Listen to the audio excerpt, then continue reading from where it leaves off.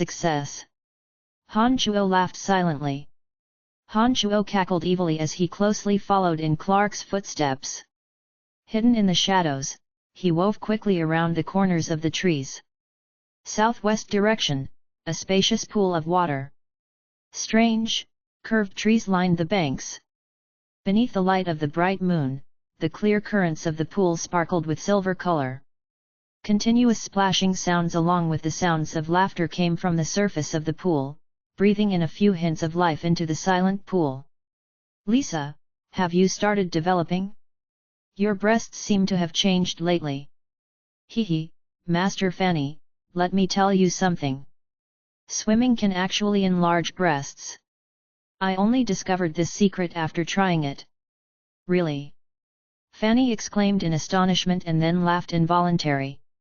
"No wonder, I was wondering why you suddenly became infatuated with swimming lately. So this is the reason why. Ha, then we should swim longer today. Master Fanny, your breasts are already so well developed. Why would you still care about this matter?" "Ha, of course. No woman wouldn't care about this." "I see. Hehe, apart from swimming, drinking milk, and massaging during showers can all help breasts become firm and perky. This has been my experience. I've been doing this lately and can really feel the changes in my breasts. Master Fanny, you can try too." "Ah, Lisa, you seem to understand quite a lot now, but your breasts have actually been changing recently. It looks like your methods are effective." "But of course. Hehe, you can't go wrong listening to me." Lisa laughed a light, proud laugh as she spoke to Fanny. At this moment, the sound of footsteps abruptly sounded in the distance. Fanny and Lisa looked at each other and Fanny frowned. "What is that noise?" Lisa has ducked into the water so that only her head was showing and was equally perplexed. She shook her head and said, "I don't know, I discovered this area while I was collected firewood earlier today. No one else should know of this place." Fanny and Lisa were a bit surprised and about to leave when the footsteps grew nearer, and a heavily sweating Clark burst into view along the pool's edge. He looked to and fro, surveying the vicinity. When Clark saw Fanny and Lisa in the pool, all three exclaimed in shock at the same time. Lisa was utterly discomfited and hastily hid her body in the pool, pointing a frantic finger at Clark and speaking angrily, "Damn it, how could you commit an act like voyeurism as a noble knight? You're disgusting. No, this isn't what you think. I found this place because I was tracking a monster." Clark was extremely upset and rushed to explain. "Leave immediately.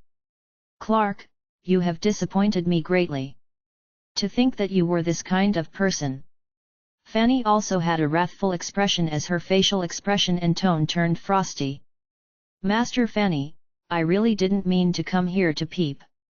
Please let me explain." Clark was sweating profusely as he too hadn't thought that he would bump into Fanny and Lisa swimming here. He thought it was a bit odd and hastened to explain. "Leave, immediately." Fanny and Lisa gasped and screamed in unison as Clark was hurriedly explaining.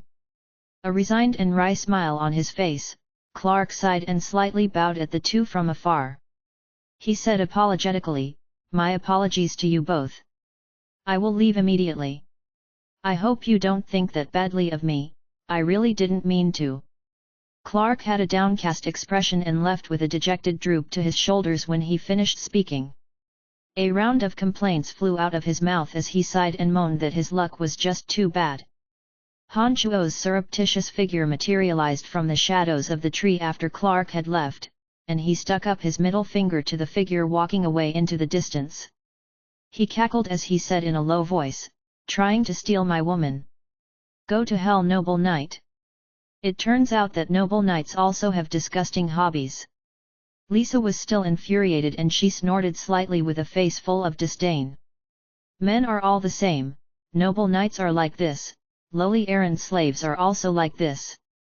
Only some know how to conceal it and others don't." Fanny also snorted lightly and said with some emotion, "Errand slaves? Master Fanny, are you talking about Brian?" Lisa was startled and then seemed to think of something as she stared at Fanny oddly. No, no. I was just sighing, purely sighing. Heh, Lisa, don't imagine things. Fanny was internally startled that she had spilled the beans, and hastily laughed in embarrassment as a cover-up after Lisa's question. But Lisa's face was still full of suspicion after Fanny's explanation, and her gaze towards Fanny was also a bit strange. She kept murmuring, "Can it really be Brian?" Han Shuo had been concealed in the shadow of the trees and watching the two lecherously when he heard their words. His heart jumped, but before he had time to reflect, his eyes suddenly grew wide and his entire being speechless and dumbfounded.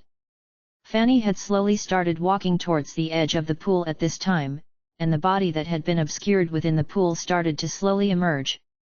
The clear, bright moonlight scattered over Fanny's flawless body. Crystalline drops of water on her pure, white skin were like rolling gems beneath the moonlight, lightly traveling past her satin-like body. Her upper body, as revealed beneath the moon's light, was so beautiful that it made Han Shuo dizzy. Her breasts were full and upright, with two mesmerizing spots of blush at the peaks. There wasn't an ounce of fat on her tightly toned lower body, and her slender arms were as tender as the snow lotus. A head full of beautiful, light purple locks were scattered messily over her smooth shoulders. She displayed a soul and heart-stealing allure. The rest of her lower body was immersed in the water starting from her lower abdomen, but under the light of the moon, Han Shuo could still make out sparkling white legs beneath the clear pool waters. This was the first time that Han Shuo had seen a naked girl, and such an extraordinary beauty at that. Fanny's transcendent beauty and perfect figure under the moonlight, with water droplets slowly rolling off of it, caused Han Shuo to become utterly gobsmacked. His entire being immediately sank into a sluggish state. A strange sound suddenly traveled into Han Shuo's ears, and his dumbly staring self suddenly startled awake and started surveying the area. A loud, panicked scream emitted from Lisa's mouth. Lisa was still in the deep waters of the pond and was pointing fearfully behind her. She screamed hoarsely, "Master! Master Fanny, deep water venom python!" Fanny blanked and turned her head to discover a light green, spiked back ridge. A 5 or 6 meter long enormous python was quickly swimming in from the far reaches of the pool. A savage and merciless light was flashing in the python's dark green eyes, and its heavily fanged mouth spat out dark green smoke as it quickly approached Lisa. "Run, Lisa! Hurry and run!" Fanny's expression had also changed drastically and she screamed frantically. But Lisa had been terror-struck. Her originally fast-moving figure had slowed down considerably due to the arrival of the deep-water venom python, despite her arms and legs making splashes on the water surface. "Master Fanny, wah, save me!" Lisa's voice was choked up as she screamed in a panicked frenzy. Her arms and legs moved in unison in a bid to reach the pool banks faster, but the deep-water venom python drew ever closer to her. "Damn it, where is that Clark now?" Fanny cussed out of character for her, and her perfect body started back, making for Lisa's direction. At this moment, Han Shuo had completely recollected himself and gazed at the deep-water venom python that continued to get closer. He hesitated, and then abruptly dashed out of the tree's shadows. He called loudly, "What's going on?" Deep-water venom python, let me help you." The deep-water venom python was a level 3 magical creature.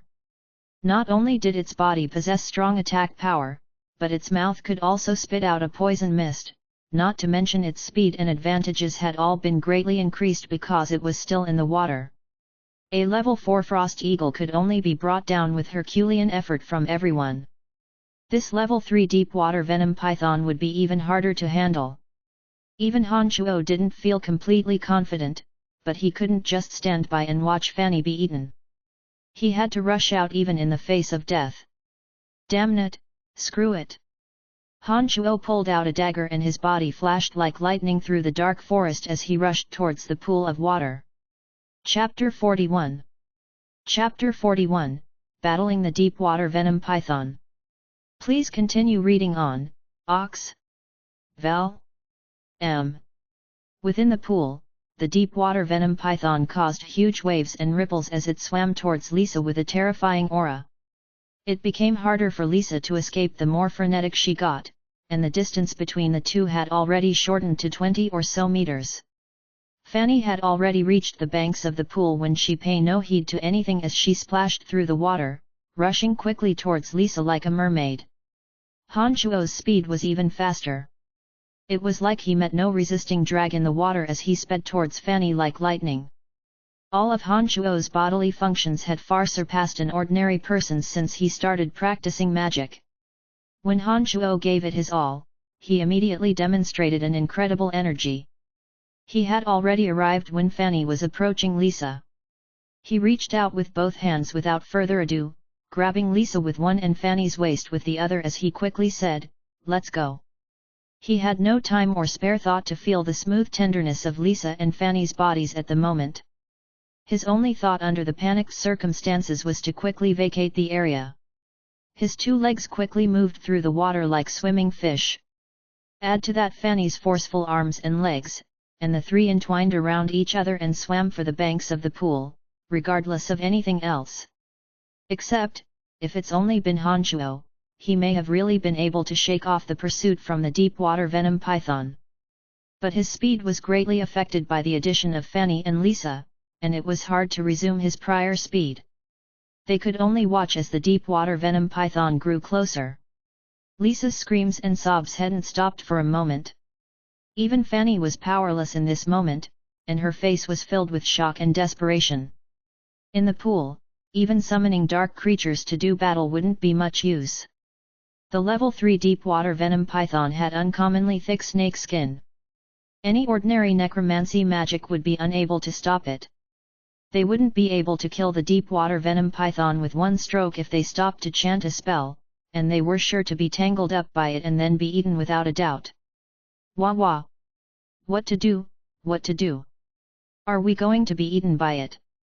Lisa sobbed frantically as her two hands slapped the surface of the water with decreasing strength. Fanny also didn't know what to do, and could just watch the deep-water venom python approach ever closer. She couldn't find a way to hide or escape and could only swim death-defyingly. A resolute expression appeared on Han Chuo's face after a moment of hesitation. He grabbed Lisa's right arm and swung her out with all his strength. Lisa's naked, charming body shot out from the water and flew 3 meters through the air, straight for the banks of the pool. The left hand that had been wrapped around Fanny's waist suddenly pressed down on her beautiful buttocks.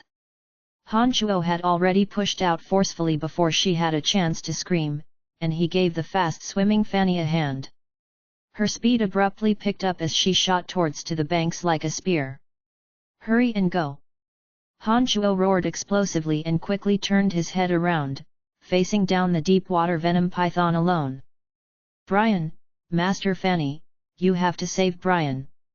Lisa's desolate cry of astonishment sounded out from afar. "Hurry and go on shore, Lisa! Only then can we help Brian!" The look on Han Chuo's face was cold and harsh at this point. He tightly clenched the dagger in his hands and could only watch as the deep-water venom python started tangling around him. Surprisingly, Han Chuo didn't retreat, but moved forward instead.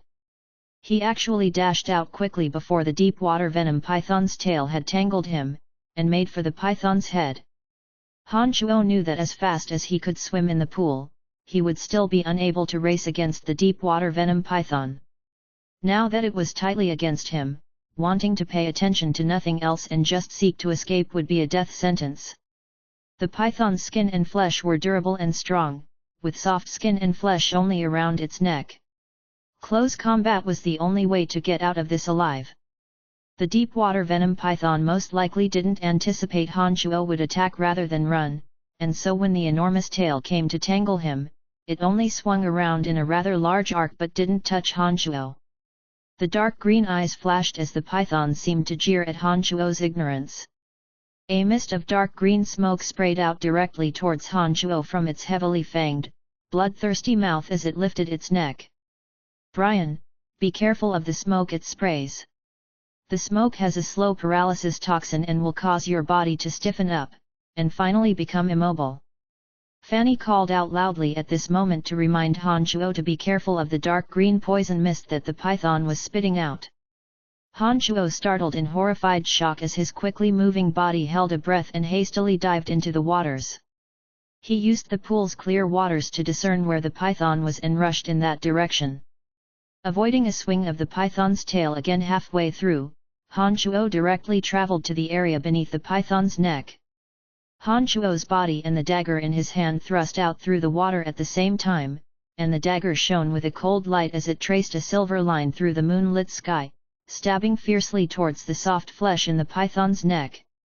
The dagger sank up to the hilt with a puncturing sound and blood splurted out afterwards. It was accompanied by a ghastly wail from the deep-water venom python as it twisted its neck. Its enormous body started twisting and turning crazily as well. Han Shuo was taken aback and quickly yanked out the dagger, pressing down his right palm onto its neck. The red flame of the mystical glacial spell fire flashed once and it landed into the python's neck in the blink of an eye. The python became even more berserk after being attacked by the glacial mystical spell fire, and its desolate wails rang continuously. A ball of dark green smoke had started spreading towards Han Shuo before he had time to react. Strands of strange air substance filtered into Han Shuo's body through his pores. He felt his entire body suddenly go weak and numb, and even the dagger became as heavy as 1,000 tons. Oh my gosh, Brian's been hit by the poison mist. What should we do, Master Fanny, what should we do? Lisa had already reached the shores of the pool when she saw Han Shuo get sprayed. She called out loudly in great haste. The sound of Fanny chanting a spell suddenly rang out at this time. O endless darkness, turn into destructive bone spears, and destroy according to my will, bone spears.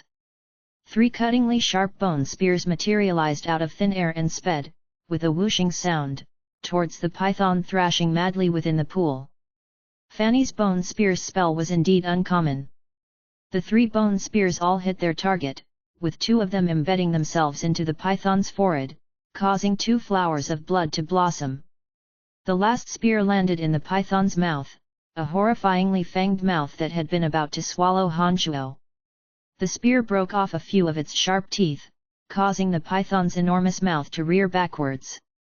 At this moment, the magical yuan within Han Shuo's body churned madly, and the sore, numbing feeling vanished immediately without a trace wherever the magical yuan circulated to. Previously leaden and lethargic, Han Shuo regained his energy and quickly moved next to the python after its head was rearing from Fanny's bone spears. The dagger in his hand stabbed downwards twice like lightning, and then he swam like the devil was behind him and made for the shore. The deep-water venom python suddenly gave a miserable, mournful roar as it roiled the waters of the pool so that waves and froth formed. When its head appeared again, Fanny and Lisa could see that its 2 dark green pupils were all leaking viscous, fresh blood. Oh my gosh! Brian can still move, and he's blinded the deep-water venom python. Ah ha ha ha! Lisa was hollering and hopping up on the shore, with the panic and whimpering of the previous second miraculously turning into excited squeals. However, due to the python's wild frenzy, its enormous tail thrashed chaotically and just so happened to whip Han Shuo. Han Shuo had been moving quickly when his body flew through the air towards the shore after he'd been hit. At the same time, Fanny continuously cast necromancy magic, aiming for the weak spots of the python's beautiful eyes and neck areas. Having lost its vision, the python was hard-pressed to evade Fanny's attacks.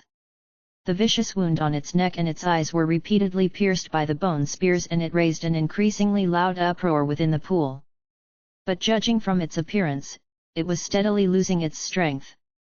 Under its berserk frenzy, the python didn't seem to realize that it should escape at this moment, but rather followed the sounds and drew closer to the shore, as if wishing to eat its attackers regardless of all costs.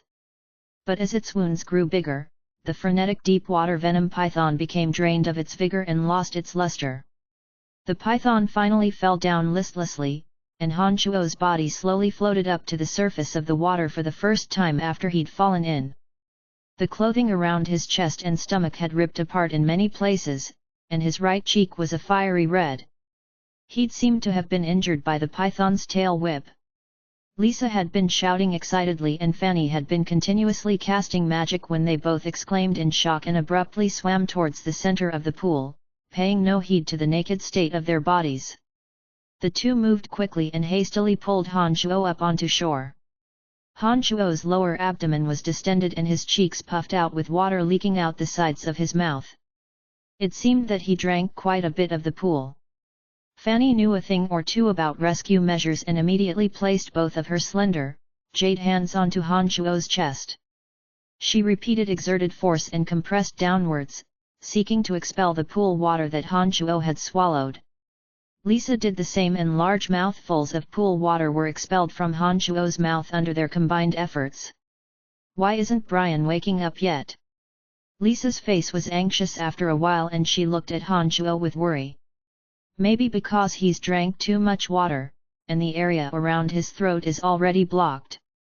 Why don't you try to breathe for him? Fanny looked at Lisa and made this proposal after a bit of thought. Lisa blushed and glanced at Fanny.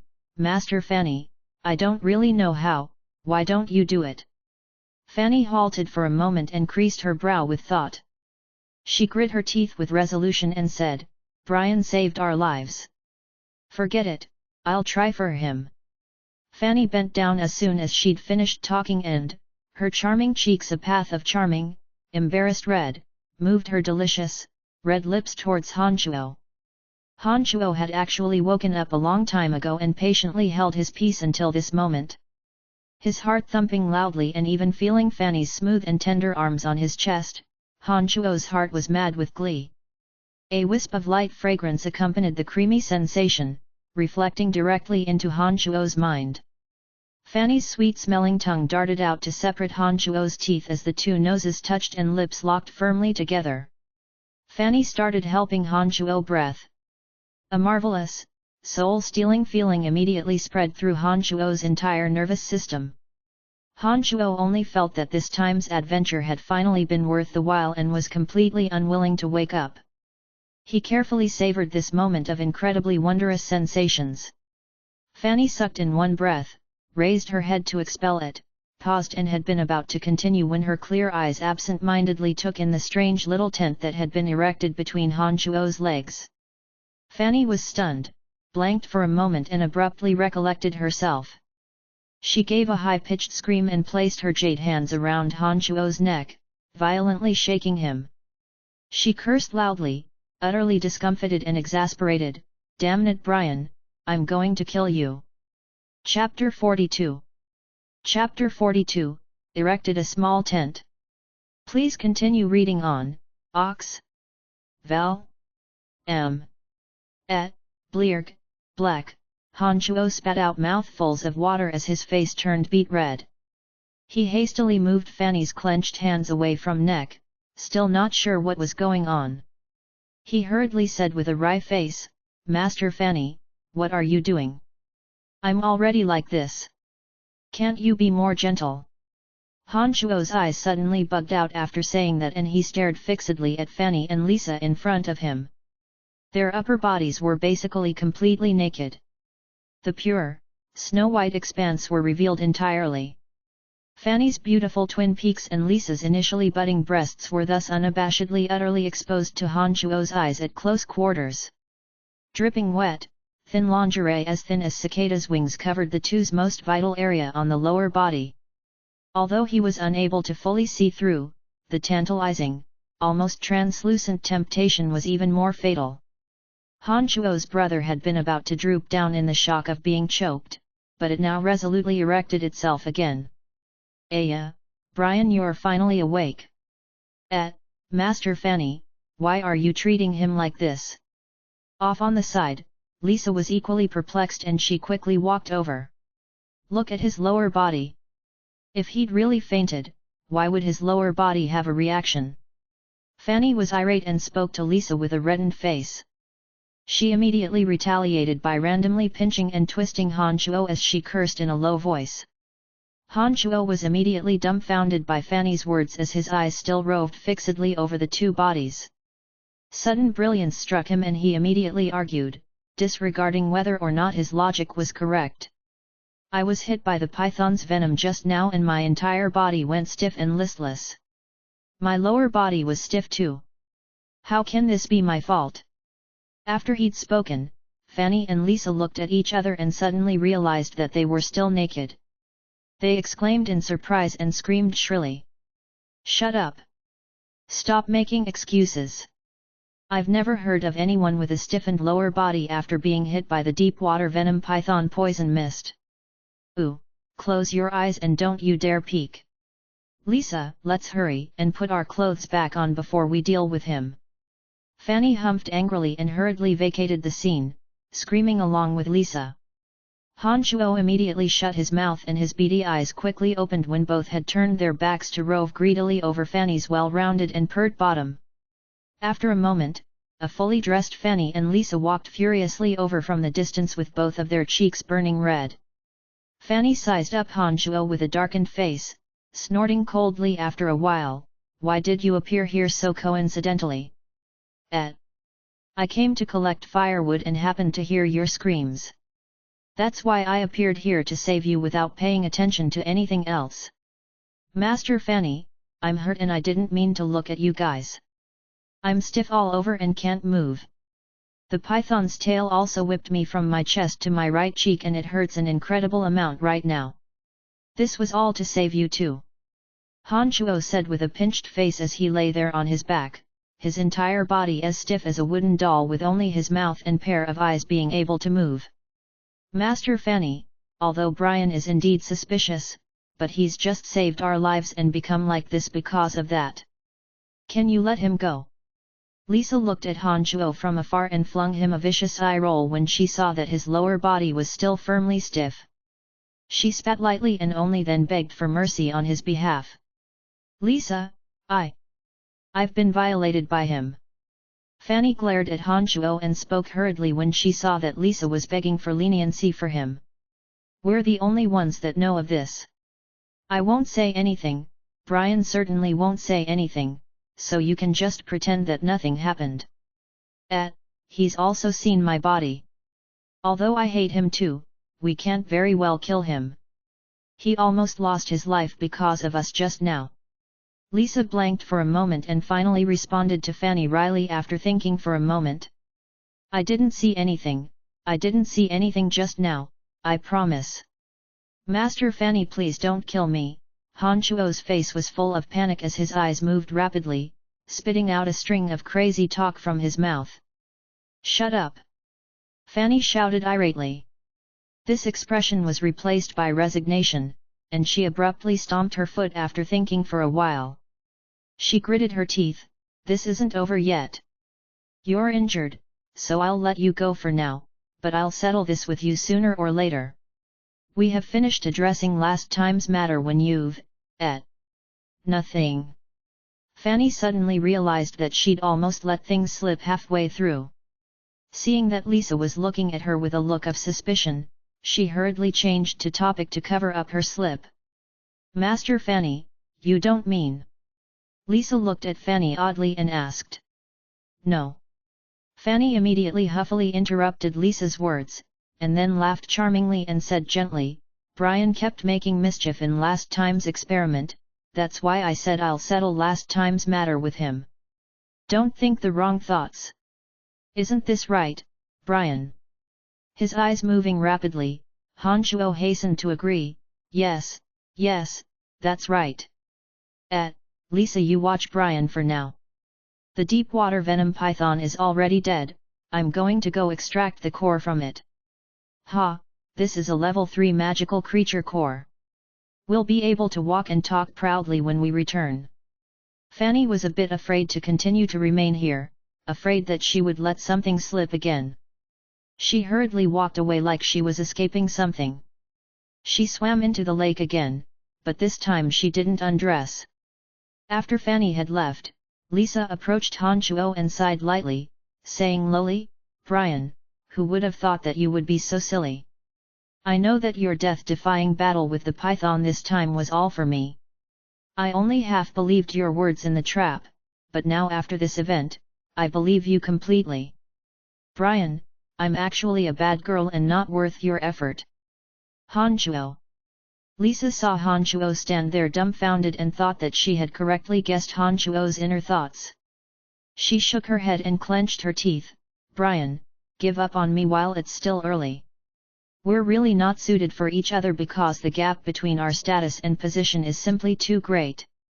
My family would never approve a relationship between us. I'm sorry, Brian. Hanchuo. Brian, what's wrong? Why aren't you talking? Are you sad? Lisa maintained a knowing look on her face as she spoke frantically and continued to think that she was being a heartless person. Hanchuo didn't know whether to laugh or cry. As he watched Lisa continue to pay no attention to anything other than herself and carry on speaking those conceited words, he really didn't know how to respond. He finally settled for being in a daze for a while and then shouting in pain, "Stop talking!" After he paused, Hanchuo that Lisa had been severely frightened. He hastily sighed and spoke with a face of desolation, "I understand in my heart. I just wish to look at you from afar and won't bring you any troubles. Liking someone means that one shouldn't weigh her down and should wholeheartedly consider all matters for her. Lisa, you don't have to mind, really. I will take care of myself and silently wish you the best."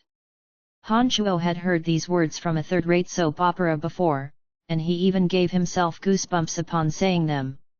He thought he was really being a bit too sinister and shameless. "I've never heard anyone say such nice things, wah wah. I'm sorry, Brian."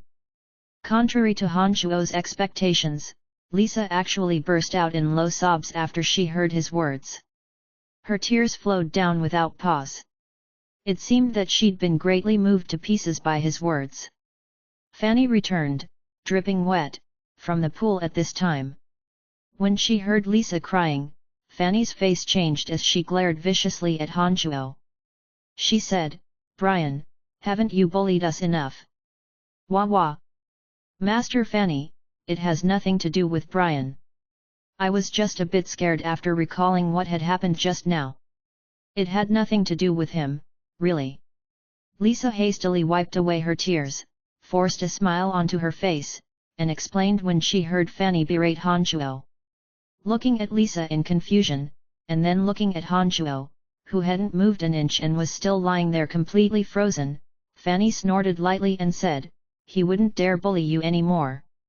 Fanny's clothes were tightly plastered to her perfect body as she'd emerged from the lake. Although nothing could be seen, those vivacious curves were still a feast for Hanchuo's eyes. He tugged in appreciation inwardly. Fanny not only possessed beautiful and striking features, but her body was a crime of utmost temptation. "This is a bit odd," the deep-water venom python was burnt to a soggy mess from its neck to its head. "I wonder what happened? It looks like this python died so quickly, not because of my magic, but because of the burnt mess within its head, which is weird because my bone magic doesn't have the amazing effect of making someone's body burned up from the inside. What is going on, Brian?" Fanny sized up Hanchuo and asked oddly. Laughing dryly, Hanchuo said hastily, "Who knows? I only stabbed it a few times and don't have the kind of magic or fighting aura for it to burn up from inside. It's no use looking at me." "Is that really the case? Why do I think you're very suspicious?" Fanny frowned and her beautiful eyes sized up Hanchuo as she spoke with a voice thick with suspicion. Whatever you want to think. I'd love to have such wonderful magic and fighting aura though, but too bad I just don't have the strength." Hanchuo laughed loudly and said with a bit of a self-deprecating tone. The magic that he was practicing was something that shouldn't exist in this world. This was a secret that he would never tell anyone else, even under pain of death. "Master Fanny, you must be thinking too much or saw incorrectly. Your eyes don't work too well sometimes. Brian just saved us, so why would he lie to us? Besides, if he was so strong, he would have long since stopped being an errand slave." "Perhaps." Fanny smiled slightly, nodded her head and then said gleefully, "I've got the magical creature core. Come, we can go back to the tents now. This swim was quite thrilling, but we made out like bandits by getting our hands on a level 3 core. Brian, can you move now?" Do you want me to get some of the male students to carry you back? Lisa looked at Han Shuo and asked with some worry. According to my knowledge, the poison mist of the deep water venom python only temporarily paralyzes enemies in order to facilitate eating them later. It's been so long. Brian, you should be fine by now. Fanny huffed angrily and rolled her eyes at Han Shuo in a bad temper, speaking with a cold expression. Han Shuo exclaimed in surprise upon hearing her words. Ah, that's so true. I can move fully now. Let's hurry and go back. Lisa started, then looked at Han Shuo and also spoke with a bit of anger.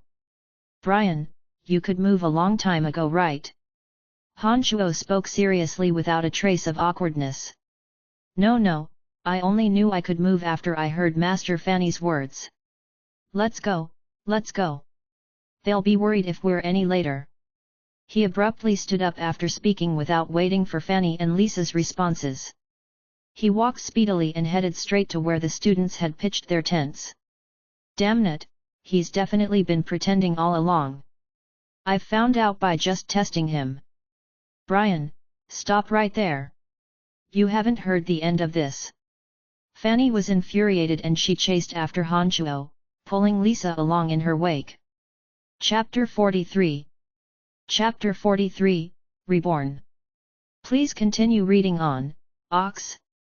Val. M. Han Shuo whizzed all the way back and suddenly detected that Jean hadn't gone to bed yet when he returned to the campground. He was sitting outside his tent instead, bored to death. Brian. Have you seen Fanny or Lisa?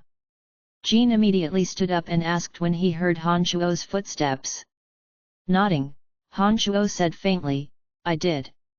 Master Fanny and Lisa will be back shortly.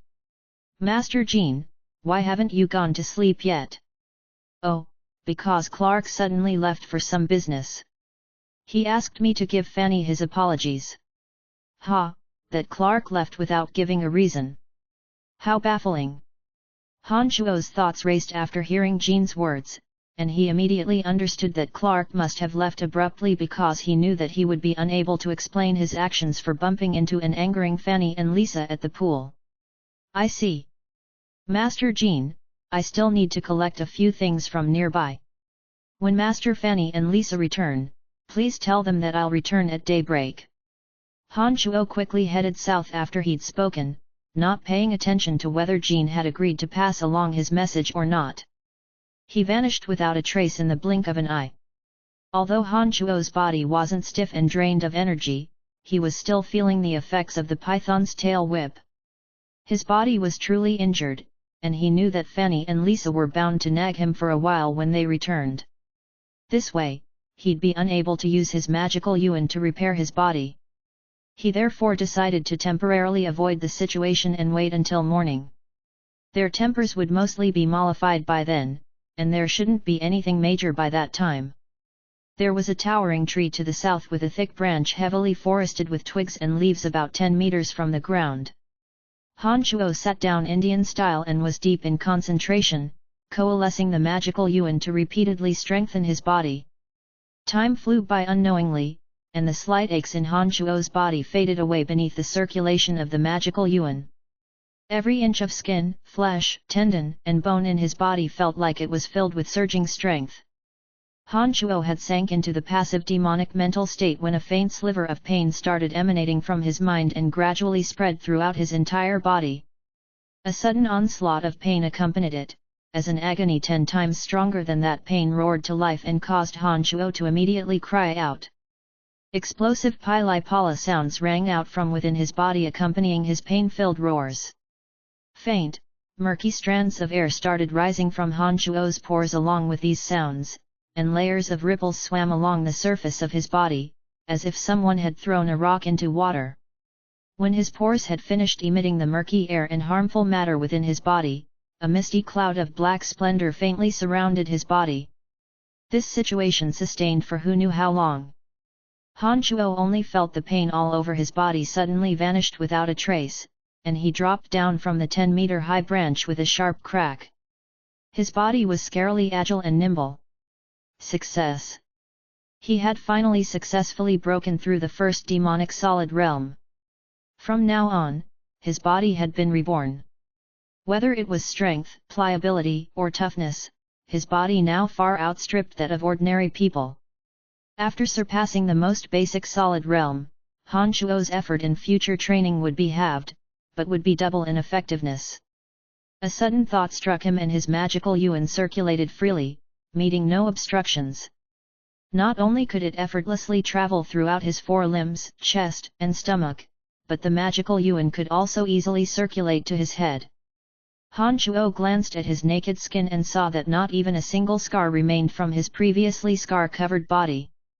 His skin and flesh were clean and supple, and he could clearly feel that his height had increased another 1 or 2 centimeters when he moved his body.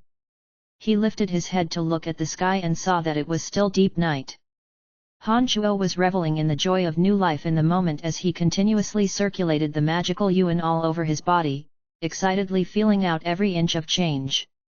Suddenly, Han Shuo's mind raced as he remembered the handbag and jade box he carried around with him.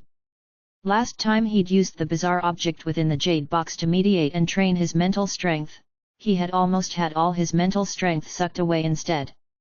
It was only when the magical yuan had flowed into his brain that he had found a way out of danger and emerged with great rewards instead.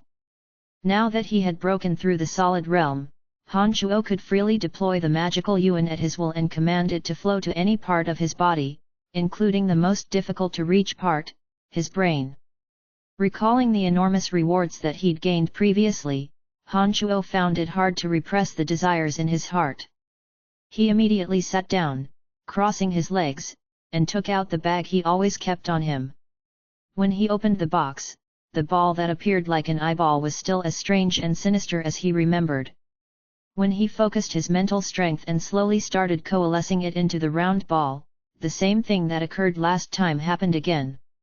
The ball instantly emitted a hazy light green aura, and the drop of blood inside gave one a heavy, uncomfortable feeling.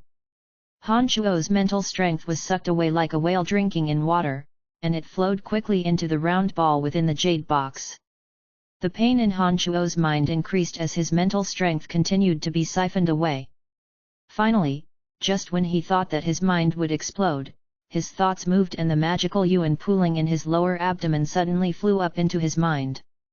There was a loud roaring sound in his mind as increased pain caused him to roar out loudly in pain. At the same time, his surging mental strength returned with the force of leveling mountains and draining seas, instantly filling Han Shuo's mind. Han Shuo abruptly sank bonelessly to the ground and panted heavily. His entire mind felt groggy and stuffy, and this condition maintained itself for a while.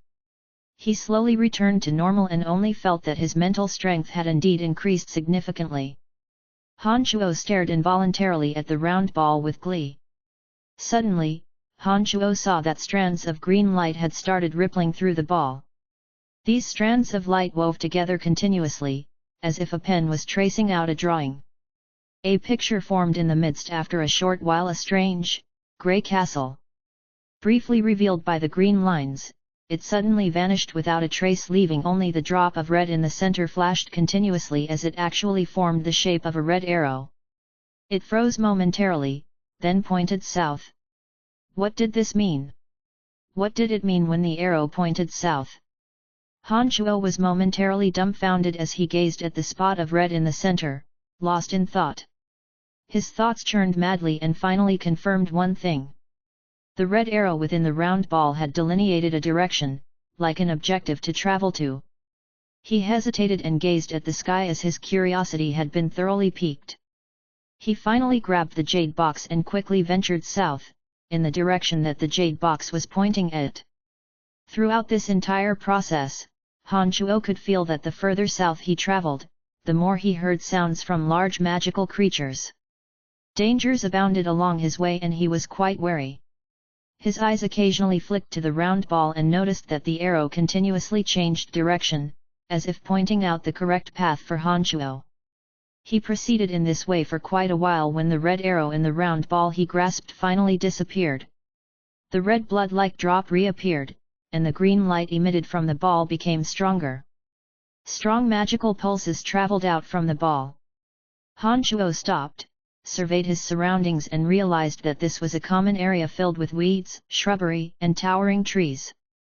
An unknown, enormous tree with twisted, entwined branches was present not too far off, and its strange shadow, illuminated by moonlight, appeared like that of a monstrous creature on the ground. Han Shuo concentrated his attention and suddenly noticed something strange. In other parts of the dark forest, sounds from bugs would carry on no matter how quiet it was, but upon reaching this place, Han Shuo realized that this place was almost desolately quiet.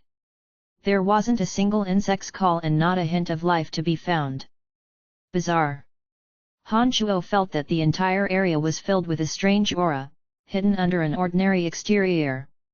This aura felt familiar and friendly to Han Shuo, as if he'd long since grown used to some things, but upon thinking carefully, Han Shuo realized that he had no idea what was going on. Just as Han Shuo was completely lost and deep in thought, the round ball within the jade box suddenly levitated into the air as the ball used the green light on the surface to draw beams of magical lines through the air. Han Shuo could feel the strong magical pulses through the air, and that they were growing stronger the more the ball's green light shone out. After Han Shuo had noticed, he suddenly realized that the area bathed in the green light underwent changes that made his eyes bug out and his tongue tied. The weeds and shrubs on the ground would suddenly vanish without a trace whenever the green light touched it, to change into dry, grey and dusty earth with piles of stark, white bones piled on it. The leafy bowed, towering trees on the side also underwent eerie changes under the green light, changing into the skeletons of monstrous, dead creatures. If Han Shuo's memory served him right, those enormous skeletons were the legendary bone dragons, the most terrifying kind of dark creature. Death. An empty, desolate wilderness morphed into an eternal land of death under the rays of the green light. There was an enormous grey castle half floating in air, half buried underground. A few odd, sharp spikes encircled the castle as numerous pictures of dark creatures were carved on the castle walls. Han Shuo looked on for a while, completely gobsmacked. He finally muttered to himself in astonishment. Is this the legendary Cemetery of Death? Chapter 44. Chapter 44, Cemetery of Death. Please continue reading on, Ox. Val. M. The Cemetery of Death was a legendary, sacred ground for necromancers, and the lofty hope that the band had held upon traveling to the dark forest. Han Shuo fully observed his surroundings, connecting it to Fanny's previous descriptions. He could be certain that this was the legendary Cemetery of Death. No wonder Han Shuo had vaguely felt something so familiar about this place earlier. This was because Han Shuo also practiced necromancy magic. The strong pulses of death magic in this area, including the smell given off by the illusioned white bones, were all things that Han Shuo were exceedingly familiar with. He gazed all over his surroundings, taking everything in. Han Shuo frowned as he thought, everyone who has ever seen the Cemetery of Death has ended up dead. Now that I stand here, do I go in or not? The Cemetery of Death was a place in which mighty necromancers studied necromancy, back when this magic was at its peak. All the necromancers had later died, and the Cemetery of Death had vanished without a trace. However, since this Cemetery of Death had been a place of research for those necromancers, some secrets of necromancy must surely exist here. This was a huge temptation for a rookie like Han Shuo, someone who had just entered the halls of magic. This forced Han Shuo to seriously consider whether or not to take on this adventure. After a while, Han Shuo walked towards the direction of the cemetery and set foot into the piles of stark white bones, a firm resolution evident on his face. When he'd taken a few steps forward and set foot into the inner parts of this area, the dark green, round ball hung high in the air suddenly landed back into the jade box, and the green light that bathed the surroundings vanished with a trace. Han Shuo started as he looked around him, stunned. The outskirts, that his eyes had just passed over, had changed again. It had been restored to the site that he had first seen when he had arrived. Only the surroundings areas around the cemetery to the ground underneath Han Shuo's feet were the same scene of death and gloom. Looking at the round ball in his hand, Han Shuo understood that this ball was a pivotal item to enter the cemetery of death. It seemed to be able to open the doors to the cemetery. The entire cemetery was shrouded by a concealing field. No one would be able to detect anything out of the ordinary if they looked in from the outside, nor would this place elicit anyone's attention. However, one would be able to reveal the true nature of the cemetery of death with this round ball and envelop the entire cemetery under a veil of silence and desolation. The stark white bones creaked beneath his feet. The sound suddenly broke through the still and lonely air, giving Han Shuo the creeps. It was a good thing that he had just successfully broken through the solid realm, giving him some courage from who knew where. He actually walked headlong towards the cemetery of death without paying heed to anything else. After a while, he finally stood in front of the cemetery. There was a circular moat in front of the door and inky black water flowing in it. A bridge made of black lines and white bones hung in abject loneliness over the moat. Without hesitating, Han Shuo's hands tightened around the jade box that held the ball and stepped slightly apprehensively onto the bone bridge, slowly walking towards the doors to the cemetery of death. The bridge swayed, throwing his body off balance. He didn't know what was in the moat below, but a single glance was enough to raise his hair. He somehow felt that whatever was in the still, inky black waters of the moat was highly dangerous. When Han Shuo walked onto the bridge, the round ball within the jade box started emitting the strange green light again. This seemed to be some miraculous medicine for motion sickness, as the wobbly bridge stopped swaying as soon as the green light flashed out. The black lines that had once been large gaps in the bridge immediately solidly bridged the space between the bones. Han Shuo finally made it to the door. There were skeletons of two enormous evil knights and their steeds in front of the two great, grey doors that were made of unknown material. Evil knights were dark creatures that possessed extremely strong battle power. Necromancers who weren't at archmage level shouldn't even entertain the idea of summoning evil knights. From the large skeletons of the two evil knights in front of the doors and the shape of their battle steeds, Han Shuo could vaguely tell that these two evil knights were the cream of the crop. There were complicated and detailed magical patterns on the two grey doors. A round slot was present in the center, where the two doors intersected. The shape of that slot looked like a key that would open the doors. At this moment, the dark green ball that Han Shuo clutched in his hands suddenly shot out a beam of green light, aiming straight for the round slot in the middle of the doors. Han Shuo's thoughts raced as he immediately understood what was going on. He raised the jade box without hesitation and brought the ball closer to the slot, slowly inserting it. In the entire process, Han Shuo took pains to ensure that his hand wouldn't touch the round ball, because he understood that this ball was no simple object. He wasn't sure if some undesired changes would occur if skin and flesh touched it, so he therefore avoided touching it with his bare hands as much as possible. When the ball had been inserted into the slot, a roar sounded out as the doors abruptly opened with a creak. The slot automatically split open with the opening of the doors, and the round ball that had been inserted in it remained in the jade box with no changes. Hazy gloom and dust from the inside drifted out, accompanying the opening of the doors, causing Han Shuo to cough a few times before calming himself down and observing what was inside. There was a large hall within the cemetery of death and 6 rooms with closed doors around the hall. The entire hall was quite vast and the ceiling was extremely high. It was about the size of a basketball field, and there was a magical matrix in the shape of a large, 6-pointed star in the center.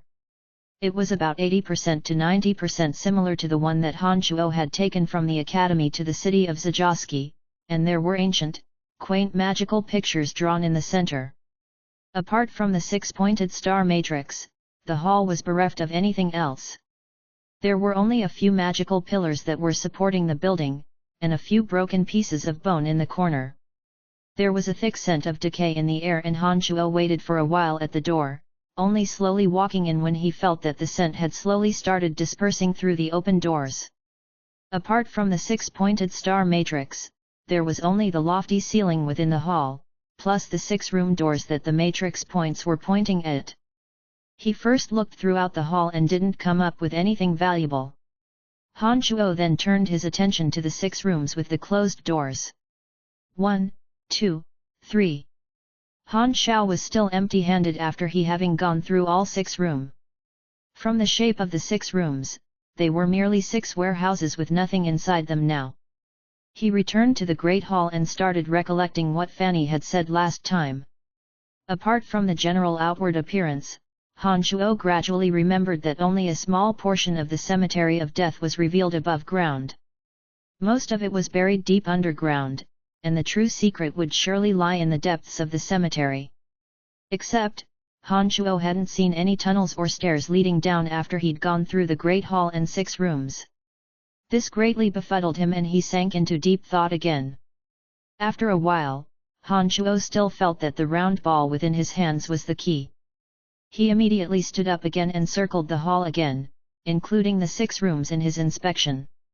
Finally, Han Shuo discovered another slot in the corner of one of the rooms. He was overjoyed and another set of rumbling sounded out when he inserted the round ball into the slot.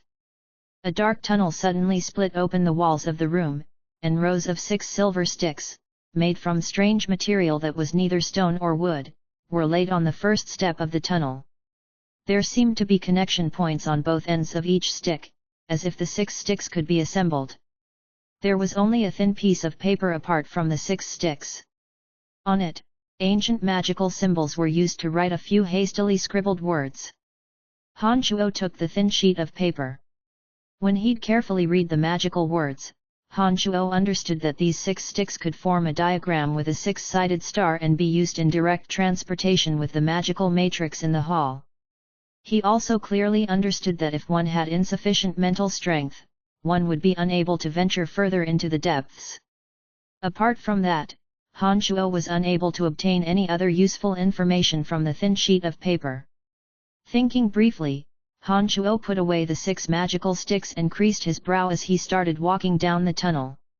An invisible field suddenly appeared as green light rippled, abruptly bouncing him off.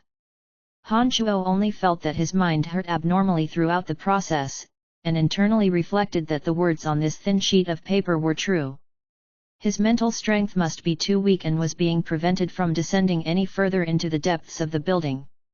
Cursing lowly, Han Shuo stayed in the room and connected the 6 magical sticks according to the instructions recorded on the paper and formed a 6-pointed star on the floor. He then stood in the center of this mini matrix, activated it with his mental strength, and Han Shuo appeared in the large matrix in the center of the hall with a flash of white light. Repeating the same method, Han Shuo infused the transportation matrix in the hall with his mental strength and returned to the same room after activation, appearing within the small, 6-pointed matrix. His brow creasing in deep thought, Han Shuo understood that he would be unable to enter the tunnel and explore the cemetery of death for the time being. It was a good thing that he had gained the 6 magical sticks and the round ball that allowed him to conveniently come here no matter where he was. This filled his heart with glee as he'd already started thinking of this place as his secret base. Since he would be temporarily unable to discover the secrets of this place, Han Shuo had no desire to continue to stay. After thinking for a while, he rolled up the 6 magical sticks and placed them on his back, put away the piece of paper into his pocket, and walked out of the cemetery of death in the same manner of holding the jade box. When Han Shuo had safely walked out, he looked back and realized that the scene was the same as when he'd walked in. The growth of tall weeds, shrubs, and towering trees remained unchanged. His surroundings were still quietly desolate. A small, satisfied smile appeared on his face. Han Shuo understood that this time's outing to the dark forest had come to an end here. He had stumbled upon the legendary cemetery of death by pure, dumb luck.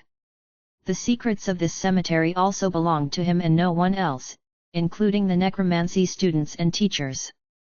Chapter 45. Chapter 45, Making a Move When He Should Make One. Please continue reading on, Ox.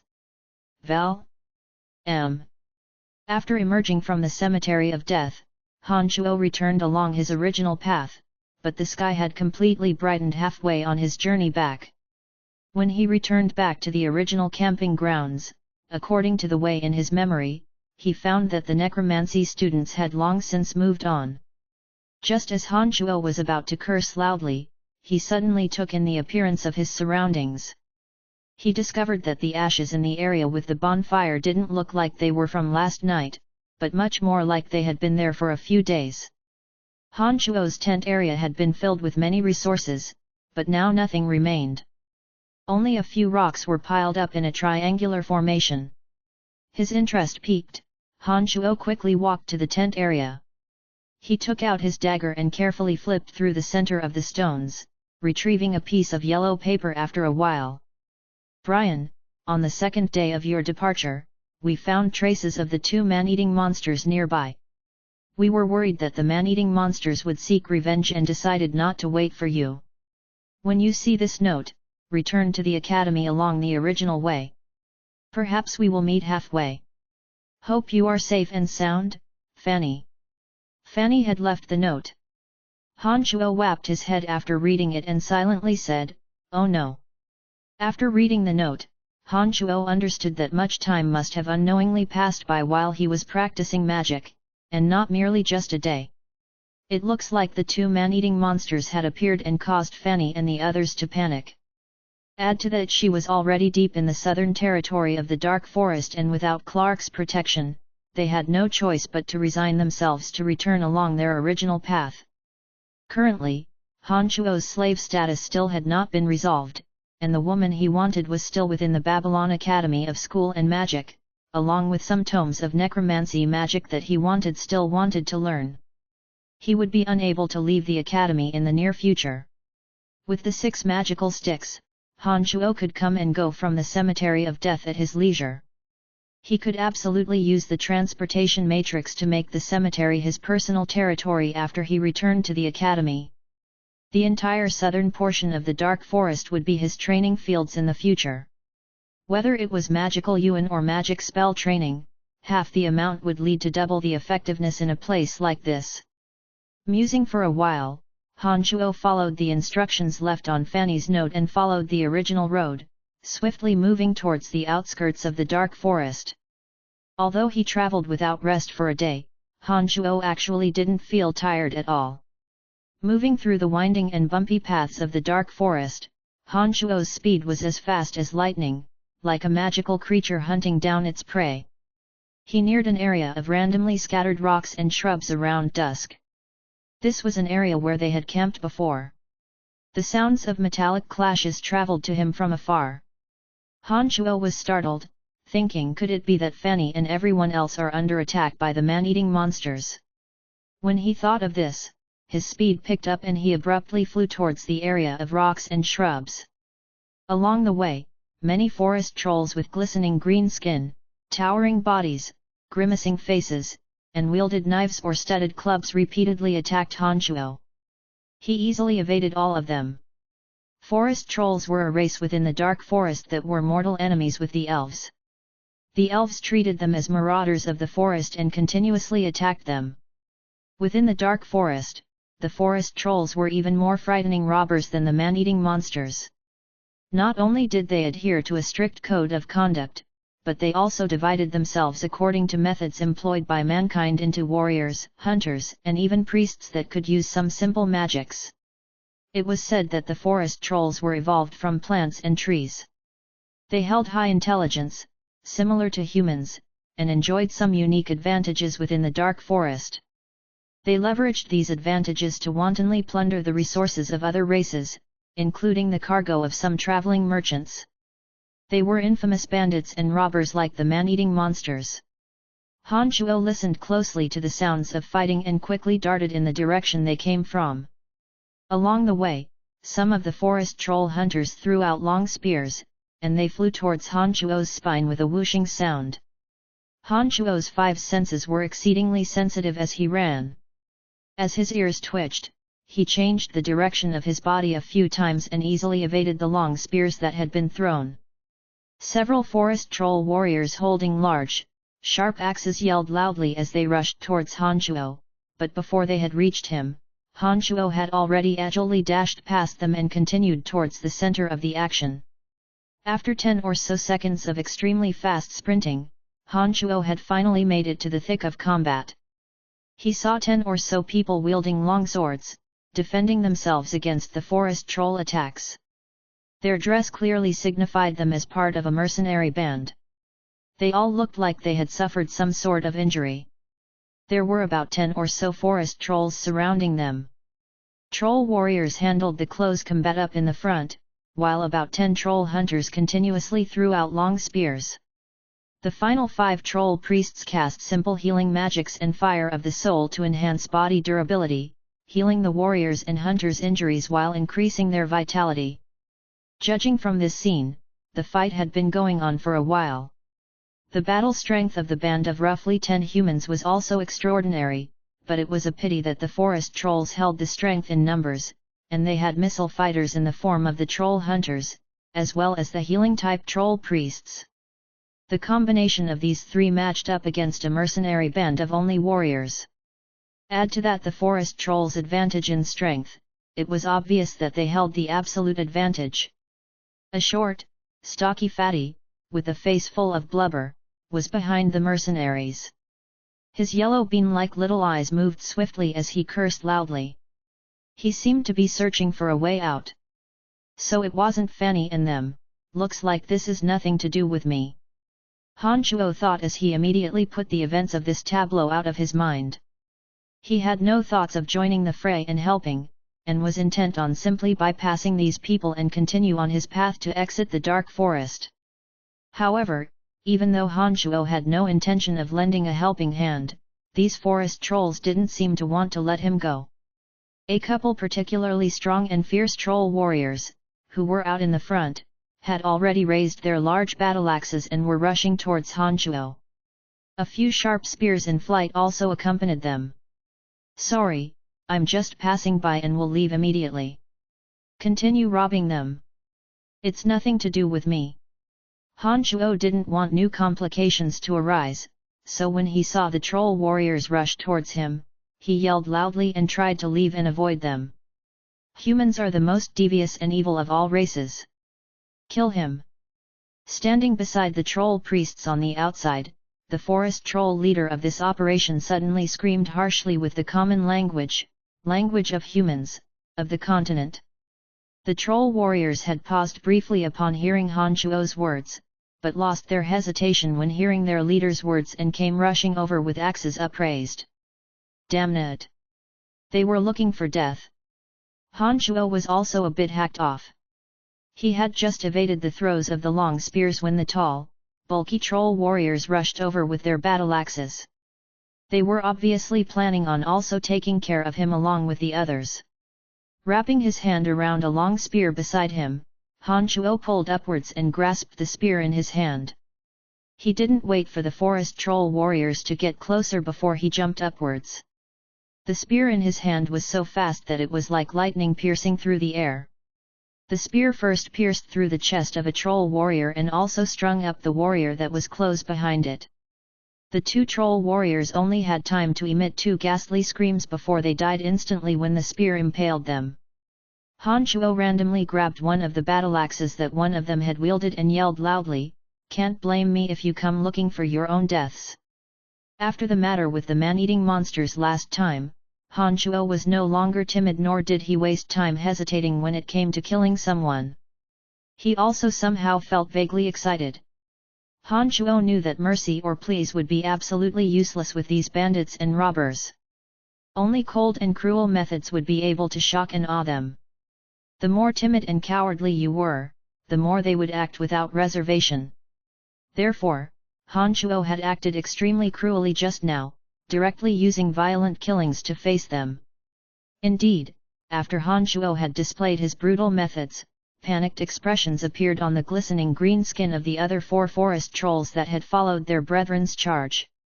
They retreated quite a few steps backwards in cowardice. Even the leader of the forest trolls looked at him with some horror, and an apprehensive expression appeared on his face. "Brave warrior, please rescue me." At this moment, the short fatty, that the mercenaries shoved to the back for protection, suddenly cried out with excitement.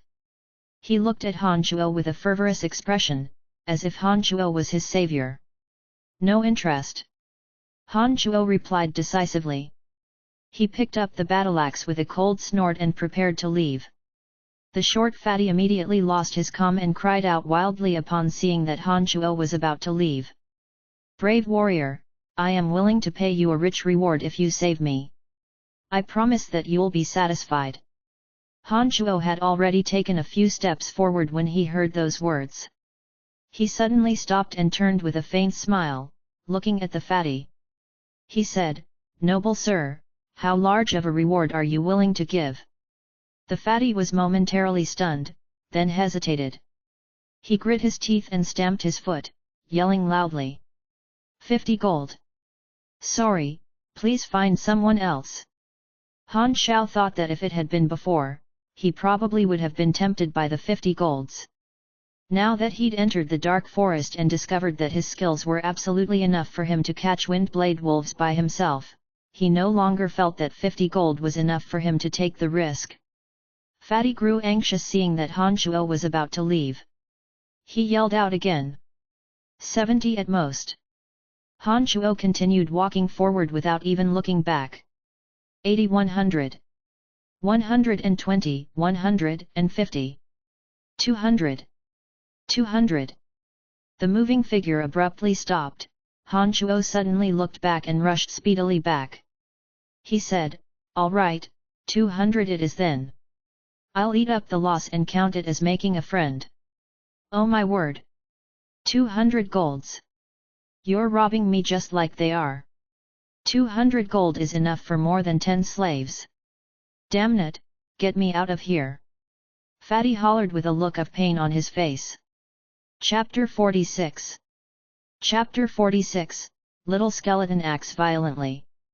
Please continue reading on, Ox. Val. M.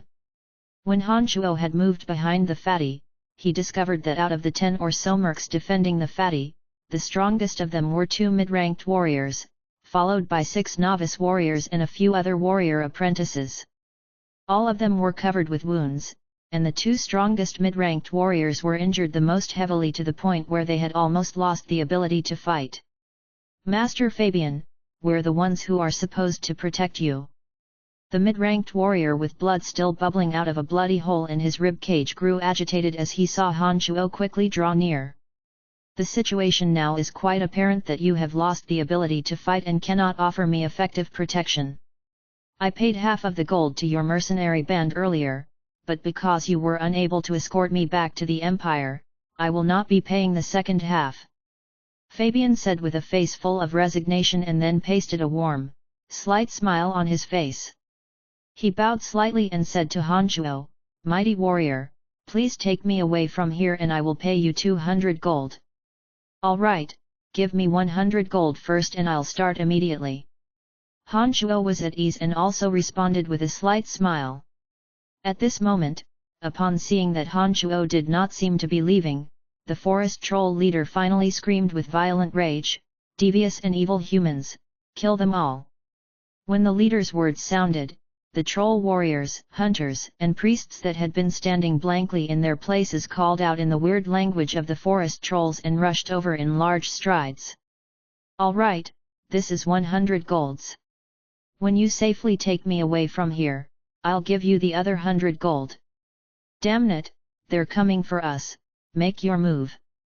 Fabian hastily took out a money bag and poured out 100 gold coins for Han Chuo when he saw that the forest trolls were rushing over with ugly expressions and wielding weapons. Having received the 100 gold coins, Han Chuo suddenly smiled at Fabian. Before Fabian had a chance to react, Han Chuo had swung Fabian onto his back and ripped out a few tattered pieces of gauze from an open pocket. He firmly tied Fabian onto his back without further ado. "Let's go, I'll get you safely away from here. You must hold on tight, if you fall off halfway, you have only yourself to blame." Han Chuo hurriedly instructed as he threw away the battle-axe in his hand, grabbed a new long spear from beside him and abruptly dashed towards the perimeter. 7 troll warriors had long since blocked the way, with a few other hunters and priests behind them. They had already thrown out their long spears and javelins with whooshing sounds when they saw that Han Chuo was rushing towards them. Even with a fatty on his back, Han Shao still navigated the rough and windy paths with ease. He agilely changed direction and easily evaded several long spears and javelins. When Han Shuo had rushed to the side of the 7 troll warriors, the long-awaiting troll warriors rushed towards him, carrying their battle axes. He clenched the long spear in his hand tightly as Han Sha rapidly closed the distance, and the spear stabbed towards the chest of the first troll. A blood-red flower suddenly blossomed on his chest, and the troll warrior fell directly backwards after he shuddered. At this moment, the troll priest towards the back started singing Healing and Fire of the Soul magics. A few beams of green light descended onto the troll warriors. The troll warrior who had fallen shakily got back to his feet. When the other troll warriors had been enveloped by the magic of the Fire of the Soul, it was as if a layer of metallic skin had been applied to their already tough green skin. Their skin shone with a metallic gleam, followed by simultaneous increases in speed and strength. They rushed at the two with loud wails. "Hurry! Hurry and get me out of here!" Fabian was frightened out of his wits and started screaming in a panic on Han Shuo's back. His expression unchanged, Han Shuo ignored Fabian's calls and yells. He abruptly threw out the spear in his hand and impaled the troll warrior, that had just unsteadily clambered to its feet, through the neck and nailed it to the floor. He then pulled out the spears and javelins stuck on the ground and threw them, one by one, towards the priests hiding the back. One of the priests didn't dodge in time and was immediately pierced to death. Another 2 troll hunters also died due to being impaled from the front. At this moment, Han Shuo randomly pulled out a long spear and started to directly confront the troll warrior in front of him. Having had the Fire of the Soul cast on it, all of the troll warrior's bodily functions had increased significantly. However, Han Shuo's current condition had had some small achievements in practicing magic, and the toughness and flexibility of his body still far outstripped them. He maneuvered the long spear and flicked out the battle axes one by one. Throughout this process, when the battle axes had been sent flying from the troll warrior's hands, they would pull out a javelin or long spear from the ground at the same time, thoroughly blocking the way and entangling Han Shuo. He was up against 6 with a fatty on his back. Even though he dodged with high speed, he still wasn't able to fully avoid all the injuries. Whenever danger approached him, Han Shuo would very evilly use Fabian on his back as a shield, using the latter's fat, stocky body to decrease the damage inflicted on his own body. "Damn it, you can't do this, otherwise don't even expect receive the 100 gold coins after." Fabian's butt had been poked by a long spear, and his back had been bloodied by a few javelins. He wailed in continuous complaints on Han Shuo's back. Unfortunately, Han Shuo completely ignored all of Fabian's complaints. He conveniently pulled a long spear embedded in the chest of a troll warrior, and the resulting spray of flesh blood fully splattered all over Han Shuo. Han Shuo's expression had been cold and vicious to begin with, and he looked even more like the reincarnation of a bloodthirsty god with all the blood over him. This momentarily shocked Fabian senseless, and he didn't dare speak further nonsense, merely whimpered and cried on Han Shuo's back. Kill him, rush him together." The forest troll leader suddenly exploded into an irate roar upon seeing that Han Shuo had killed quite a few forest trolls. He even pulled out a battle axe from behind him and rushed over. Currently, although Han Shuo wasn't particularly breaking a sweat facing off against 5 trolls, it was still exceedingly difficult for him to break through. When the troll leader had finished speaking, even more forest troll warriors rushed over.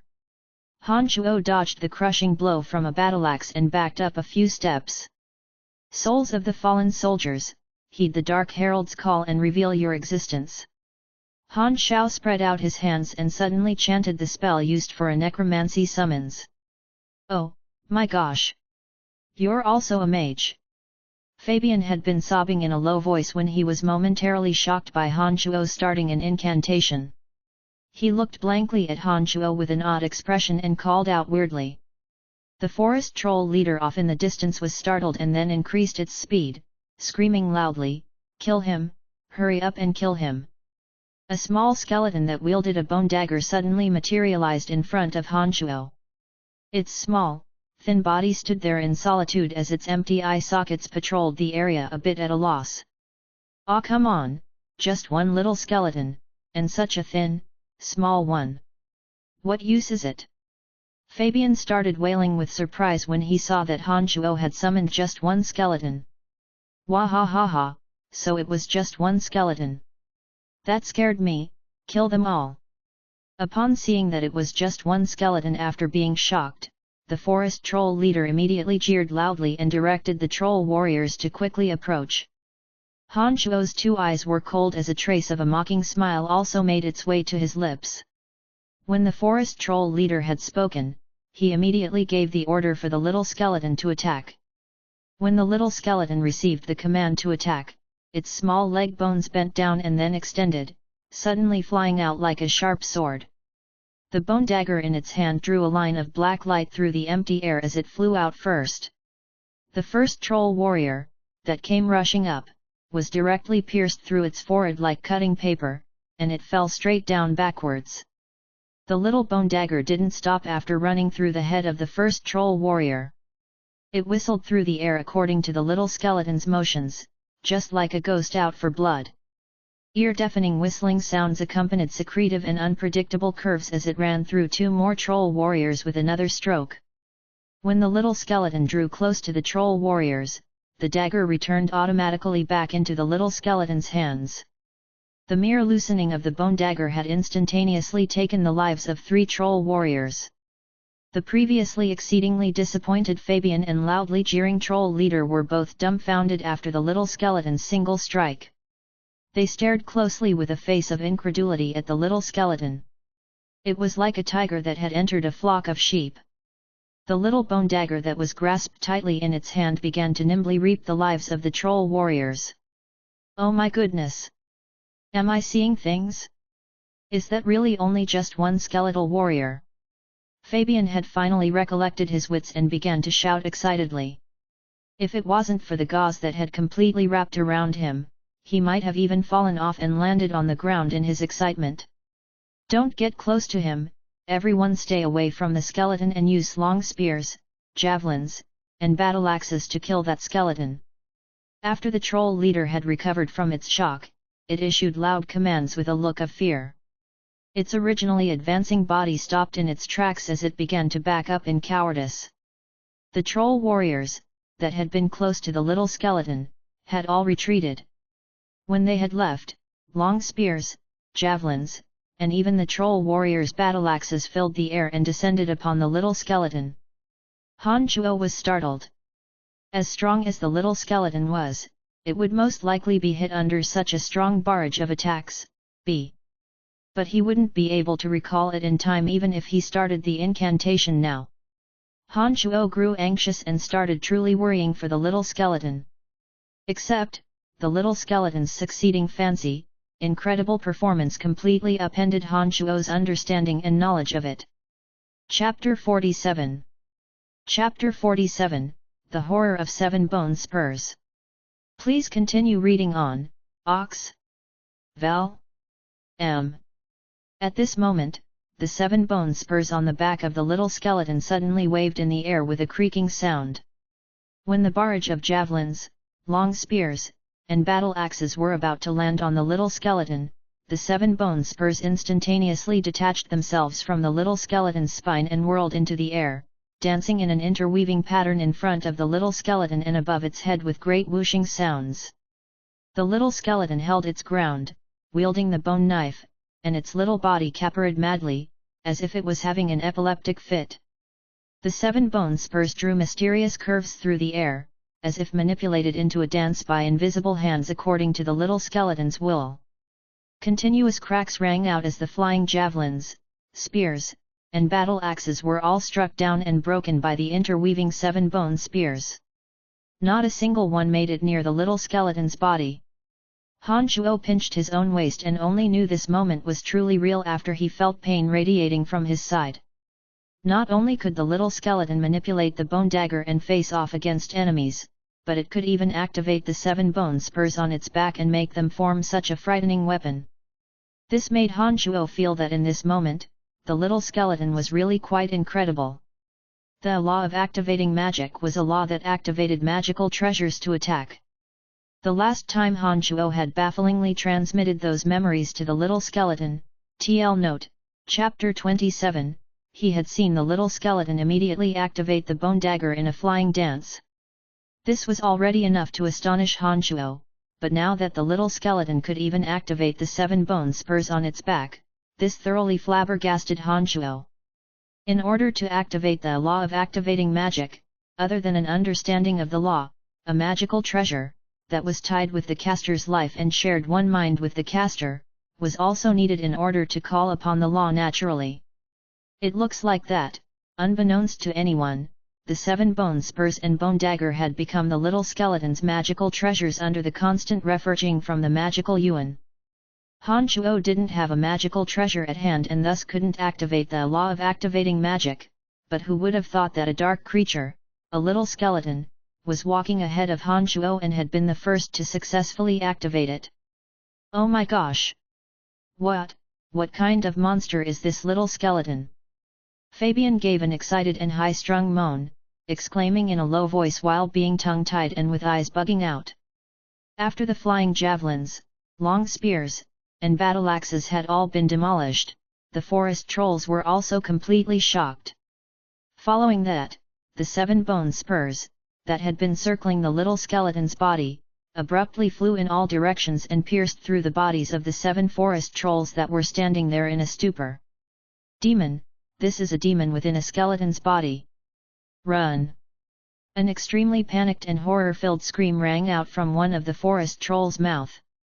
It was as if this was a signal to retreat, as all the forest trolls started fleeing for their lives in various directions, like lost dogs. Even the forest troll leader had no more crap to say as it ran heedlessly in a sprint for escape. A situation's development was always so out of expectations. Han Chuo had only planned on breaking out and escaping from here and hadn't reckoned on the fact that the little skeleton's 7 bone spurs would be equipped with such scary power. When Han Chuo had recovered himself, the surroundings were littered with more than 10 forest troll corpses and there were no longer any living forest trolls. Ha ha ha, good boy, good boy. Han Chuo suddenly had an exceedingly proud feeling and couldn't stop from laughing wildly. At the same time, the 7 bone spurs whirled in a circle in thin air and then accurately landed back on the little skeleton's spine. The little skeleton stood up straight afterwards, with bone dagger in hand, and started searching the forest troll corpses with practiced motions. It took everything on the bodies, except for the clothes. Give it to me, the other 100 gold coins. Han Chuo smiled lightly as he let Fabian down from his body and asked for the remaining payment from a Fabian, that was still shock silly. At this moment, Fabian's eyes were still patrolling over the little skeleton's body. He only came back to himself when Han Chuo's voice sounded. Just as Fabian was about to bring out the gold coins, he suddenly thought of something and glared at Han Chuo. No, you dared to use me as a shield when fighting with the forest trolls just now. Your actions have completely harmed the position of the employer. How dare you think of the other 100 gold coins? His face suddenly stilling with a cold look, Han Chuo's frigid gaze roved over Fabian's body. He randomly plucked a javelin from the ground and asked lightly, Mr. Fabian, are you trying to cheat me? On the other side, the little skeleton, that had been collecting the spoils of war, suddenly stopped as well, its empty sockets looking at Fabian. Coldness suddenly emanated throughout Fabian's body as he heart gave a shudder. He reluctantly squeezed out a smiling face and took a few timid steps backwards, saying, joking, it was just a joke. Ha ha, ha ha, here's 100 gold coins and not a single one short. You've done great work. Han Chuo lightly hummed as he put the 100 gold coins away without further blather. A feeling of carefree enjoyment rose in his heart as he thought powerful strength is never unfavorable. Noble warrior, the items on the forest trolls. Mine, all mine. Han Chuo abruptly cut off his words before Fabian had a chance to finish, matter-of-factly presuming that all those items were his spoils of war. Squeezing out a forced laugh, Fabian continued, of course they're all yours. I mean to say that I can purchase the items you've gleaned off the forest trolls. His brow furrowed, Han Shuo looked suspiciously at Fabian and a smile made its way to his face. Han Shuo mimicked Clark and bowed urbanely. Does Mr. Fabian mean to say that he plans on buying these items from me by means of gold coins? That face changes swiftly.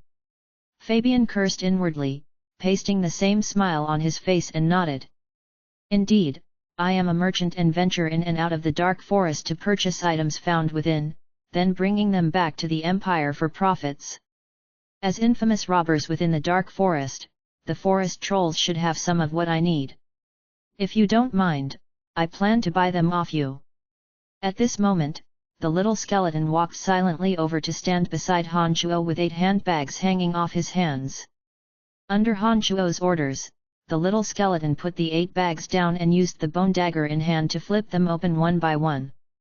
Han Shuo also took out the treasures he'd gleaned during this trip and put them on the ground, awaiting Fabian's appraisal. 8 level 5 magical creature cores, 6 level 4 and 1 level 3. 3 complete windblade wolf pelts, 3 fangs from the venom lizards, 1 egg from the deep water venom python, and 5 blades of moon-eating grass. I can give you 1,000 gold for all of this together, what do you say? Fabian appraised the items silently after he had categorized them all and lifted his head to smile at Han Shuo. Shaking his head, Han Shuo said with an odd air. That's nothing. The deep water venom python is a level 3 magical creature. Its egg alone should be worth a great deal, not to mention the core of a level 3 magical creature. You offer only 1,000 gold coins, do you take me for an idiot? Han Shuo knew that the price for a level 3 magical creature would naturally not be too low, but he didn't clearly quantify how many gold coins, because he was unsure of the actual price. However, it was a given that merchants would always offer a price far below market price, so Han Shuo naturally wouldn't let him have the items so easily. The deep water venom python is a level 3 magical creature, but the rate of success for raising a deep water venom python from an egg is pathetically low, and it's not a guarantee that it will identify someone as its master. Therefore, the price can't be too high. How about this? I offer 1,500 gold coins, what do you say? Han Shuo said nothing and only looked at Fabian with a slight smile. 2,000 gold coins, this is my final offer. If you're unwilling to sell then forget it, I'll leave. Fabian grit his teeth and finally raised his own price up another 500 gold coins. Seeing as this was about the limit, Han Shuo smiled lightly and said faintly, 2,000 it is. The items are yours, but what about the gold coins? These items would surely be worth more than this in the Empire, but Han Shuo was still in the dark forest and without a space ring, it would be inconvenient to take these things with him. In addition, Han Shuo's status was just an errand slave in the Babylon Academy of Magic and Force, it would be difficult for him to dispose of the items in the Empire. It would be easier and more convenient to directly hand them over to Fabian. This is a crystal card with 2,000 gold coins saved in it. You can take this crystal card to any savings firm and exchange it for gold coins. Oh right, what's your name? I can print your name into the crystal card for you. Fabian took out a thin card made from golden-colored crystals and asked Han Shuo. Brian. Oh, okay Brian. Fabian took out another thin, needle-like item after taking out the crystal card and slightly drew it over a thin slot in the corner of the crystal card. A faint, golden light winked and the crystal card went back to normal. Han Shuo had arrived at this world for a while and after purposefully getting to know this world, understood that a crystal card functioned like an ATM card in his original world. Gold, silver, and bronze coins were all tangible items with heft to them. No one could possibly carry thousands or tens of thousands of gold coins on themselves. These crystal cards were a necessity for nobles. Crystal cards could be used at will in the omnipresent savings firms to save or withdraw gold coins. Here, Brian, this crystal card is yours from now on. Fabian gave the crystal card to Han Shuo and smiled, looking at him. I'm called Fabian, a member of the Empire's Booze Merchant Guild. You can come find me at the guild if you ever have anything to sell in the future. This is my address, put it away carefully. The Buz Merchant Guild was one of the biggest merchant guilds in the empire. Controlled by the Buz family, even Han Shuo, who didn't get much in the way of rumors and news, had heard about the wondrous resources of the Buz Merchant Guild. Listening to Fabian's words, Han Shuo immediately carefully put away the crystal card and smiled, "Mr. Fabian, nice to meet you. Perhaps I really will have something to bother you with in the future. The forest trolls won't dare disturb you now, and our matter is concluded. Goodbye." Han Shuo didn't say much after those words, and he gave the little skeleton an order. One man and one skeleton quickly vanished off into the distance. "Hello, brave mercenaries. I think our business can continue to be conducted." Fabian called out to the mercenaries who were looking after their wounds and walked towards them upon seeing Han Shuo suddenly leave. Chapter 48. Chapter 48, The Allure of Gold Coins. Please continue reading on, Ox. Val. M. After departing from Fabian, Han Shuo's path took him straight to the outskirts of the dark forest. He took paths that their group had all taken before. During his journey, Han Shuo continued to practice magic. Having gone through the reforging of the solid realm, it was as if Han Shuo had been reborn. Now that his magical training had bore fruit, the magical Yuan could travel to all parts of his body according to his will. There were 9 levels in the world of demonic magic, and Han Shuo had now reached the Open Passages realm. The training for the Open Passages and Solid realms differed slightly. This was a realm that primarily focused on the expansion of the body's meridians, greatly increasing the width and durability of the meridians. In every instance of training, the process of opening passages filled his body with splitting agony, as if there were insects biting and gnawing within the meridians. The first 3 levels of demonic magic of solid, open passages, and molded spirit were the most foundational realms. Training became increasingly difficult as one progressed, but with the experience of training in the solid realm, Han Shuo already understood that agony and inhumane torture accompanied his magical training. The inhumane pain of the open passages realm was also within his expectations. He used magical Yuan to repeatedly expand his meridians without letting up for a second, basing it purely on indomitable will. After 12 days of training and traveling, Han Shuo still hadn't run into Fanny and the others along the way. He finally made it out of the dark forest alone and made it to the town of Dral again when dusk fell. Compared to a month ago, Han Shuo had weathered through the trials of the dark forest, and since then his strength, mindset, and appearance had all undergone drastic changes. Han Shuo was now over 170 centimeters, and although his body wasn't too muscular, he was no longer thin and scrawny. After baptism by fresh blood, Han Shuo had greatly improved both his pluck and knowledge. His entire aura was also undergoing mysterious changes. He was slowly changing under circumstances that even Han Shuo himself wasn't even aware of. At dusk, the town of Dral was enclosed in a happy, carefree atmosphere. Many adventurers had returned from the dark forest. Some wore expressions of sorrow, having lost companions, while others had satisfied smiles on their faces due to obtaining rich rewards, and they planned on a thorough night of depravity within the town of Dral. When it was dusk, Han Shuo first came to the place where Jean and the others had borrowed and stabled their batlests. He observed the place from a distance and noticed that the batlests that they had spent money to borrow were still present. He immediately understood that Fanny and everyone else probably hadn't returned to Dral yet. Although they had spent money on the batlests, the necromancy teachers and students only had the rights to use them. When they returned to Zajoski, they would have to return the batlests to the Zajoski guards in precisely the same condition that they had received them. Since the batlests were still here, that meant Fanny and them had definitely yet to leave. Han Shuo naturally knew that traveling with such haste by himself, he was sure to return much more quickly than Fanny's slowly plodding group. Perhaps Fanny and the others had been delayed by magical creatures along the way, so it was within his expectations that Fanny and the others hadn't returned yet. He went to the small hotel that everyone had stayed in previously, walked to the main counter, and said with a smile, "I need a room." The owner was eating fruit with his eyes almost shut. He raised his head to flick a glance at Han Shuo and said lazily, "Oh, it's you. Give me 10 bronze coins. That warehouse is always empty, you can go there now." The last time Han Shuo had come with the others, Jean had especially rented out a warehouse for Han Shuo, and Han Shuo had been scorned by the owner because of this. Therefore, when the owner saw that it was Han Shuo, he naturally assumed that with Han Shuo's status, he could only rent the warehouse.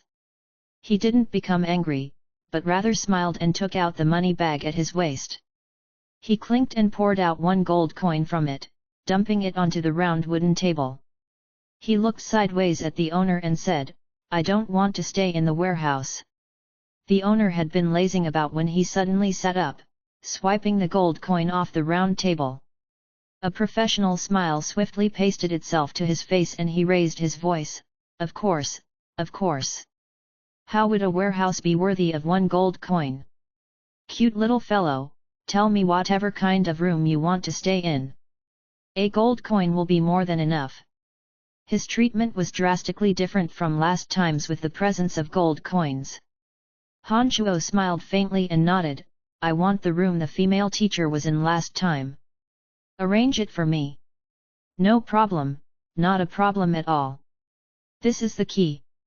1 gold coin is enough for up to 5 nights there. Do you have any other desires, young man?" The owner asked further with a toadying expression. The owner's face was wreathed in smiles as he merrily took out a key from a drawer behind him and handed it to Han Shuo. "Nothing else, just go about your own business." Han Shuo walked directly towards the room that Fanny had occupied before after receiving the key, thinking that money had the same miraculous power no matter what world one was in. It would seem that in order to gain one's footing in this world, gold coins were a requisite item. Han Shuo unloaded his belongings after arriving at the room Fanny had stayed in before, leisurely taking a hot bath in the tub. Recalling the pleasant affair that had taken here last time, Han Shuo felt a burst of flames erupt from him and his lower body bore certain uncontrollable, strong signs. Cursing in a low tone, Han Shuo stood up naked and grabbed a towel from the side to dry his body off. Just as he was about to leave the bathroom, he caught a glimpse of his athletic, sculptured body in a wide mirror that had been off to the side. Han Shuo's body in the mirror displayed bulging muscles all over his body and a fit figure. The sun had turned his skin copper-colored during this time, and he looked exceedingly healthy and full of masculine energy, a marked difference from his previous waif-like, thin self. He squeezed his 2 chest muscles with satisfaction. They were neither too big, nor too small, and he struck some poses in front of the mirror. Han Shuo pointed at his reflection in the mirror with quite some narcissism, laughing as he complimented, "Little fellow, looking good at." Han Shao came to a clothing vendor after he left the hotel and spent 1 gold coin to purchase a soft, high-quality undergarment, wearing it inside the errand boy uniform that the academy had handed out. He then came to a weapons vendor and spent 10 gold coins to purchase a higher quality dagger, 4 gold coins for 15 sharp steel needles and hid them in his pant legs, and another 6 gold coins to purchase a miniature crossbow to hide in his sleeve, fully arming himself. Afterwards, Han Shuo went to a pharmacist and took out 40 gold coins to buy a few solutions and powders. Apart from a few simple medicinal supplies, tranquilizing and psychedelic aphrodisiacs were also part of the mix, as well as a bottle of poison. These items were prohibited within the empire city of Zhajoski. Even if Han Shuo had the money, he didn't have the means to procure them, but in the town of Dral, open trade was allowed because adventurers needed them. Since Han Shuo had come here with money in hand and now that he understood the importance of strength, he naturally bought some in case they would be needed later. After he had bought all these items, Han Shuo finally sighed and thought that it was good to have money. He felt that even his spine was more upright than normal after walking out of the pharmacist. Everything became so much easier when there were gold coins in his money bag. On the way to the hotel, Han Shuo's stomach roiled as he looked at the hotels decked out in colorful lights. He followed his body's needs and ducked into one of the hotels. The din was loud and deafening within the hotel and neon lights flashed randomly on the roof. Adventurers and merchants had formed small groups and had congregated on the tables and chairs within the hall, loudly chattering about their adventures. These people's faces were flushed red and they held wine glasses in their hands, drunkenly calling out and conversing without any reservations. Delicacies were placed everywhere on the tables and a few young male and female waiters continuously threaded the throng, serving them more fragrant wine and dishes. Han Chuo made a beeline for the only empty table in the corner of the hall and sat down. A shy young waiter quickly walked in front of Han Chuo afterwards and asked politely, "Excuse me, what would you like?" "Good wine, good meats, give me some of both of them." Han Chuo fished out one gold coin and flicked it into the waiter's serving platter with his thumb, commanding loudly as he opened his mouth. When the server saw the gold coin land, his eyes immediately brightened and he immediately bowed even more respectfully. He put away the coin without a change in expression and smiled with a gentle voice, "Yes sir, please wait just a moment, it will be up right away." One should enjoy themselves when they had wealth to spend. Han Chuo lazily lounged against the chair and sized up the various adventurers and merchants in the hall with slitted eyes. Some of these had possibly just returned from the dark forest, or were about to enter to dark forest. Some of them had just escaped from danger, whereas others were planning on heading into unknown perils. They were all releasing their energy in great waves, enjoying the depravity of the town of Droll to their heart's content.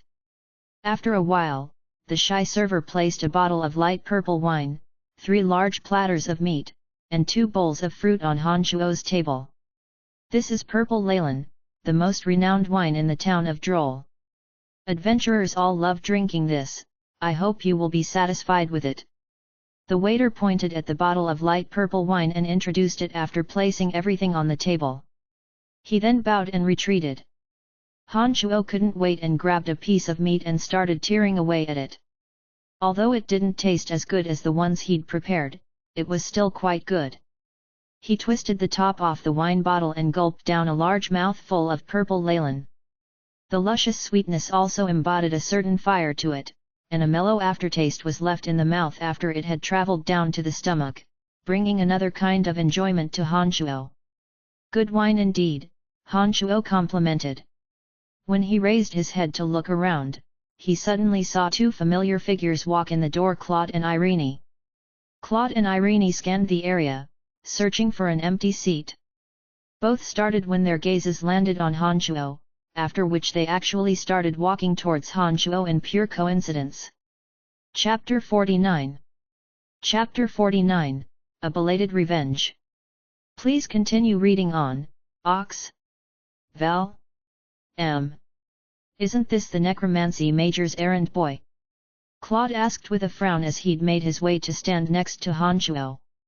Necromancy errand boy Brian, who would have thought that we'd bump into each other here? Han Chuo nodded, gulped down another mouthful of purple Leyland, and smiled in response. There seems to be no seats left. Claude, why don't we switch to another place for dinner? Irene raked a gaze over Han Chuo with a trace of disdain in her eyes. No need, at this moment, most of the hotels in Droll must be packed with people. There's only Brian at this table. Since we're all from the academy, I'm sure Brian wouldn't mind if we sat down with him, would you Brian? Claude said to Irene with a smile and then stared merrily at Han Chuo. Of course I don't mind. If you don't feel that sitting with an errand boy like myself detracts from your dignity, I'll gladly share a table with you too. Claude had injured his little skeleton in the past in order to appease Irene. Perhaps Claude had long since forgotten about this matter, but Han Chuo had silently remembered it. Now that his strength had increased, Han Chuo had lost more and more reservations when taking action. He'd been fretting that he had lost his chance to enact revenge on Claude, but who knew that he'd come knocking on Han Chuo's doorstep? Han Chuo was naturally loath to let this opportunity pass by. I hate everyone from the necromancy major, even errand slaves are without exception. Irene creased her brow, flicked a look at Claude and spoke coldly. Claude started, then threw a meaningful glance at Irene. He smiled and said to Han Chuo, Brian, aren't you with the rest of the necromancy major? How come we don't see any sign of them and you're here by yourself?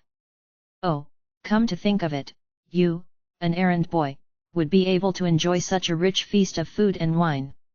How surprising! Irene also looked at Han Chuo with surprise upon hearing Claude's words.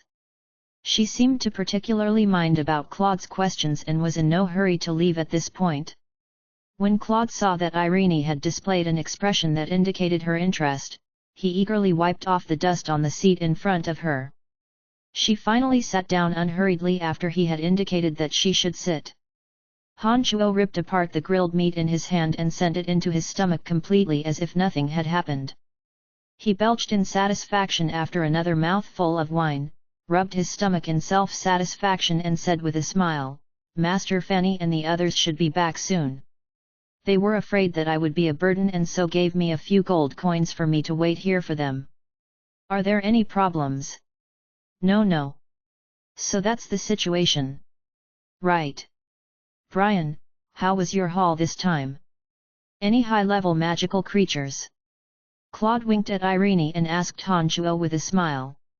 Irene revealed an expression of interest and likewise stared intently at Han Chuo, seeming to suddenly care quite a bit about the necromancy major's haul. Shaking his head, Han Chuo said, "I don't know, I returned halfway. I don't know if they had any major gains, but I think their haul this time wouldn't be too small." Hey! Those people? What kind of haul could they get? They could at most hunt down some level 5 magical creatures, and likely find it hard to kill even a level 4. Irene looked at Han Chuo contemptuously and snorted coldly. Han Chu only faintly flicked a glance at Irene in the face of her jeering and didn't say much. At this moment, Claude had already hailed the waiter and also used 1 gold coin to arrange for some wine and meat. Han Chuo inwardly took stock of the situation, wondering how to take his revenge on Claude. After thinking for a while, an involuntary trace of a wicked smile appeared on his lips. He calmly and subtly took something similar to a banana peel from the plate in front of him and threw it underneath his foot. When a fast-walking waiter carrying a plate appeared, Han Chuo pushed out with the toes of his right foot and sent the fruit peel abruptly flying out from beneath the table. The waiter was setting a fast pace with plates in hand when he set one foot on the fruit pool, stumbled with the exclamation of surprise and fell forwards. The plate in his hand flew out and hurtled towards Claude and Irene from behind.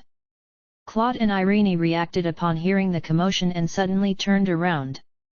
Claude's right hand abruptly rose and deftly caught the plate crashing towards them. At the same time, Han Chuo's left hand flashed out like lightning and with a flick of his pinky finger, the grey-white psychedelic aphrodisiac landed quietly in Claude's wine glass. "Be careful when you walk." At this moment, Claude's brow was furrowed as his right hand handed over the plate he'd caught to the waiter, who had stood up once again. His voice was displeased. "Thank you, noble knight. I will be careful in the future." The waiter fearfully took the plate from Claude and quickly left after a bow. Han Chuo was composed and collected.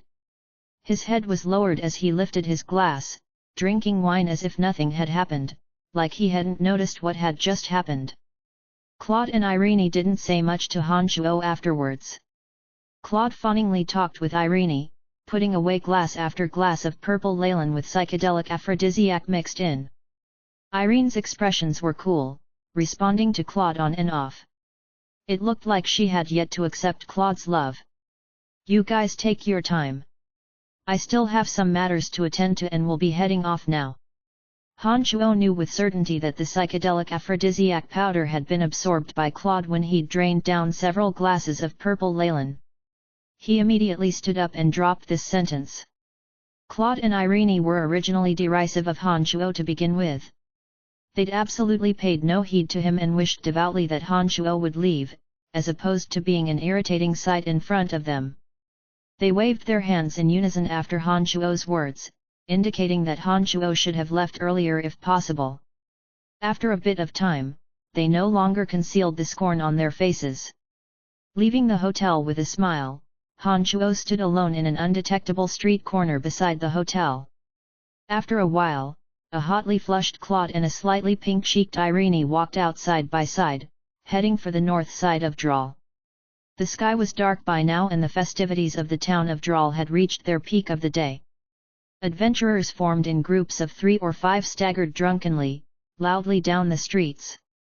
Han Chuo followed the two noiselessly, and stood by the side of the street, waiting for a good show upon seeing the two of them enter a luxurious hotel. According to Han Chuo's observations just now, it seemed that Claude had yet to move Irene's heart. If at this moment, under the influence of the psychedelic aphrodisiac, Claude did anything that exceed boundaries, he was sure to be severely beaten by Irene. Fruit in hand, Han Chuo ate leisurely and thought wickedly. No disturbances had come from the hotel after a while.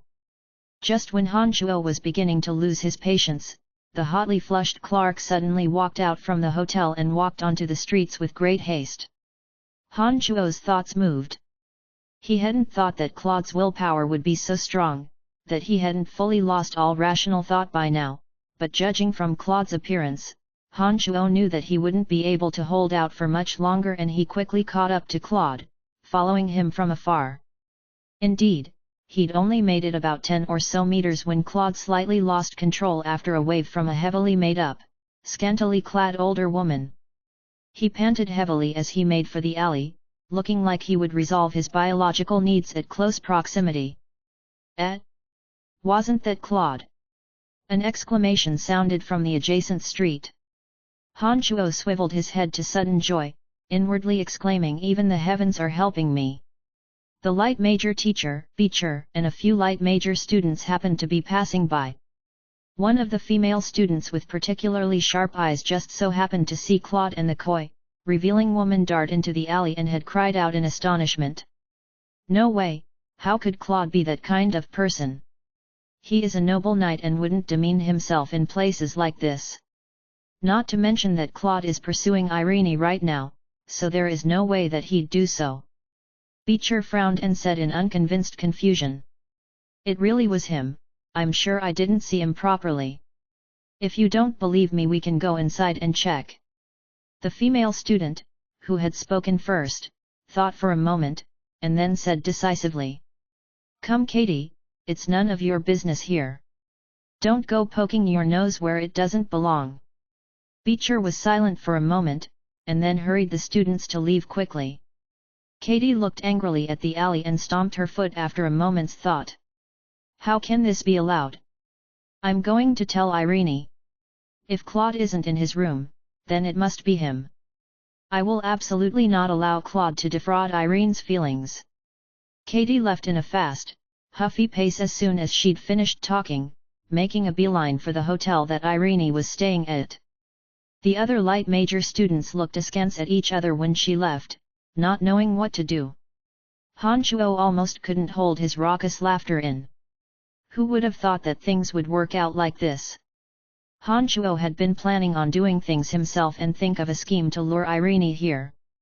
Who knew that Claude was really so unlucky? Looks like it would be difficult for him to avoid bad luck today even if he tried. After a while, an Irene with a frigid expression and a huffy Katie walked swiftly from afar. One look at Irene's expression was enough to know that she was feeling incredibly wrathful. Claude would find it tough to get out of this one. Claude was indeed not in the hotel. Looks like I didn't see incorrectly. That must have been him just now. Irene, I think if we should go in now we'll be able to catch him in the act. How could he commit such despicable acts as a noble knight? Claude is too disgusting. Katie looked angrily at the alley after she'd arrived. Irene nodded with an icy face, wasting not a moment more with talk, and grabbed Katie in a rush to the alley. Beecher and the others were afraid that a messy situation would develop and followed after a moment's hesitation. When they'd all gone in, Han Chuo unhurriedly made his way into the alleyway with a sinister face dressed in an evil smile. Chapter 50. Chapter 50, A Harsh Reality. Please continue reading on, Ox. Val. M. A ear-piercing round of screams first sounded, then all sorts of noises followed, coming from a house on the left side of the alley. After a while, Beecher and the others came out dragging a bedraggled Claude, who wasn't quite there. Irene's face was full of rage as she grimly lectured Claude while staring at him.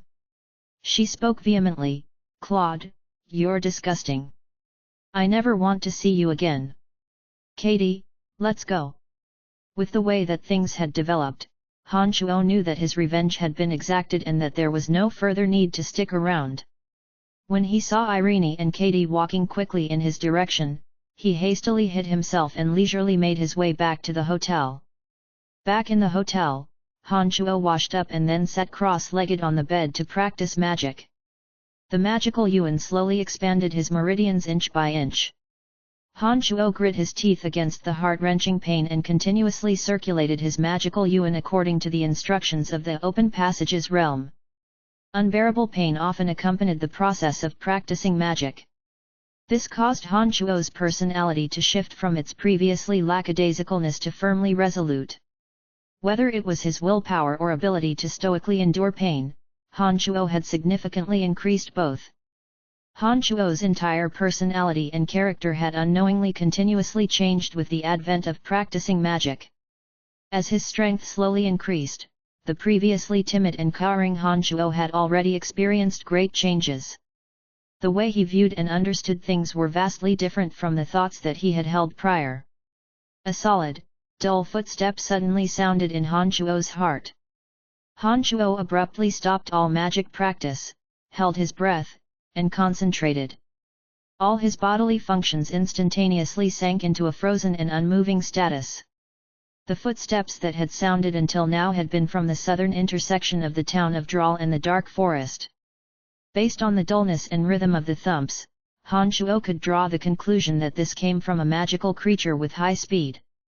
This creature's weight was definitely heavier than a batlest, and their numbers consisted of more than a few.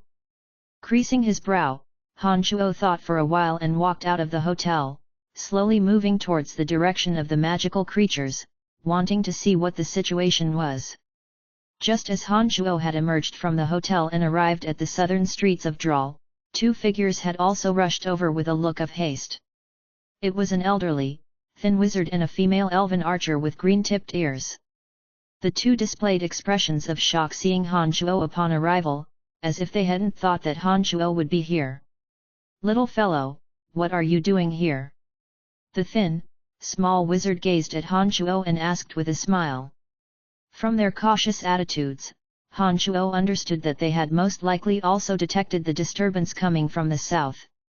Weighing things up internally, Han Shuo made a slight bow and responded, "Noble wizard, I've become separated from my companions. They said they would return here after a few days, so I've been waiting here." The wizard nodded and frowned in consideration. He said to the female elven archer next to him, "Blanche, go scout and see if it's wolf riders from the orcs. They always send wolf riders every year before winter to raid and loot the villages on the outer edge of the empire. But the town of Dral is in a unique location and is filled with large quantities of adventurers and mercenaries. The orcs had never sent wolf riders to attack Dral, why would they act so oddly this time? Not to mention that there was still quite a bit of time before winter." "Yes, Master Felix." Upon hearing the old wizard Felix's words, the female elven archer called Blanche immediately headed south, floating in front of Han Shuo like a gust of wind. "Little fellow, the town of Dral isn't a peaceful place. It's late at night, so you should head back early to rest. Your companions should come looking for you when they return, so there's no need to continue waiting here." Felix looked at Han Shuo with a smile as he tried to convince Han Shuo. "All right, then I'll be heading back now." Han Shuo responded calmly and started picking his way back as soon as he'd finished speaking. After Han Shuo had left, Felix mused as he stared oddly at Han Shuo's retreating figure. He finally murmured to himself after a while. "I must be overthinking the situation, there's no way that this kid is more perceptive me, a wind archmage." On his way back to his hotel, Han Shuo noticed that a few others walked out from nearby hotels with the same surprised expression, hastily making their way to the southern street. It looks like they too had detected the disturbance and had gone to the southern street to check things out. "Brian, I have some matters with you. Come here for a second." On the way back, Han Shuo bumped into Claude on the street to the hotel. Claude's face was heavily overcast, and it appeared that he was in an exceedingly bad mood. His heart skipping a beat, Han Shuo had a vague premonition of unease. He could strongly feel repressed rage emanating from Claude. Although Claude looked at him with a calm gaze, his teeth were gnashing slightly, still enabling Han Shuo to feel the strong ripples in his emotions. Staring at Claude dumbly, Han Shuo thought furiously. At this moment, Han Shuo understood that his actions in the hotel just now had still been too heavy-handed and impulsive. When Claude had sobered up, he would have surely detected his body's condition and certainly deduced that it was something caused by the purple Leyland in the hotel. Claude wasn't a stupid person. Only Irene and Han Shuo had been at the table then, and Irene would never do anything like this. Connecting the dots to when the waiter suddenly tripped, Claude must have sussed out the entire situation. Okay. Han Shuo thought carefully and knew that the situation was bad. He was prepared for a brutal beating from Claude as he followed behind the knight, walking slowly out of Dral and arriving at a secluded patch of forest to the south of Dral. Moonlight filtered through the forest as bugs chirped lightly nearby. However, Han Shuo's sensitive ears were able to catch the low breathing from Claude's strongly repressed fury. Looks like it'll be quite a beating. Han Shuo thought wryly, but didn't feel too much fear. He had gotten used to the beatings during this time and knew his body's situation quite well. He knew that the usual type of blows would be unable to hurt him, so his heart was relatively calm. Pa! Just when he was thinking wryly, a ringing slap sent him staggering towards the left before he was able to react preventatively. It was a good thing that Han Shuo's body far outstripped normal people's. He steadied himself in the mess, regained his footing, and scrunched up his face as he smiled wryly at Claude. You damned lowly slave! Pig! Who do you think you are to scheme against me? Claude's firmly repressed anger had finally exploded. An ugly, vehement face stared at Han Shuo as his usual, sunny, gentlemanly demeanor had long since vanished above the clouds. Pila pala! A wave of attacks rained down on Han Shuo's body. Han Shuo clutched at his head with both hands and didn't raise them to defend himself, taking the hits from Claude's thundering rage. He finally abruptly curled into a ball and fell to the ground, looking like he couldn't take any more hits. Well, does that hurt? I won't let you die so easily. Do you know who I am? I am Claude Ash, the son of the commander of the Empire's Griffin Legion, Commander Bob Ash. You lowly errand boy dares to scheme against me and ruin my relationship with Irene. I will make you experience agony and pain in full before letting you die slowly. Ahaha! Claude stared venomously at Han Shuo as he drew his long sword with a cold smile, walking slowly towards Han Shuo. Up until now, Han Shuo had finally understood that he had always committed a huge error. Whether it was Fitch or Bok, his methods had always embodied a large amount of risk. With his status as an errand slave, no matter who killed him, they wouldn't have to endure too much backlash. Even if Bok killed him, the Academy would probably only admonish him for a few words and demand a few gold coins in compensation. Han Shuo had originally thought that Claude would at most brutally beat him up for a prank like this, but the result now had finally facilitated Han Shuo in understanding the harsh reality. Claude not only wanted him to die this time, but also wanted him to fully experience agony and pain before dying. This was the harsh reality. At the moment, Han Shuo finally understood what kind of world this was. Status and position were a foundational, integral existence. A yawning difference in status existed between the two, allowing Claude to kill him without reservations and without a need to bear any particular responsibility. Claude had called him to this deserted forest because he didn't want to ruin his noble status and self. Even if he'd killed Han Shuo in Dral, it would have been quite matter of fact with no one thinking about it twice. Growth always came at a cost. Han Shuo curled up on the ground, still emitting loud wails and pleas for mercy. A heart, that only held vague thoughts of evil, slowly hardened with cold. I will dice you into several pieces, letting you wail as you bleed. You will slowly, fully experience pain before dying. Remember your status in your next life. You're a mere errand slave, a pig. Never attempt to challenge the temper of your superiors. Claude snickered sinisterly as the long sword in his hand pierced towards the chest of a Han Shuo who had seemed too long since losing the ability to defend himself. At this moment, the continuous howl suddenly disappeared as Han Shuo's curled figure abruptly moved, rolling towards Claude's feet. His speed was such that it caught Claude off guard. When Claude was about to dodge, he suddenly emitted a ghastly wail. A few iron needles stuck out from the tops of his feet, firmly nailing his feet to the ground. A wave of bone-cutting pain emanated from his lower abdomen. Claude lowered his head to find a dagger sticking out of his stomach.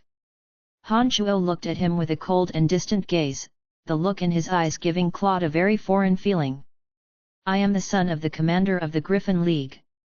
You damned errand slave, how dare you harm me?"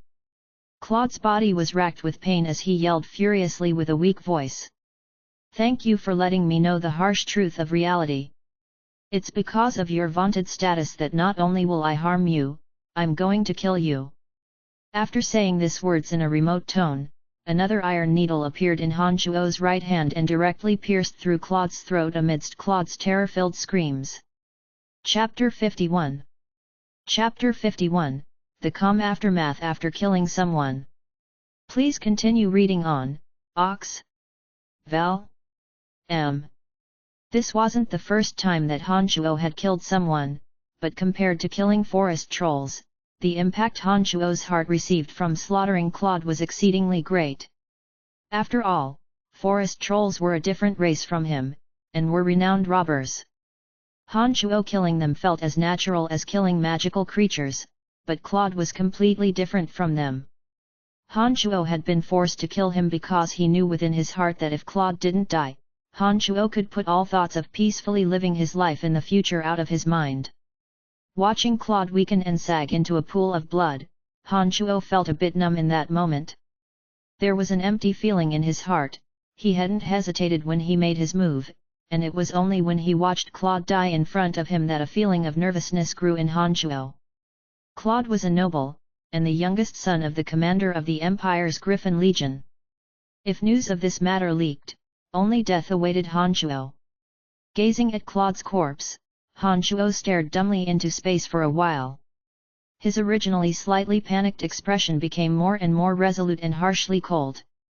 Finally, Han Shuo rearranged his clothes and stood up, walking up to Claude with a calm face and rummaging through his clothes.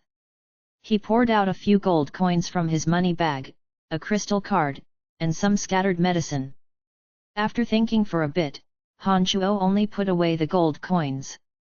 He set aside the potentially incriminating crystal card and Claude's other belongings. A little skeleton, wielding a bone knife, appeared in front of Han Shuo after his incantation had finished. Han Shuo searched out a desolate clearing as one man and one skeleton-wielded bone knife and dagger spent a few minutes digging a deep hole. After burying Claude in the hole, Han Shuo carefully cleaned up the traces of blood that Claude had left behind. He even slowly covered up the traces in which he'd fallen down and rolled around. Circling around the forest patch and confirming that no clues had been left behind, Han Shuo did not return along the original way. Rather, he made an additional circle and dug a deep hole to the north of Dral, burying all of Claude's belongings. Finally, he returned to Dral using another street. He did all this because he was careful and cautious. They hadn't garnered anyone's attention on the way to the forest with Claude earlier because Claude had intentionally done so. Now that Han Shuo had killed him and carefully buried his body, logically speaking, no one should discover it.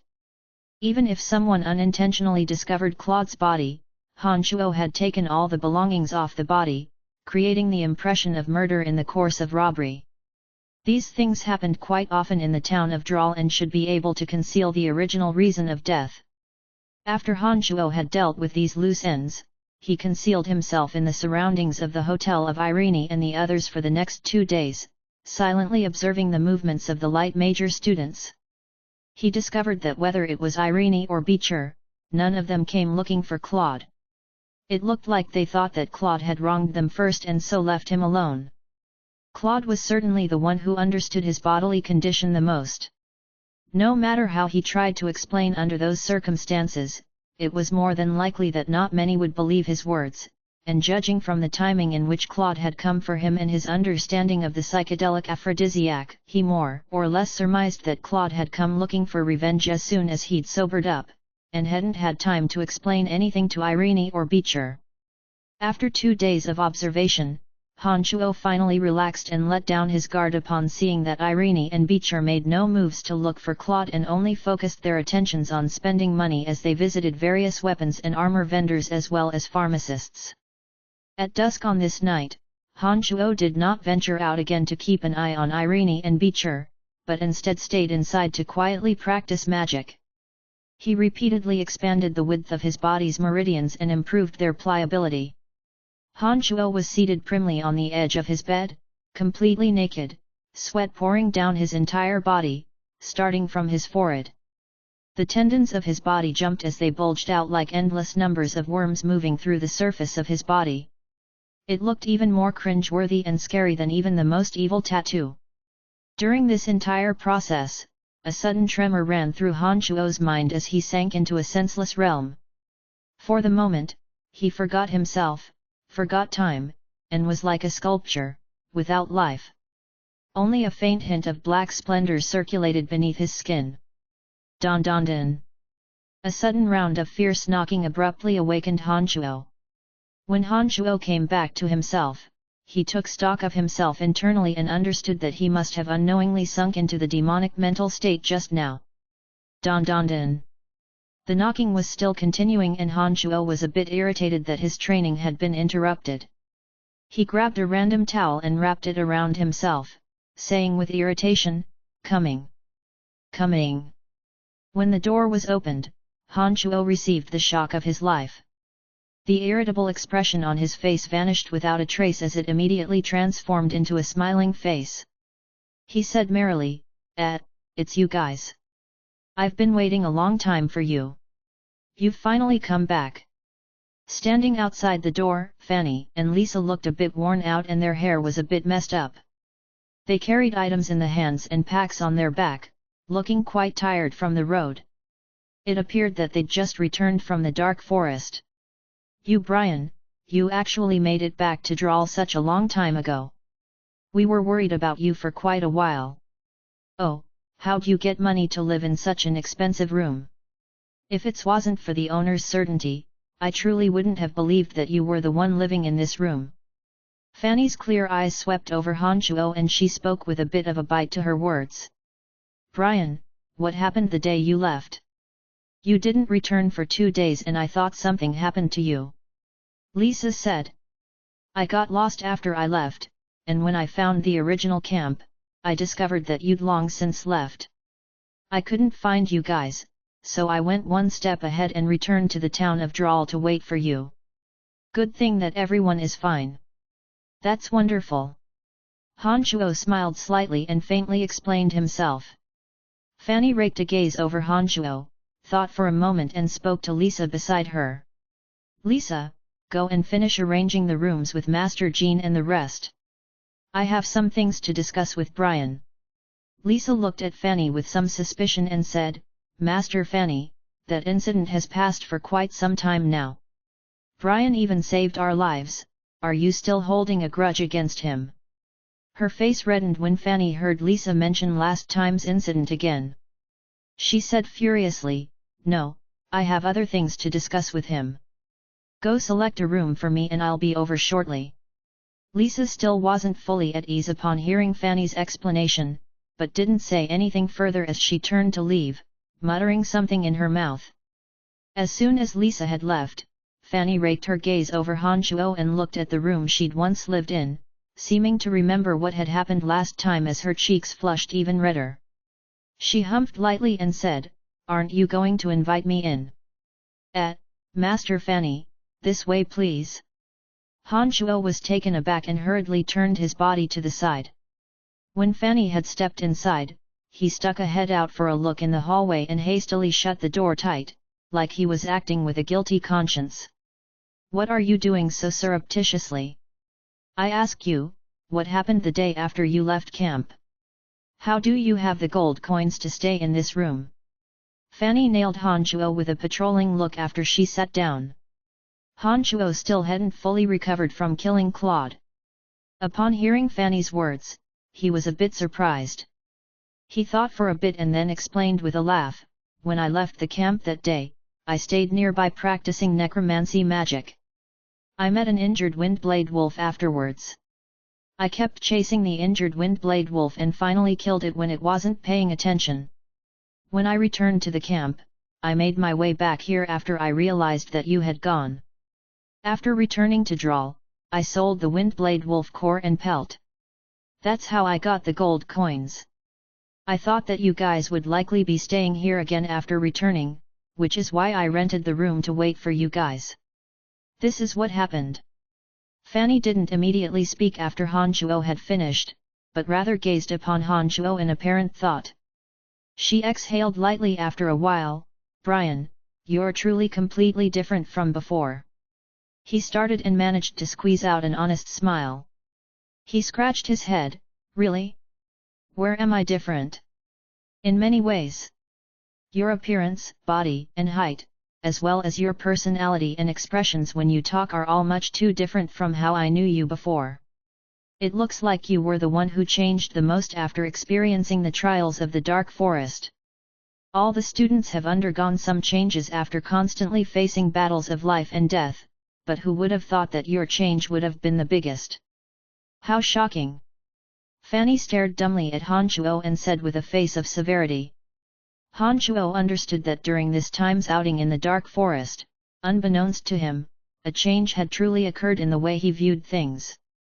This change had accompanied the increases in his strength and the dangers that he had faced. After killing Claude with his own hands the day before yesterday in a serious round of reflection, Han Chuo had gained a clearer understanding of the harsh realities of this world, and with it, his heart had become colder and crueler. Master Fanny, you left a note saying that you guys had met the two man-eating monsters. Did you get into a conflict with them in the end? Han Chuo laughed lightly and didn't explain things in further detail, but rather started asking Fanny what had happened to them afterwards. Of course, the two man-eating monsters kept following us. They even colluded with a few forest trolls to attack us. We finally made it out, but our paths were deviated significantly from our original direction because we were avoiding the man-eating monsters and the forest trolls. That's why we returned to Dral so late. Fanny responded. Nodding, Han Chuo was about to open his mouth, when he suddenly frowned and abruptly stood up. He said with a face full of seriousness, "Looks like we've got trouble. Everyone on alert. The Orc Wolf Riders have appeared in the southern part of Dral. They are headed this way, everyone make ready for battle." Large yells suddenly sounded from the streets outside the hotel, all having to do with the imminent invasion from the Orc Wolf Riders. Chapter 52. Chapter 52, Wolf Riders Invade. Please continue reading on, Ox. Val. M. Han Chuo had been talking with Fanny when he immediately yelled upon hearing the voices ringing out from outside, "Master Fanny, let's hurry and meet up with them." Fanny didn't mince words and started for the door to Han Chuo's room in a rush as soon as his voice had sounded. After Fanny had left, Han Chuo randomly flung off the bathrobe that had been wrapped around his body and quickly put on his clothes. He carefully put away the iron needles, dagger, crossbow, and bottles of medicine he'd bought over the past few days and finally left the room. Adventurers darting bodies and merchants loudly calling voices were apparent all over the main street. These people had been drinking in their hotels or enjoying themselves in places of temptation, but they had all immediately left their rooms when they heard news of the Wolf Riders' invasion and surged onto the main street. Adventurers and mercenaries all lived their lives on the edge, living on the edge of a knife's blade, and so were long used to such dangers. When they left their rooms, they all methodically organized their weapons and armor, congregating onto the south street according to the origin of the voices. Han Chuo walked out from the room and realized that even the hotel owner had grabbed a long sword when he'd walked back to the front desk of the hotel. The owner was standing in front of the door with a fierce expression on his face. It seemed that the citizens of Dral were indeed fierce and valorous. Fanny and the others were all standing in front of the door. All the students hastily put their belongings down in the room and hurriedly rushed out again. After the adventure to the dark forest, these young, sapling mages had learned how to be composed and self-possessed, and didn't cry out randomly in panic. "Brian, hurry and come over here. We must set out for South Street immediately. Since Orc Wolf Riders dare to invade the Empire's town of Dral, we mustn't let them succeed." Lisa immediately raised her hand high and called out as soon as she saw Han Chuo appear, as if deathly afraid that Han Chuo wouldn't be able to see her. Apart from Fanny and the others in front of the hotel doors, a couple other adventurers and mercenaries had also formed into groups of 3 to 5 people. The necromancy students continued to walk out of their rooms. Each one was armed to the teeth and bristling with weaponry. Fanny counted heads shortly after Han Chuo had made his way toward Lisa's side.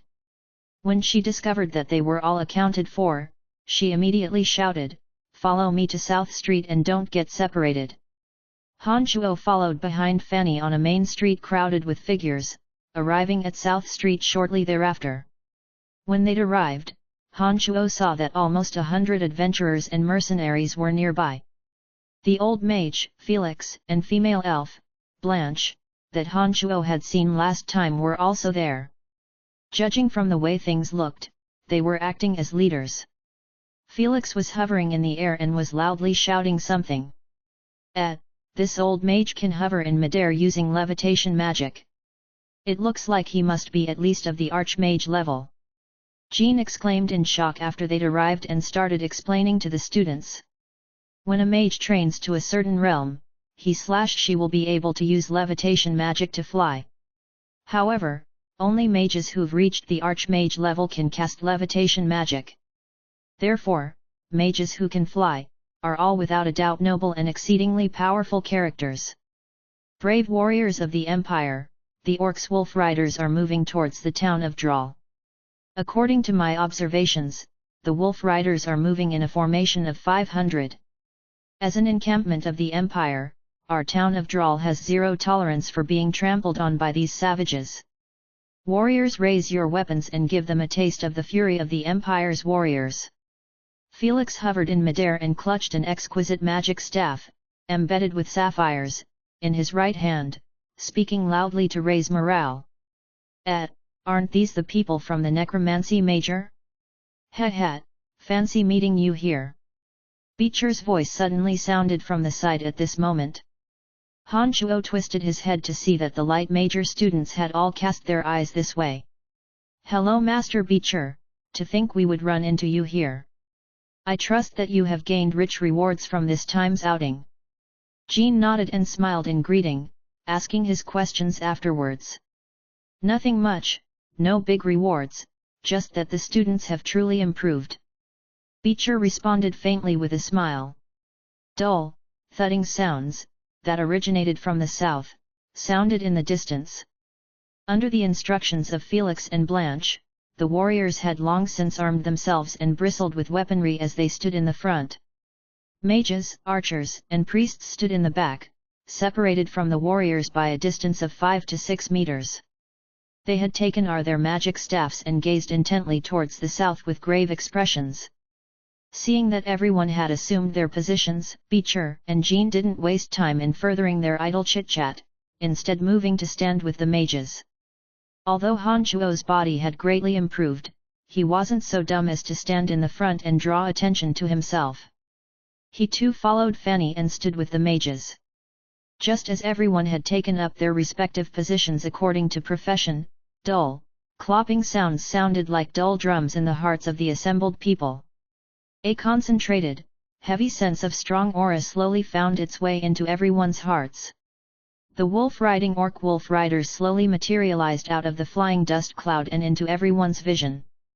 A grave, killing aura immediately enveloped the entire town of Dral.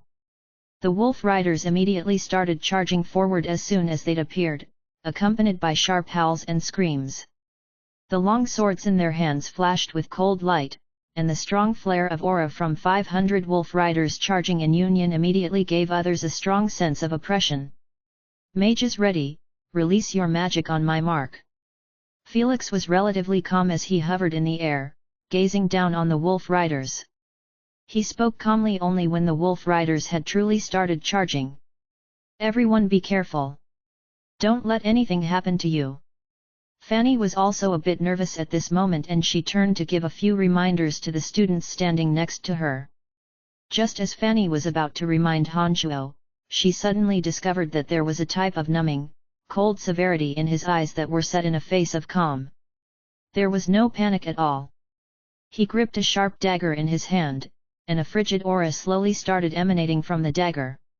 Noticing Fanny's gaze, Hanchuo's concentration lapsed and the bone-piercing, frigidly cold aura that he had infused the dagger with as a result of guiding the magical yuan in his left hand into the dagger after activating the mystical glacial spell fire suddenly faded away, without a trace. Is something the matter, Master Fanny? Hanchuo looked at Fanny and asked with an honest smile hanging on his face once again. No, nothing. You be careful. Fanny looked at Hanchuo and responded in a bit of a weird tone.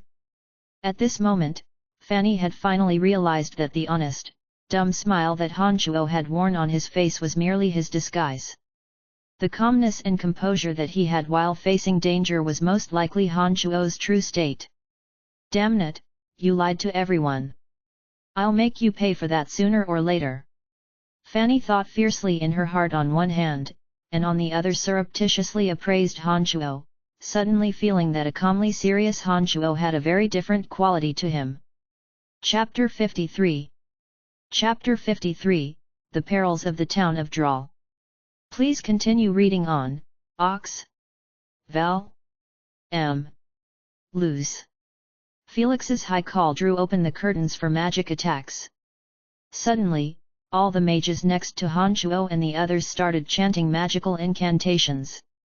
A column of sharp wind blades, multiple large, blazing fireballs, several ice bolts shaped like spikes, lightning landing violently from the skies, and even the long swords from the light major students' radiant slash all abruptly appeared, rushing towards the charging wolf riders. Fanny and Jean also chanted their incantations and skeletons and zombies staggered out, one after another.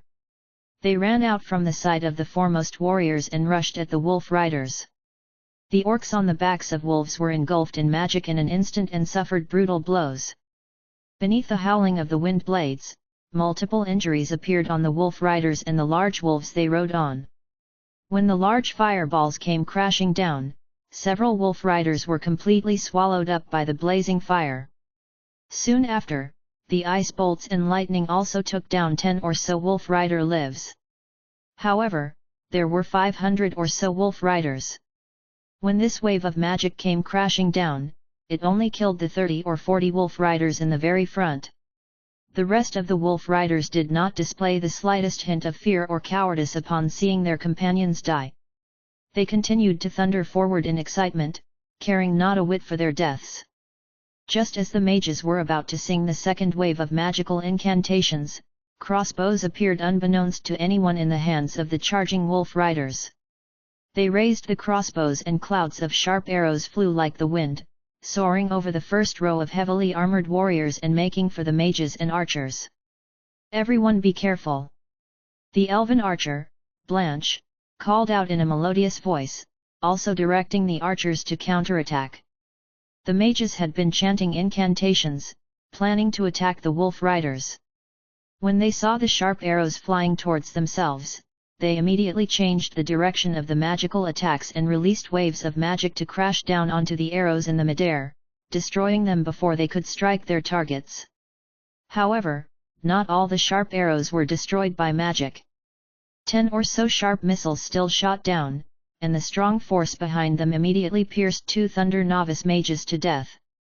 3 or so mages more or less suffered some sort of injuries.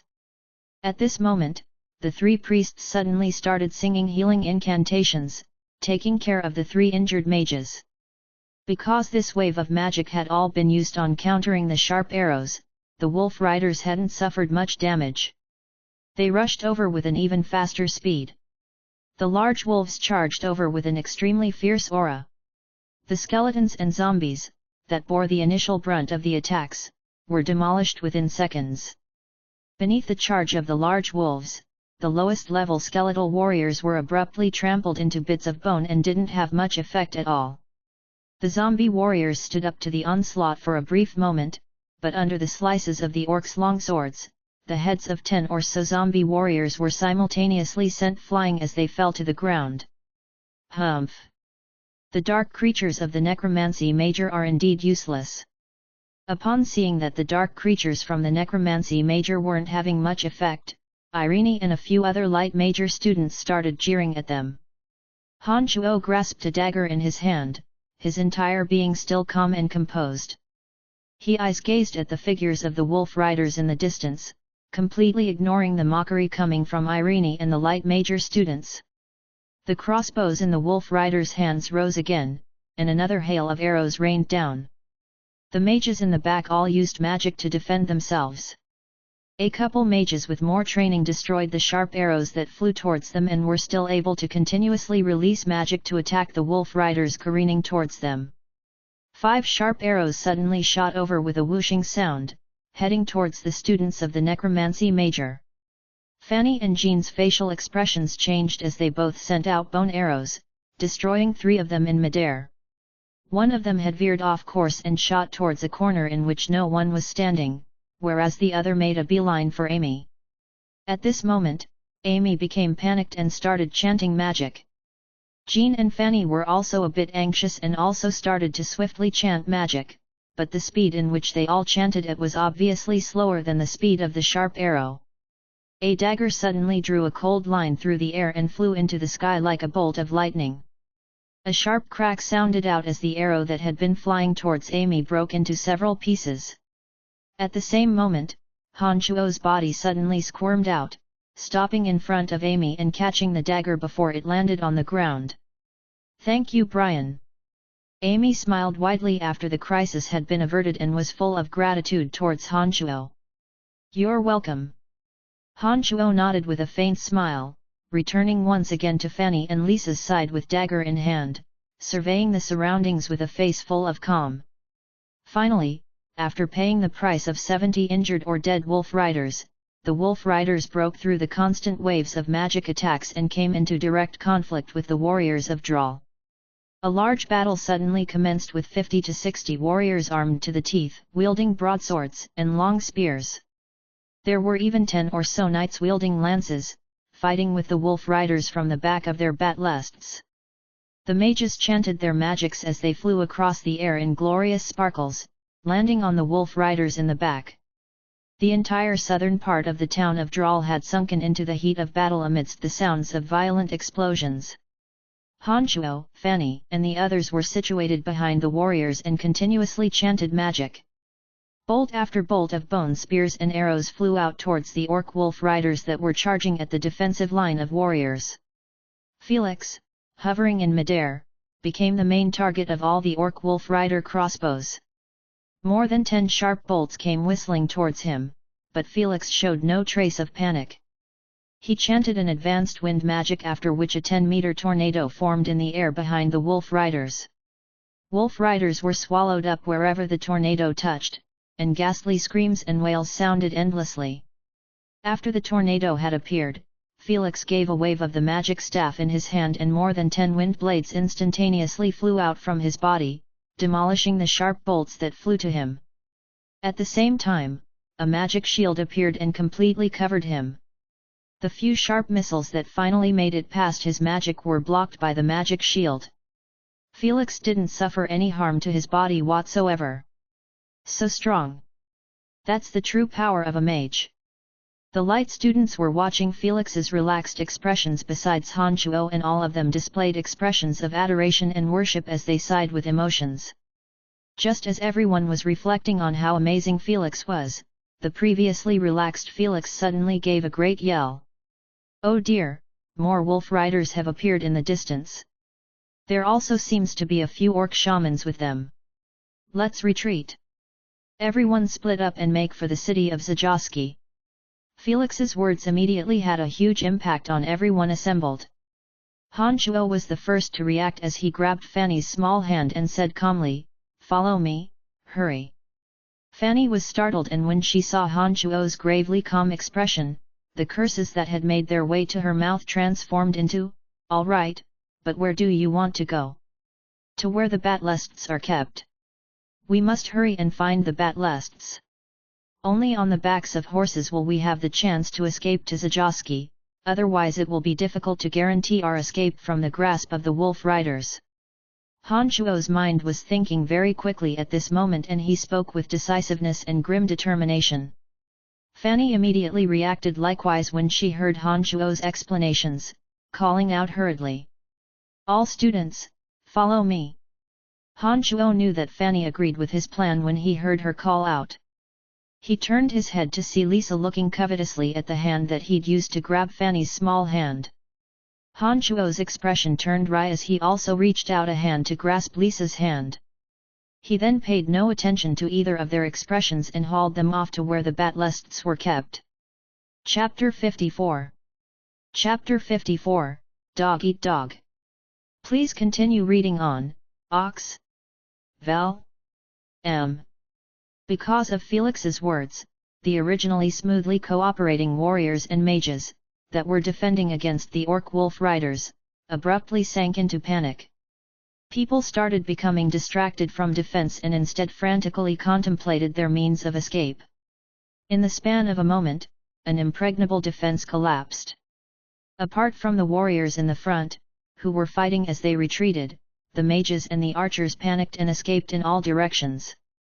Han Chuo had grabbed Fanny and Lisa's wrists and was forcefully hauling the two with great haste to where the batlests were stabled. Behind Han Chuo, Jean directed the other necromancy major students to follow closely behind him. After a few rounds of life and death battles, Han Chuo was no longer naive nor terror-stricken when faced with danger. He quietly thought of what actions he should take next as he calmly sped forward. Also retreating with Han Chuo and the others, like tidewaters, were a few other mages and archers. If these people blocked Han Chuo's forward movement, they would have been shoved to the side without a moment's hesitation. The archers and mages were hard-pressed to increase their speed in the chaos of the crowd. Somehow, with Han Chuo as a meat shield, they managed to rush to the front after a moment's work. After 15 minutes, Han Chuo had finally hauled Fanny and Lisa to where the batlests were stabled, with Jean and the others following far behind. The master of the place had also gone to the southern streets to observe the earlier events and had only left a servant inside to watch over the horses. Han Chuo directly broke down the door and pulled Fanny and Lisa in the direction of the stables in the back. "What are you doing? Just what are you doing?" The elderly servant immediately stood up in a panic when he saw Han Chuo break down the door and rush towards the stables. He yelled angrily at them. "The orc wolf riders have already fought their way here. If you continue to stay, you'll face only death.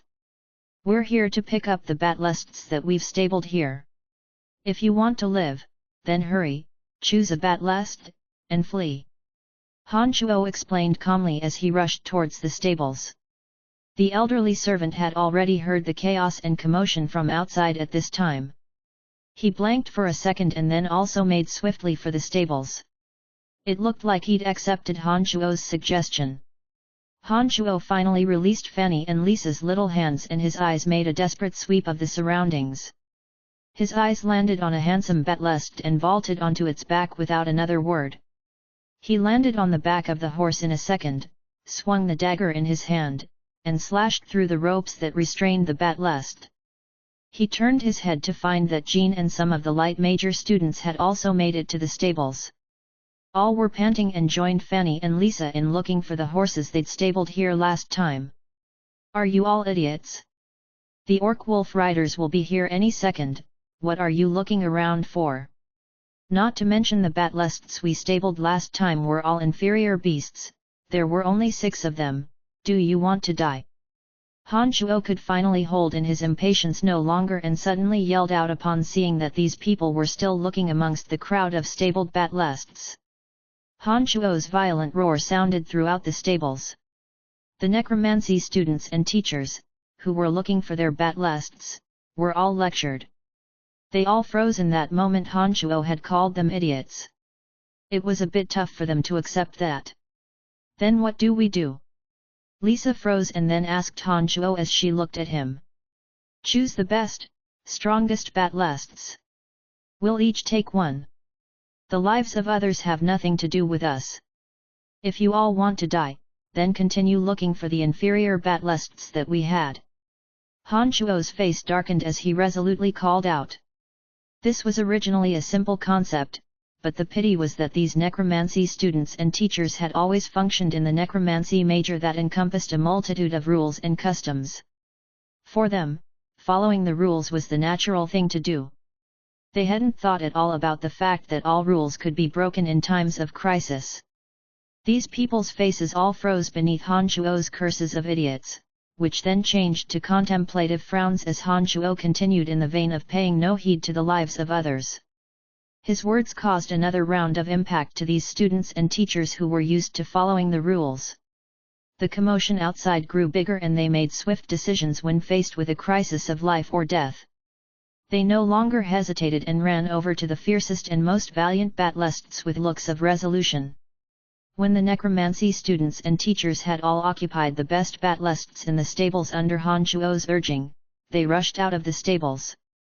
This was when the light major students from the academy and other clear-eyed mages and archers finally made their way to the stables. Damn it, they're riding our batlests. Irene's sharp eyesight immediately discovered that the handsome batlest that Han Chuo was currently riding on, was the one that she had ridden just days before. She immediately voiced a loud complaint. However, at this moment Han Chuo and the others were already riding on the fiercest batlests in the stables and had rushed out with due haste. They ignored the curses from Irene and the others and only left behind silhouettes that moved further and further away. Brian, where should we go now? Fanny immediately asked Han Xiao as soon as they'd left the stables and made it onto the chaotic streets. The warriors had already retreated into the town of Dral and the orc wolf riders had rushed into town. Whirling their long swords mightily, the defenseless merchants were the first ones to suffer as they often lost their heads when the swords chopped down. Because these wolf riders were riding giant wolves, they were in no hurry to immediately pursue the escaping warriors and mages. They only followed the street and starting looting the first stores they found. There were large bags hanging from the bodies of the giant wolves and the resources of all the surrounding stores made it into the bags of the giant wolves. As long as it's not in the direction of Zajowski City, it doesn't matter where we flee to. Han Chuo surveyed the surroundings and swept a glance at the eastern street. He noticed that there were fewer people fleeing on the northern street, and called out after a moment's thought. Follow me, we'll head north.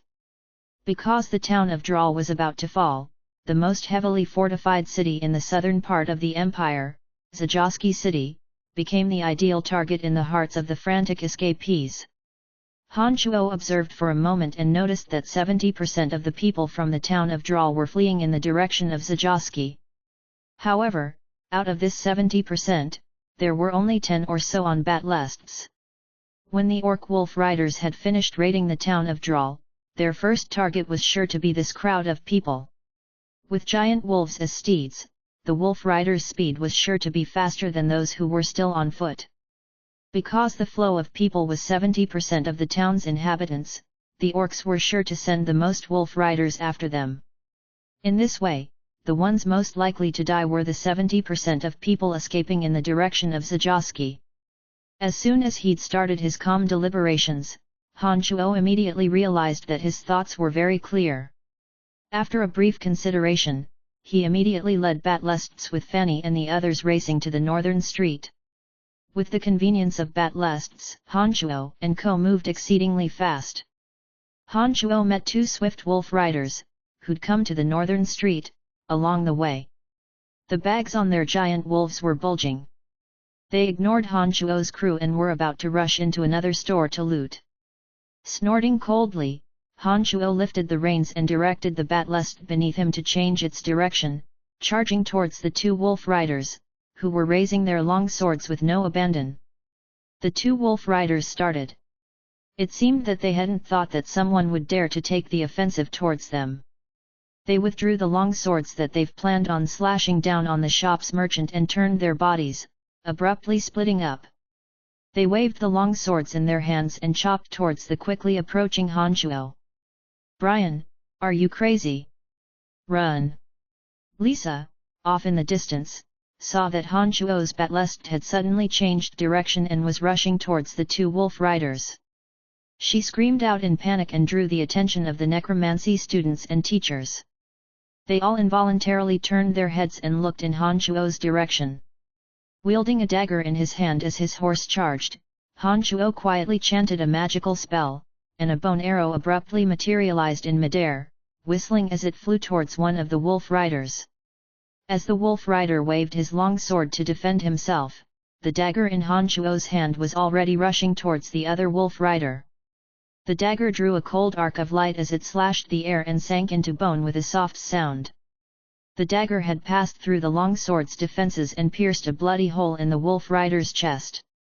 At this moment, Han Shuo's battlest had arrived in due haste. He clawed at the reins and the horse abruptly halted in the midst of violent whinnies. Han Shuo's left arm reached out and yanked up, suddenly dislodging the long sword from the orc, who was already dead. Wielding the long sword, Han Shuo's right hand sank down and a bloody hole suddenly opened in the head of the agitated giant wolf. The rioting giant wolf suddenly ragdolled as it fell to the ground. With a flick of the sword, the large pocket hanging on the giant wolf suddenly shot out from the fallen wolf, landing directly on Han Shuo's battlest. Afterwards, Han Shuo's battlest changed direction and he charged with a face of cold cruelty at the other wolf rider, who had just pulverized the bone arrow. "Oh my word, did I see incorrectly? Brian just cast the bone arrow magic. What the hell is going on?" Jean pulled tightly on his battle steed's reins and called out in with shock. The other students also bore a dumbfounded expression similar to Jean's, looking dully at Han Shuo like it was the first time they were meeting him. "Damn it, what is Brian doing?" Fanny had known that Han Shuo could cast bone arrow magic and thus wasn't too surprised. What she was surprised about was that Han Shuo's current actions were robbing the wolf riders after they had looted the stores. Chapter 55.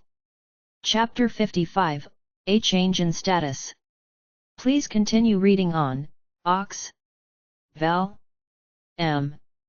The other wolf rider, upon seeing Han Shuo rush over wielding a long sword, forcefully widened his eyes that rested beneath his furry forehead. He roared furiously, obviously unpracticed in the common language, "Tricky humans, you are, looking for death." The giant wolf, beneath his legs, howled and the orc wolf rider whipped out a crossbow from behind him, raised it, and shot it at Han Shuo. It whistled with an ear-piercing sound as it flew towards Han Shuo's neck. His magical yuan churning quickly, Han Shuo focused his concentration. That sharply whistling crossbolt suddenly seemed to slow down in his eyes, as bizarre as the slow-motion scenes in the movies that Han Shuo used to watch.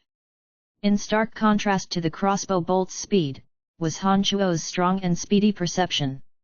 When the crossbolt had flown to about a meter away from Han Shuo, the long sword in his hand abruptly thrust out and it landed an unerringly accurate hit on the head of the bolt. A sharp crack resounded and the crossbolt suddenly exploded into pieces. Even after destroying the oncoming crossbow bolt, Han Shuo's speed, although still on the back of the battlest, wasn't affected at all. Before the wolf rider had the chance to fire off a second bolt, Han Shuo had already raised his long sword and rushed in front of the wolf rider. The cold arc of a blade flared out from Han Shuo's right hand, wielding the sword. The long sword had been solid and heavy, but it was as light and graceful as a feather in Han Shuo's grasp. The orc wolf rider also raised its sword, but just as the two swords were about to clash together, a smaller, brown crossbow bolt suddenly flew out from Han Shuo's right sleeve. The crossbolt whooshed as it flew past the orc's longsword and sank into the orc wolf rider's neck with a soft sound. Treachery. Its mouth frothing with bloody bubbles, the orc wolf rider finally spat out this word with much difficulty as the large hand, which had been holding up the longsword, suddenly lost strength.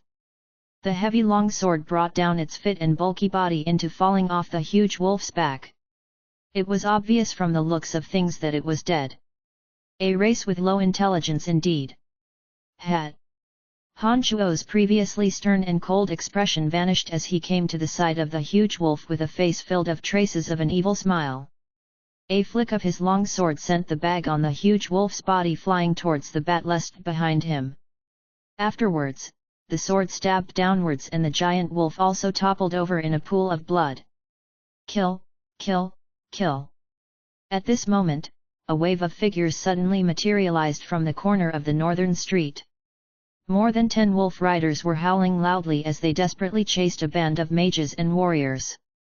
Amongst the escapees were Beecher and the others from the light major of the academy, riding on inferior batlests. Hurry and go! Han Shuo immediately reacted after pausing momentarily. He lifted the reins in his hand and the batlest trotted out with dull, hasty clops as it changed directions once more to charge towards the north. Fanny and the others were tongue-tied as they watched Han Shuo's dog-eat-dog performance. Seeing Han Shuo suddenly rush out, they too understood that the situation was dire. They also urged their batlests to follow behind Han Shuo, pathing their escape to the north. Han Shuo's crew made their way to a large canyon after half a day's worth of frantic galloping on the back of their horses. The sides of the canyon were steep, and a vast river was at its end. Han Shuo and the others reined in their batlests at the end of the canyon and gazed at the river's azure waters, suddenly sinking into a quandary. This should be the Empire's Nerolan River. We can make our way to the city of Balthazar in the southern part of the Empire after crossing the Nerolan River. Balthazar City and Zajoski City aren't too far apart. Although it's not as heavily fortified as Zajoski City, it's sure to have a heavily armed guard. I think we'll be safe as long as we can make it to Balthazar City. Jean creased his brow in thought as he looked at the vast Nerolan River and then suddenly spoke afterwards. In order to make it to Balthazar, we must cross the Nerolan River first, but this Nerolan River is so vast. I think we'll be unable to make it across without a ship ferrying us. Fanny's face was full of anxiety as she sighed while gazing at the azure river waters from afar. Han Shuo hadn't said anything after reaching this place and only self-absorbedly rifled through the 2 large bags on the batlest. The shops of the town of Dral were set up for the adventurers and mercenaries, so the shops mostly sold goods needed for battle. Han Shuo took inventory and realized that out of the 2 bags looted from the 2 wolf riders, there were 4 crossbows and more than 10 bolts of the highest quality, 3 daggers of high quality, 2 long swords and mage staffs of ordinary quality, and 3 sets of leather armor designed to be worn next to the skin. Apart from this, there were also a few bottles of healing medicine and all sorts of poisons. Han Shuo first picked out the sharp dagger with a sapphire embedded in it and naturally concealed it close to his body. He then carefully put away the bottles of various poisons and finally poured out the weapons and armor out of the bags and onto the ground. He raised his head, looked at everyone, and said calmly, "Put these things away and prepare to fight." The necromancy students and teachers, who had been sighing and frowning in deep thought of potential strategies, all suddenly started at Han Shuo's words. Jean paused and suddenly remembered Han Shuo's performance just now. He exclaimed in surprise and stared at Han Shuo in question, "Brian, did you use the bone arrow magic just now?" Jean's question caused everyone except for Fanny to stare at Han Shuo with a face full of shock. Lisa even squealed with fright and pointed her right finger at Han Shuo with a face full of incredulity. "That's right. Brian, how can you use magic? This isn't the time to discuss such matters." A portion of the orc wolf riders were headed this way. "I think those damned wolf riders will reach here quite soon. We have a canyon in front of us and the vast Nerolan River beneath us. What we should do now is consider how to handle the orc wolf riders that are about to arrive." Han Shuo's expression was calm as he neatly arranged the weapons that had been within the bags, calmly explaining as he did so. "If it wasn't for you leading us to this forsaken place, how would we be in such dire straits?" Bella glanced at Han Shuo disdainfully upon hearing his words and jeered at him with a cold expression. His brow furrowing, Han Shuo's calm face suddenly grew cold as irrepressible sense of disgust and dislike grew involuntarily in his heart. He lifted his head to look at the mocking Bella and said, Do you mean my decision was wrong? Bella had been about to open her mouth and say precisely when she suddenly realized that Han Chuo's gaze was sinisterly cold. Bella's body shuddered involuntarily upon seeing his gaze was like that of jackals and wolves sizing up their prey. She smiled fearfully and stammered, I didn't mean that. Nodding, a smile found its way onto Han Chuo's face again as he smiled as though nothing had happened. Since that's the case, everyone pick your weapon. Our mental strength is limited and the casting range of magic isn't as far as crossbows. I think we should first use weapons, and when the weapons are useless, then use magic to attack. Come, let's make some preparations and wait for those wolf riders to come to their deaths. Han Chuo's performance now was quite like the style of someone in charge. This would have originally been a very comical scene. After all, he was an errand slave for the necromancy major and had no right to call the shots. However, after experiencing the horrors of Han Chuo going berserk in the dark forest and his previous cold and cruel killing of the two wolf riders, no one thought it was funny to follow Han Chuo's orders. It was like they were all getting to know Han Chuo all over again. Even Fanny and Jean came docilely over and started to choose crossbows from Han Chuo's hands. No one raised any objections in defiance of Han Chuo. Unbeknownst to anyone, the original errand slave Han Chuo had established authority amongst them, causing them to willingly listen to Han Chuo's directives. Chapter 56. Chapter 56, The Pain That Accompanies the Happy Fate of a Man. Please continue reading on, Ox. Val. M. Steep hills bordered the sides of the large canyon with a passage that was 5 meters wide, right down the middle. This kind of location was the best for laying a trap for the wolf riders. Since everyone had agreed with Han Chuo's plans, they all started busying themselves. Han Chuo didn't know much about how to set traps up himself. A group of people first used tough and tensile ropes to set up tripwires and snares along the passageway. Fanny and Jean then used advanced necromancy magics to release an acid bog behind the tripwires. The acid bog spell was an advanced necromancy spell. It could transform a large area of land into a muddy and miry bog. When the acid bog was formed, it would immediately eat away anyone who ventured within, leaving behind only a pile of bones. This was one of the more diabolic advanced magics of the necromancy major. However, a great deal of mental strength was needed in order to successfully cast the acid bog magic. The acid bog's range would differ according to each necromancer's mental strength. Fanny and Jean had teamed up, but only created a bog that measured 5 meters by 5 meters. Judging from how the two of them looked, they were already at their limit. A few large boulders were placed on the top of the hills on both sides, ready to crash down on the arriving orc wolf riders. The bodies of the students and teachers of the necromancy major were all extremely frail and delicate, therefore it was naturally Han Chuo who completed the mission of moving the large boulders by himself. After making these preparations, Jean, Bella, Bach, and a few others took cover and laid in wait on one side of the passageway. Han Chuo, Fanny, Lisa, and a few others were in charge of the other hill. You've changed a great deal now. If we make it back alive to the academy, your contribution will be the greatest. I'll be sure to report this to the school authorities and obtain some rewards for you. Fanny's body was crouched behind a large boulder and patrolled her eyes over Han Chuo's body, whispering as she did so. Han Chuo was in the middle, with Lisa on his left and Fanny on his right. The three were very close together, and when Fanny spoke in a low voice, her breath smelled like the fragrance of orchids and directly breathed onto Han Chuo's right cheek. The faint perfume made Han Chuo's heart caper like a monkey and mind gallop like a horse. He suddenly felt that this time's danger was also full of gentle charm. He scratched his head out of habit and smiled honestly, turning his head to boldly stare at Fanny's charming features. Fanny's hair was tousled and messy at this moment, and her face was a bit pale after expending quite a bit of mental strength to cast the acid bog. This was in stark contrast to her usual alluring beauty and overbearing air, bringing out another type of beauty for Han Chuo to see. Damn it, I'm talking to you, stop staring at me. Fanny grew angry when she saw that Han Shuo was staring at her, mesmerized and not paying any attention to her. This fellow is becoming even more bold, he even dares stare so insolently at me now. Ha ha, Master Fanny, you're so beautiful.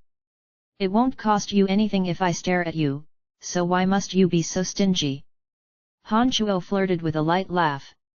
A sudden wave of pain traveled from Han Shuo's left arm. His face turned wry and he turned his head to cast a glance at Lisa. Upon seeing that Lisa was staring at him viciously, he hastily squeezed out a smile and said, "Of course, Lisa, you're also very beautiful, ha ha." Holding her head high with a light snort, Lisa glared at Han Shuo and said huffily, "Don't think that I can't take you down a notch now that you're stronger. Humph. Since we have some free time now, hurry and tell me how you came to have mental strength and even mastered the bone arrow magic. How many secrets have you not told me?" What secrets? I could master the bone arrow magic thanks to you. If it wasn't for you using the agony of the soul and torturing me half to death, I would definitely still be as useless as before. Thanks to you. Her face saddening, Lisa suddenly hung her head and sighed lightly. She said in a low voice, "You still haven't forgiven me. I know you've always hated me for using the agony of the soul on you, but I didn't mean anything by it originally. I didn't know either that it would almost kill you. No, I really don't blame you. Stop thinking crazy thoughts, Lisa. It's not like you don't know my feelings towards you. How could I hold a grudge against you?" Han Shuo started and suddenly remembered his role and hastened to speak words of comfort to Lisa. Just at this moment, Han Shuo's right arm also felt the same pain and he turned his head to see Fanny's slender jade fingers were also forcefully pinching him. A wave of wryness rose from his heart as he sighed silently, thinking that the happy fate of a man was indeed something that couldn't be enjoyed. He asked wryly, "Master Fanny, what's wrong now?" Fanny also started slightly upon hearing Han Shuo's words and thought, "What's wrong with me? What do the two of them talking have to do with me? How come I also couldn't resist the urge to pinch him?" She flung her head slightly and also snorted, then pasted a faint smile on her face and raised her voice slightly. "Lisa, what did he mean by the bit about his feelings towards you just now?" A panicked expression suddenly appeared on Lisa's face as she hurriedly waved her hands in concealment. "Nothing, nothing. Master Fanny, you must have misheard. Haha, isn't that so, Brian?" She didn't forget to throw a threatening glance at Han Shuo in warning after she spoke, indicating that you're dead meat if you dare speak of it. Nodding his head wryly, Han Shuo glossed over the matter. He smiled, "Yes, Master Fanny must have expended too much mental strength and something must have developed, causing interference with your hearing. Is that so?" Fanny looked suspiciously at Han Shuo and asked with an odd tone. Of course, of course. Oh right, Master Fanny, when we return to the academy, I'd like to remove my status as a slave. I've earned enough gold coins in the dark forest this time and don't want to bear the status of a slave forever. Don't worry, if we can really safely return to the academy this time, I will contact the authorities on your behalf. Not only will we remove your status as a slave, but I'm going to remove your status as an errand boy as well. You'll be a student in the necromancy major in the future and I will personally teach you more advanced necromancy magics. With your potential, I think your future accomplishments will definitely surpass that of all the current students in the necromancy major." Fanny looked at Han Shuo with gratification and gave him a resolute promise. She thought privately, when he becomes a necromancy major student and if his magic increases rapidly, then he'll be able to truly throw off his current shackles. At that time, maybe, what am I think about? Looks like I've truly expended too much mental strength. Otherwise, why would I be thinking such crazy thoughts? Han Shuo had had an overjoyed expression on his face, but at this moment his brow suddenly furrowed and he closed his eyes, concentrating silently for a moment. He suddenly called out to the other side, "Master Jean, be careful, I can already hear dull footsteps. I think the Orcs Wolf Riders will be arriving soon." Understood, you guys need to be careful as well. Brian, Master Fanny, and I have just expanded a lot of mental strength, so you'll have to protect Master Fanny well. Don't worry, since Master Fanny is by my side, unless I die first, Master Fanny won't suffer a bit of harm. Han Chuo felt more pain on his left arm as soon as he'd finished speaking. He knew immediately that Lisa must have taken action in her anger. He hastily turned his head to the left and explained to Lisa. However, he didn't notice that on his right, Fanny's gaze at him at this moment had subtly gained a few hints of complicated emotions. Finally, the dull footfalls slowly traveled in from the distance. Even the ordinary students and teachers of the necromancy major had heard those repressed, dull sounds and all involuntarily concentrated their attention, fully focused on how to spring the sudden attack afterwards. Damn it, why is it Beecher and the others from the light major? Just as everyone was holding their breath in concentration and were about to roll the giant boulders down the hills, Han Chuo's sharp eyes suddenly realized that the incoming people weren't the Orc Wolf Riders, but rather Beecher, Irene, and the others from the Academy's light major, who happened to be fleeing in stricken, bedraggled panic. A few unfamiliar mages were mixed in, and then all rode shrilly whinnying batlusts that looked like they were about to collapse. Expressions of extreme weariness were on all their faces. Fanny frowned and suddenly poked her head out from behind the giant boulder. Her slender neck stretched out as she yelled loudly, "Master Beecher, stop immediately! There are traps here that we've laid down to deal specifically with the wolf riders." Beecher and the others hurtling towards the tripwires hastened to stop themselves in that crucial moment after hearing Fanny's words. Beecher lifted his head to look at the necromancy students and teachers on the two sides of the hill and immediately understood the situation. He shouted out, "The Orcs wolf riders are right behind us. What should we do? Give up the horses and make them continue running. Then walk quickly across, we'll tell you where the traps are. Otherwise if you stay where you are, only death awaits you." Han Chuo stuck out his head and called back calmly. Beecher and the others only hesitated momentarily upon hearing Han Chuo's words and then all moved according to his instructions. They dismounted, used daggers to prick the battle steeds' behinds and rushed them onwards after the horses had been pricked. Following that, their crew frantically traversed the tripwires and acid bog under Fanny's voiced reminders and swiftly climbed up the hills on the two sides. Another wave of dull footfalls once again traveled into everyone's ears. This time, everyone knew that it was sure to be the Orc Wolf Riders chasing in hot pursuit. "Conceal yourself well and prepare to fight," Han Chuo called out loudly as everyone carefully hid themselves, planning on giving these Orc Wolf Riders, who were used to pillaging, killing, raiding, and looting, a lesson in blood. Chapter 57. Chapter 57, Killing and Robbing. Please continue reading on, Ox. Val. M. A dust cloud formed in the distance as dull footfalls sounded in everyone's heart like a dull drum. A row of gleaming long swords first came into view, followed one by the sight of the strong orcs' bodies straddled atop their giant wolf mounts. These orc wolf riders had obviously already gone through a round of looting. The bags on the giant wolves beneath them were bulging at the seams.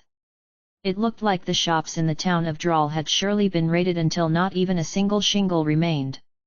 Perhaps it was because the wolf riders were carrying too many spoils of war, but the speed of the giant wolves beneath had obviously been affected. This was why Beecher and the others, who were riding spindly batlusts, had been able to make it here. Behind the giant rock, Han Chuo gripped a tough and powerful crossbow, calmly focusing at the most stalwart orc who was leading the group. On his side, Fanny was also holding a crossbow and constantly changed the direction she was aiming at, resolute light sparkling in her eyes. It looked like when faced with death, Fanny also knew to steel her heart. Lisa's hands were empty, but she, along with all the other students, had large boulders next to them. These boulders had been placed appropriately by Han Chuo earlier. All they needed was a strong push to send them rolling, and they were sure to wreak havoc and devastation that was even more frightening than the crossbows. Accompanied by the howls of the giant wolves, a column of more than 10 wolf riders were as swift as the wind and quick as lightning as they finally appeared at the entrance of the passageway. Their speed was ferociously fast and they hadn't expected that an ambush would be sprung on them. They all swung their long swords and yelled out wildly, spurring on the giant wolves and rushing over.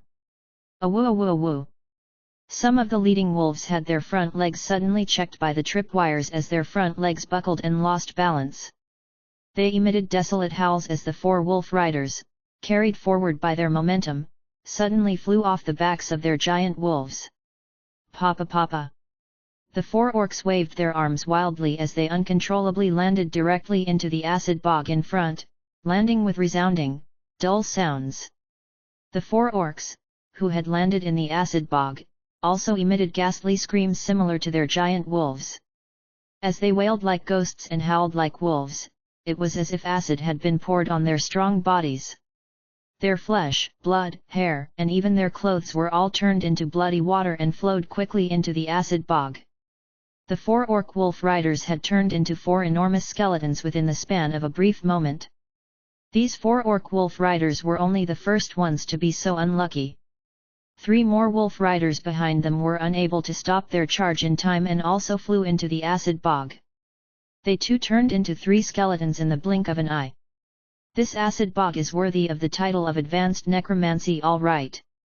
Master Fanny, you're amazing. You must teach me this magic when we make it back to the academy. Han Chuo said in low excitement to Fanny upon seeing that the acid bog was so malicious. However, he suddenly realized that Fanny's face was ghastly white after he'd finished speaking and noticed that her gaze towards the acid bog wasn't quite right. He used his body to bump into Fanny and asked again, Master Fanny, is everything all right? Fanny abruptly recollected her senses after being bumped by Han Chuo and said frantically, No, nothing. This is the first time I've tried casting this acid bog magic ever since I mastered it, and I really hadn't thought that this magic would be so pernicious. Just as Han Chuo and Fanny were talking, the 10 or so orc wolf riders had all crashed into each other in chaos and confusion because the front had abruptly hauled on the reins, stopping their giant wolves, whereas the wolf riders in the back couldn't halt their charge. A few orcs fell off their giant wolves due to the impact. But this way, the tripwires and the acid bog lost their purpose. The orcs attempted to regain their footing and formation as they called out in the din of voices and in the midst extremely crowded panic. Kill! At this moment, Han Chuo suddenly gathered his strength and roared out loudly. Lisa and the others had already busily sharpened their weapons and were itching for action. When they heard Han Chuo's shout, they too yelled out raucously as they pushed the giant boulders beside them down the hill. More than 10 boulders leveraged a momentum that had an imposing manner, which flared up at the skies, and alternately rolled or flew down at the orc wolf riders below, accompanied by enormous rumbling sounds. Suddenly, the orc wolf riders, who had been the hunters, became the prey instead. Those rolling, large boulders became murder weapons that took lives and swiftly reaped the lives of the orcs. The orcs were already crowded like sardines and hadn't had the chance to properly reorganize their formation again. Faced with the descent of giant boulders, they immediately paid a heavy price. 4 giant rocks rained down on them and directly smashed 6 orcs, and their giant wolf steeds, into a blood mess. The rest of the large boulders followed the downhill slope of the hill with a ferocious momentum. When they crashed into the wolf riders, strings of agonized shouts and wails sounded out. When this wave of giant rocks had finished, another 15 wolf riders had died immediately. Another 10 or so had been drawn into the chaos and suffered injuries of varying magnitudes. As these orcs screamed out in panic and fright, they suddenly discovered that the way back was also blocked off by large rocks. Many figures suddenly revealed themselves on the sides of the hill slopes afterwards and were accompanied by curses and volleys of crossbow bolts and magic attacks. Crude and barbaric orcs! Die! All of you! On the other side, Irene, from the light major, had stood up on the side of the hill and cursed in a low voice with a face full of disgust. She began chanting light magic afterwards and started attacking the orcs with Beecher. It looks like they had finally found a target to vent their frustrations on after facing such relentless pursuit from the wolf riders. At this moment, there were still 30 of so orc wolf riders who were still alive in the passageway. However, these wolf riders had to face the various magic attacks from the two sides of the hills. Wielding his crossbow, Han Chuo would shoot calmly as soon as he'd focused on an orc. As long as those orcs were hit by Han Chuo's crossbow bolt, they would still fall down in the short term, even if they hadn't suffered a hit to a vital organ. They would never stand up again. How come the orcs that you've hit all never stand up again, even if they've only suffered a grazing shot? The ones I've hit, as long as I haven't hit a crucial part, suffer only minor discomfort. On the side, Fanny creased her brow and asked in confusion after observing the situation for a bit. Haha, that's a given. I took some time earlier to sprinkle some poison dust on my quiver of crossbow bolts. They're absolutely done for if even a tiny bit gets on them. Han Chuo accurately shot and killed another orc and explained faintly, as if nothing was amiss. Fanny started when she heard his words, and then angrily pointed at Han Chuo, saying viciously, You're a bit despicable all right. Where did you learn such evil methods? We can't use poisoned arrows even if two countries fight, this is an unwritten rule of the profound continent. Shrugging, Han Chuo said diffidently, this is a fight between life and death. Being despicable has nothing to do with it. Killing them with the lowest price possible is the correct way, you adhere too stubbornly to outdated rules and ideas. Yes, Brian is right. These damned orcs burned, killed, looted, and raided in the town of Drawl. They take advantage of us every winter to raid along the borders of the Empire. There's no need to talk about any rules with them. Off on the side, Lisa suddenly interjected at this moment, obviously siding with Han Chuo's methods. Humph, you two brats are both lily-livered. No wonder you've become close. Brian, I'll let it go this time. You can't tell anyone what you've done once you return to the Empire, and you can't do so in the future. Otherwise, if anyone finds out, they're sure to send armed forces to suppress you. Fanny rolled her eyes at both of them and suddenly admonished them severely. Han Chuo understood Fanny's good intentions. The poison powders sold in the town of Drawl were all for the purpose of being used against the savage and violent magical creatures in the dark forest. Ordinarily, no one would dare use it against enemies like this in broad daylight. However, Han Chuo only listened to Fanny's reminders and was still quite disdaining internally. If it came down to the wire and his life was endangered, he would certainly still throw caution to the winds and use even more despicable methods. Under the attacks of crossbow bolts and various magics, the remaining orc wolf riders could only use their crossbows to attack the ambushers on the sides of the hills. However, Han Chuo and the others had fully occupied the advantage of land and numbers. Under the continual onslaught of attacks, the orc wolf riders fell one by one into puddles of blood, obviously dead as a doornail. When there were only 5 wolf riders left, they finally started to be afraid. The giant wolves were unable to climb past the giant rocks, so the orcs jumped down from the giant wolves, even giving up all the resources in the bags on the wolves' bodies. They started retreating without a care for anything else. Oh no, they're getting away. If they escape, there are sure to be more wolf riders that come by. Everyone chase after them. Han Chuo's facial expression changed drastically upon seeing this situation and hastily yelled loudly, but his body remained where it was standing. Everyone panicked after Han Chuo had spoken and rushed down from the slope, frantically chasing the fleeing orcs. The 3 warriors, that had been hiding, ran the fastest, racing down the rocky slope like they were on flat ground.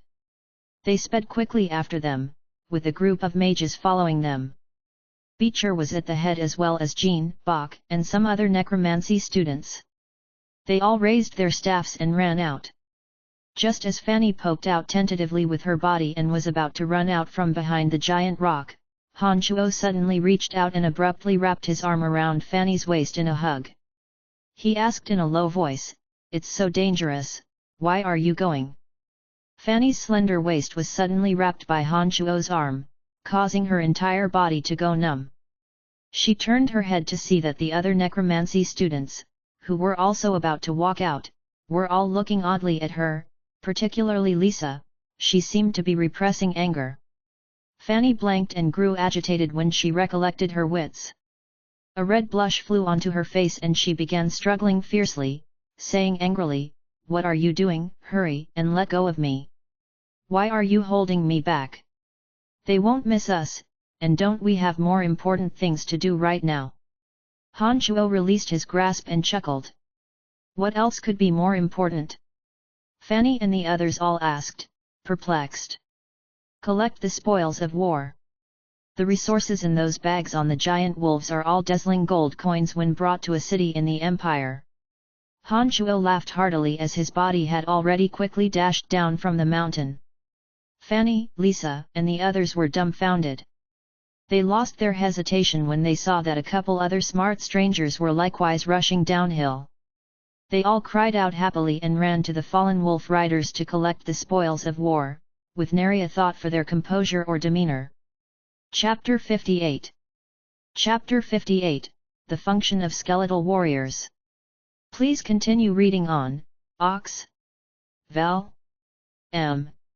Souls of the fallen soldiers, heed the Dark Herald's call and reveal your existence. Han Shuo suddenly started chanting a magical incantation as he ran towards the passageway. An ordinary, skeletal warrior appeared in the passageway after his incantation had finished. Upon seeing the skeletal warrior materialize, Han Shuo immediately concentrated his mental strength and gave a command: rob them. This skeletal warrior wasn't the one that Han Shuo had refined with magical yuan. Its speed and strength paled far in comparison to the little skeleton. Its bones even creaked and rubbed against each other when it moved. The ink-black, little skeleton with 7 bone spurs had caused too much of a disturbance in the Babylon Academy of Magic and Force. If anyone were to find out that he had been the one to summon the little skeleton, it was bound to cause a string of trouble for him. Therefore, Han Shuo didn't dare let the little skeleton appear at this moment. Everyone hurry, otherwise all the items will be taken by someone else. The ones who'd stayed behind included Irene from the Light Major. When she noticed that Han Shuo and the others had raced down, she immediately called out and followed. On the Necromancy Major's side, Fanny, Lisa, and the others first started when they saw Han Shuo summon a skeletal warrior and then quickly recollected their wits. They bore expressions of glee and also started summoning skeletal warriors. More than 10 skeletal warriors were abruptly summoned by Fanny, Lisa, and the others. Under the commands from their mental strength, the skeletal warriors all reached out their bony hands and began to pick up the giant bags from the ground. The resources within the wolf riders' bags had all been obtained through previous raids. Now that the orc wolf riders were all dead, these bags lacked a master and naturally became free game for whoever grabbed it first. On Han Shuo's side, the skeletal warriors lacking in battle strength were finally of some use. Although their speed was slow, a bag still dangled from the hands of every skeletal warrior. As their masters, Han Shuo, Fanny, Lisa, and the others naturally didn't sit idly by.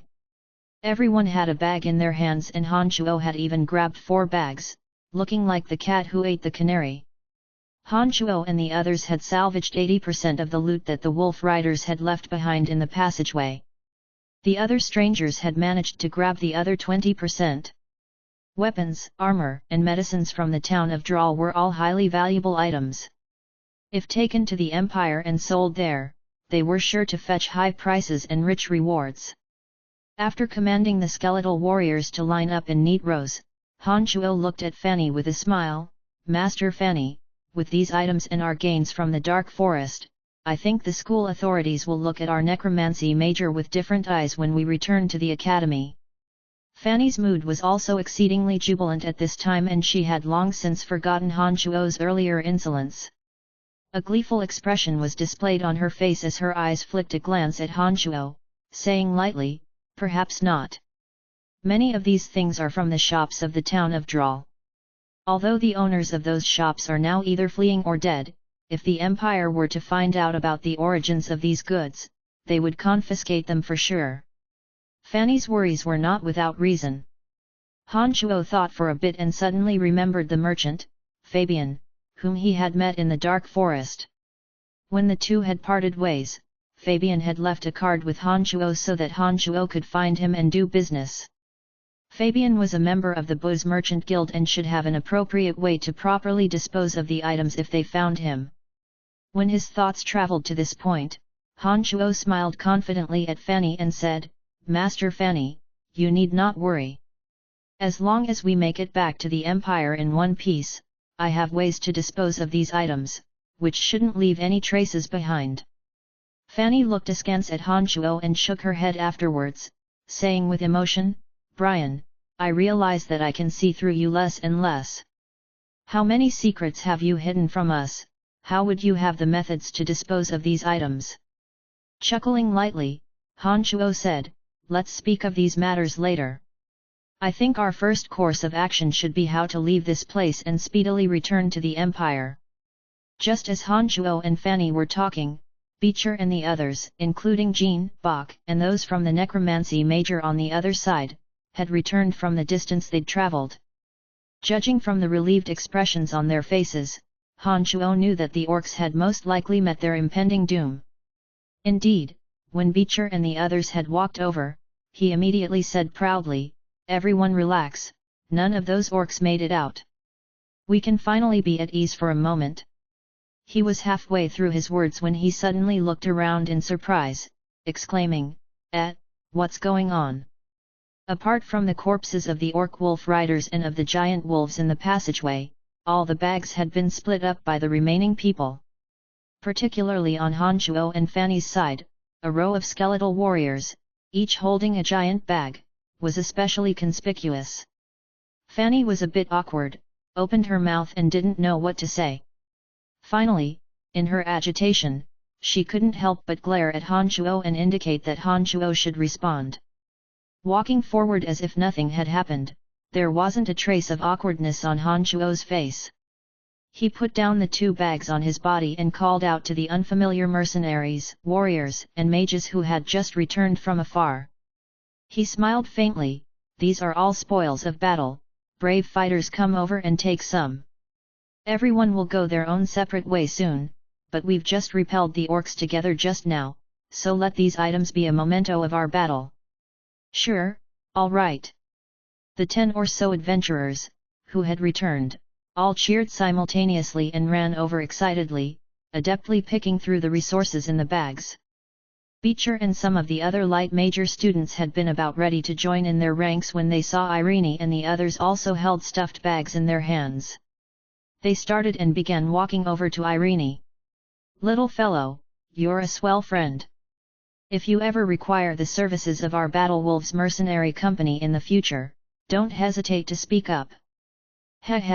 I'm very happy to become friends with you.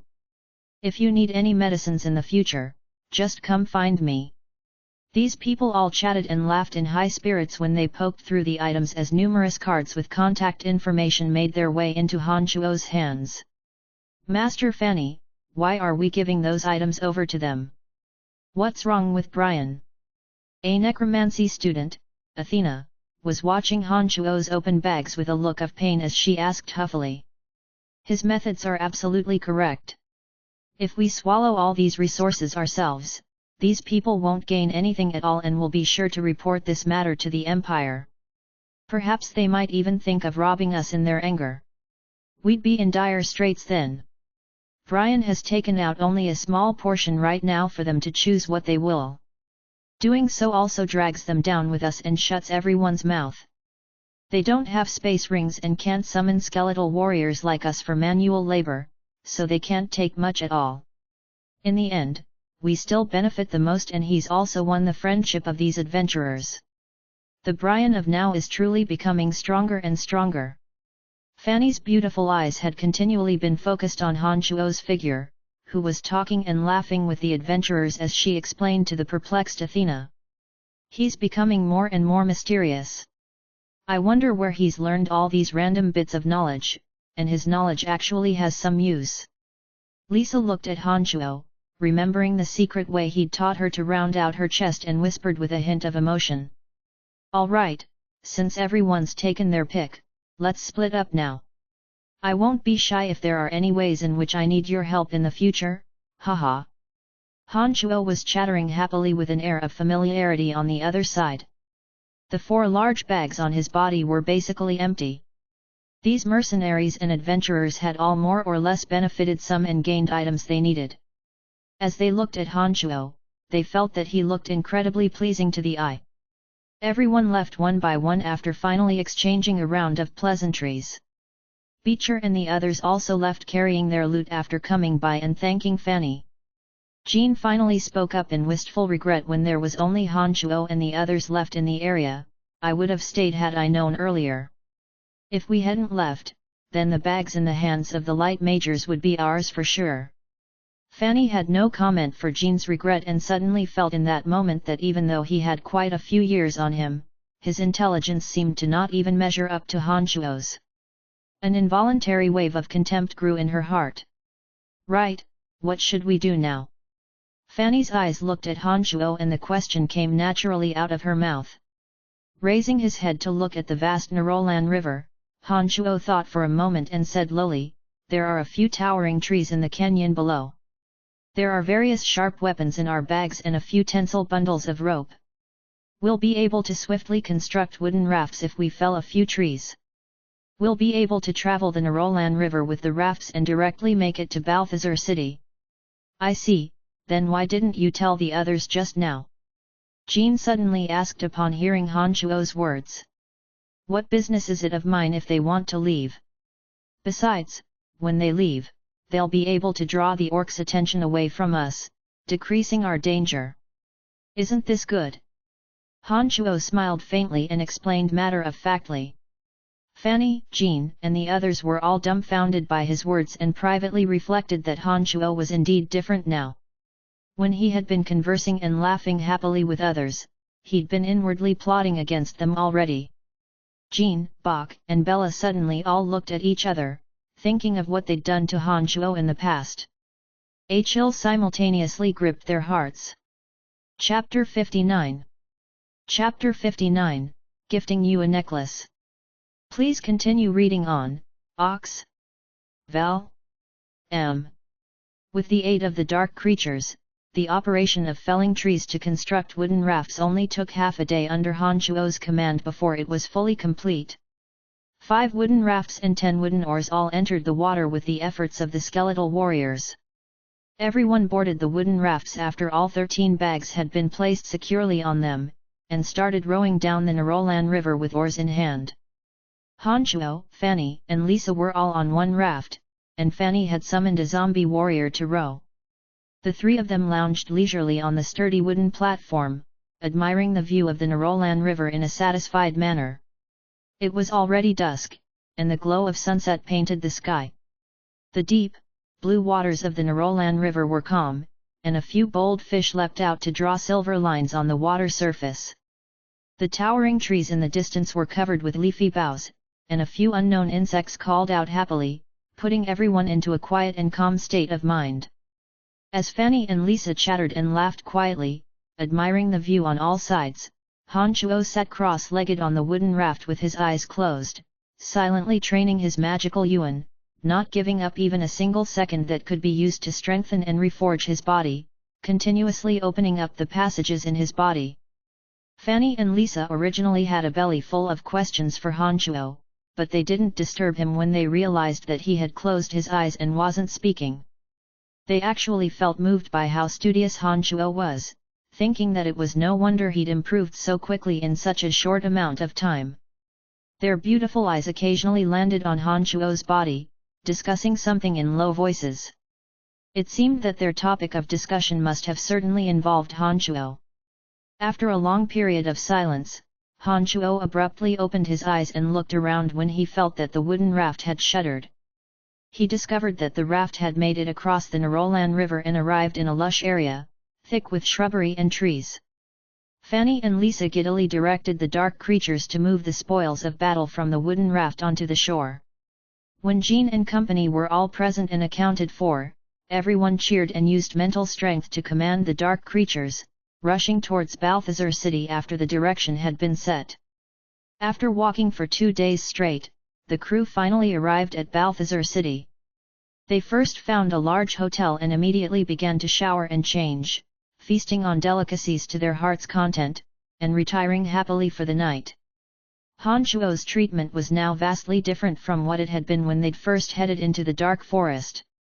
He naturally enjoyed the most noble treatment, and shared his room with no one. Everyone had even undertaken the task of moving the resources to the hotel's specialized vault with their own hands. No one dared to let Han Shuo do it. The next day, early in the morning. Don Don Din. Fanny lived next to Han Xiao and he knocked on her door as soon as he'd gotten up. "Who is it?" Fanny's lazy voice sounded from within the room. "It's me." Han Shuo responded. "Oh, wait a minute. I'll open the door for you after I've finished washing up." Fanny opened her door after a while, wearing a thin, white, silk robe. The long, soft robe thoroughly accentuated her slender and well-endowed body. Her hair was messy and she lazily flicked a glance at Han Shuo, moving aside to let him in. She asked, "What are you doing here so early in the morning?" Greedily staring his fill at Fanny, Han Shuo automatically sat at the round table after closing the door. He smiled and said, "Master Fanny, I was thinking last night that the loot we hold is still too conspicuous in our hands. I wanted to come discuss with you how to dispose of it. It'd also be a good thing if we disposed of these resources sooner. We're not merchants and can't very well bring these items back to the school with us, but these items come from the town of Dral. If we're discovered by others, not only will we not receive any gold coins, but we may be in trouble as well. What should we do?" Fanny's beautiful brows were creased faintly as she spoke after thinking for a while. "If we had a space ring, we'd be able to resolve this problem. Master Fanny, although space rings are precious, there's still got to be a price for them. How much would a regular, smaller space ring cost?" Typically only space archmages have the ability to refine a space ring. The materials needed to refine a space ring are also quite precious, therefore, the prices for space rings are all quite high. Even a space ring that is of a slightly inferior quality will run for at least 1,000 or 2,000 gold coins.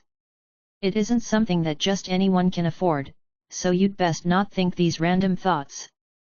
Master Fanny, as an adept mage, most of your necromancy students are from noble families, so how come you don't have even a space ring? Although I'm an adept mage, I rarely leave the academy under normal circumstances. My income every year is only a few hundred gold coins, so where would I have the spare change to purchase a space ring? The necromancy major is the weakest major. If these students all came from large noble families, then they wouldn't join the necromancy major. Besides, they haven't graduated yet, why would their families buy a space ring for them? Han Shuo nodded and basically understood the gist of things after Fanny's explanation. It looked like the necromancy students and teachers were all paupers. No wonder they were all so excited when faced with this batch of resources. So that's the case, a space ring costs 1,000 or 2,000 gold coins. Looks like I should get a space ring first. Han Shuo thought about the 2,000 gold coins saved in his crystal card, rubbed his chin for a while as he mused, then spoke as if deep in thought. Rolling her eyes at Han Shuo, Fanny was out of sorts. "What gold coins would you have as an errand slave? If you had that much money, would you have been sold and become an errand slave for the necromancy major for 6 years?" Chuckling, Han Shuo said, "Times have changed, who says I'll be poor forever? Don't worry, I have my ways to get a space ring." When he had finished saying these words, Han Shuo surreptitiously looked to the left and right under Fanny's astonished eyes and took out an agate necklace studded with a ruby. The necklace sparkled with a faint, red hue and the ruby was glittering and translucent, an obviously valuable gemstone. "Master Fanny, this is for you." Han Shuo saw that Fanny was staring at the necklace in his hands, entranced. He laughed lowly and gave the necklace to Fanny. At first, she was abruptly joyful, and then blushed hotly. When she'd recovered herself, she hastily shrank back and said, I can't accept it. Right, where did you get this? From the orc wolf rider's bags, of course. I have sharp eyes and nimble fingers and saw that a bag was sparkling with red light, and thus discovered this agate and ruby necklace. I thought that since Master Fanny is such a beautiful person, if you were to wear this necklace, it would be sure to display you in an even more charming and alluring light. So I put it away to give specifically to you. Han Xiao's expression was quite normal as he spoke lightly. This item is too precious, I can't have it, you keep it for yourself. Fanny's beautiful face was flushed red as her beautiful eyes stared closely at the necklace, but her mouth stammered words of refusal. It looks like that although she greatly liked it, she hadn't fully lost her reason. Take it, I have no use for it as a man. Besides, you've taken care of me all these years, and I've been very thankful to you all along.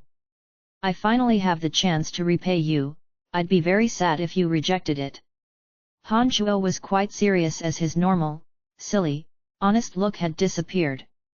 He spoke quite resolutely. I really can't, you already saved me last time and you've helped me a great deal along the way.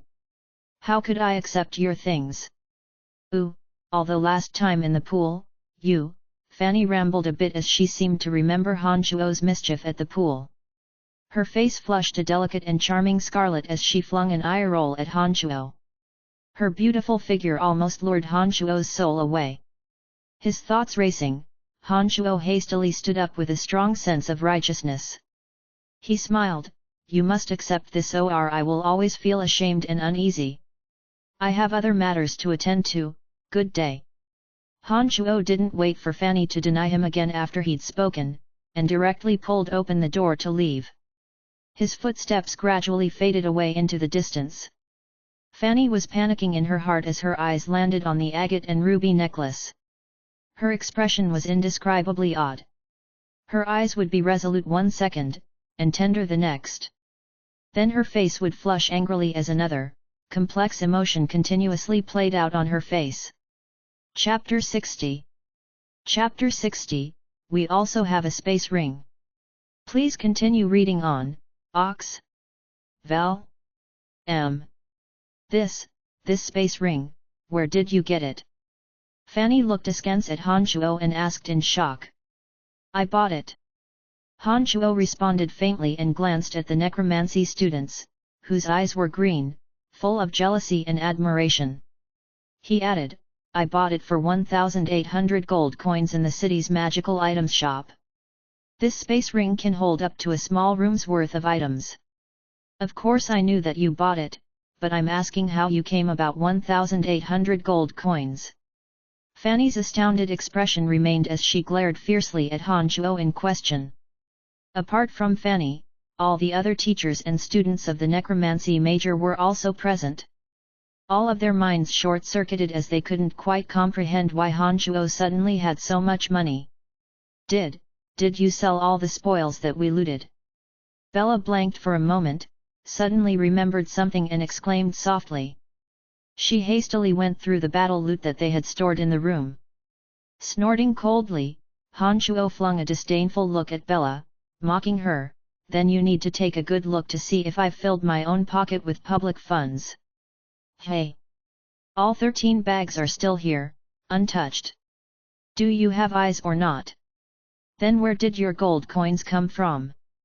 Jean was also looking oddly at Han Shuo, his eyes roving greedily over the space ring on the index finger of Han Shuo's left hand, thinking I'm a necromancy teacher and I can't afford a space ring. Is there any logic left in this world if you, an errand slave, has one before even me? That's not the point, I have a space ring now, so take inventory of all the items in the bags and I'll put them away. When we get back to the academy, I'll be in charge of selling it and then we'll distribute the gold coins after we get them. Han Shuo smiled a deep and mysterious smile and said faintly to Jean. Master Fanny? What is your opinion? Jean paused, turned his head to look at Fanny, and asked her opinion. Let's do it this way then. Brian's accomplishments have been the greatest in us being able to grab these items. Since he has a way to dispose of them, let's do it according to what he's said. After we receive the gold coins, Brian gets 40% and we can split the rest evenly. Fanny mused for a moment and proposed with a creased brow. Why is it that he gets 40%? We also put our effort forth too. Bach immediately raised faint dissent upon hearing Fanny's words. Indeed, he's just an errand boy, so he shouldn't receive so many gold coins. Bella had finished counting inventory and hastened to assent. Scratching his head, Han Chuo wore an honest smile as he raked his gaze over the two. He chuckled, then your meaning is? Bach and Bella had met many troubles at Han Chuo's hands during this entire expedition and had long since understood that Han Chuo's dumb, honest exterior was just a facade.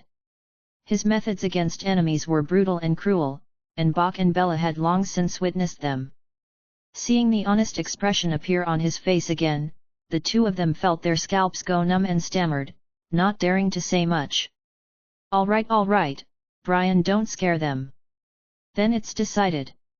If it weren't for Brian, you guys wouldn't even be alive at this point. Besides, we were the ones who gained these resources. You guys all went to chase after the orc wolf riders and didn't do anything. You're the ones with the least right to speak. Fanny rolled her eyes at Han Chuo first, then placed her hands on her waist and lectured Bach and Bella with an arrogant air. Since this is the case, I'll store these items into the space ring first. We'll hire horses to directly head towards Zajoski City. I've asked around and the orc wolf riders seem to have left after ravaging and pillaging all the nearby villages. I think we shouldn't run into any further danger. Han Chuo swept his gaze at the assembled and spoke lazily. When Han Chuo saw that Fanny, Jean, and the others had all nodded in agreement, he released a tendril of mental strength and activated the space ring. With Han Chuo using his two hands afterwards, the 13 bags all disappeared one by one into thin air. The blue space ring on his left hand flashed with blue light 13 times. Under the admiring and envious gazes of the necromancy students and teachers, Han Chuo stored the battle loot into the space ring. He discovered that after storing 13 bags, the low-level space ring was already at max capacity and could no longer store anything else. The group of people took out more gold coins afterwards, rented a few batlests, and left Balthazar City. They made it back to Zajoski City in the span of 2 days. Using the transportation matrix in Zajoski City, everyone returned to the Babylon Academy of Magic and Force in the city of Asen. Gazing upon the familiar buildings in the academic surroundings, a joyous feeling of being reborn again arose in the hearts of the necromancy teachers and students as they'd been delivered from great danger. Brian, you no longer have to deal with the errant duties of the necromancy major anymore. I'm going to have a talk with the school authorities right now to dispel your status as an errand boy and a slave, allowing you to become a true necromancy magic apprentice. Fanny spoke to Han Chuo after she'd gotten over her elation of returning to the academy. Han Chuo's heart also gave an ecstatic lurch upon hearing Fanny's guarantee, and a faint smile made its way onto his face. After the trials of the Dark Forest, Han Chuo's entire being had undergone a significant change. He had a deep appreciation for the fact that his errand boy and slave status would directly impact his actions in the future. Now that he could not only dispel both of these statuses, but truly become a student, he was naturally elated. Understood, Master Fanny, I will dispose of the resources within the space ring. I'll come back here to find you after I resolve all of these matters. He smiled at Fanny and then thought for a moment, fishing out 3 gold coins from his pocket and giving them to Lisa. If you see Jack, please give him these gold coins for me. Lisa looked oddly at Han Chuo, put away the gold coins and said, looks like you're pretty good to that little fatty. I really wonder how you got so much money all of a sudden. 3 gold coins are enough for Jack's family expenses for a year. You're quite generous. No matter if it was the Brian from before or the current Han Chuo, they'd always been on good terms with little fatty Jack. Now that Han Chuo had money, the first target of his charity would be Jack. The 3 gold coins weren't much to Han Chuo now, but would undoubtedly be a huge sum for Jack. This would also count as repayment for Jack's help during these days.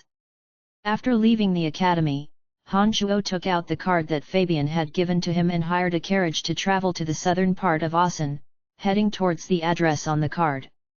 Booze Merchant Guild. The carriage traveled for quite a while before stopping. The groom's voice sounded from outside.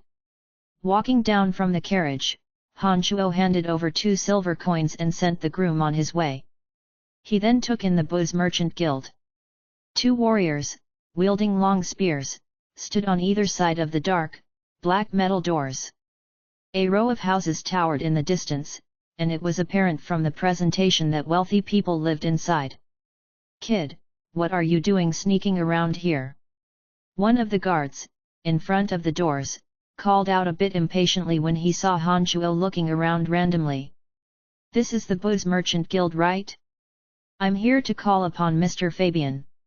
Han Shuo blanked, swept his gaze over the guards, and responded faintly. "Fabian? Haven't heard of him. Does such a person exist within our merchant guild?" The guard had a stony face as he asked the other guard. "I think so, and he seems to work for the young miss.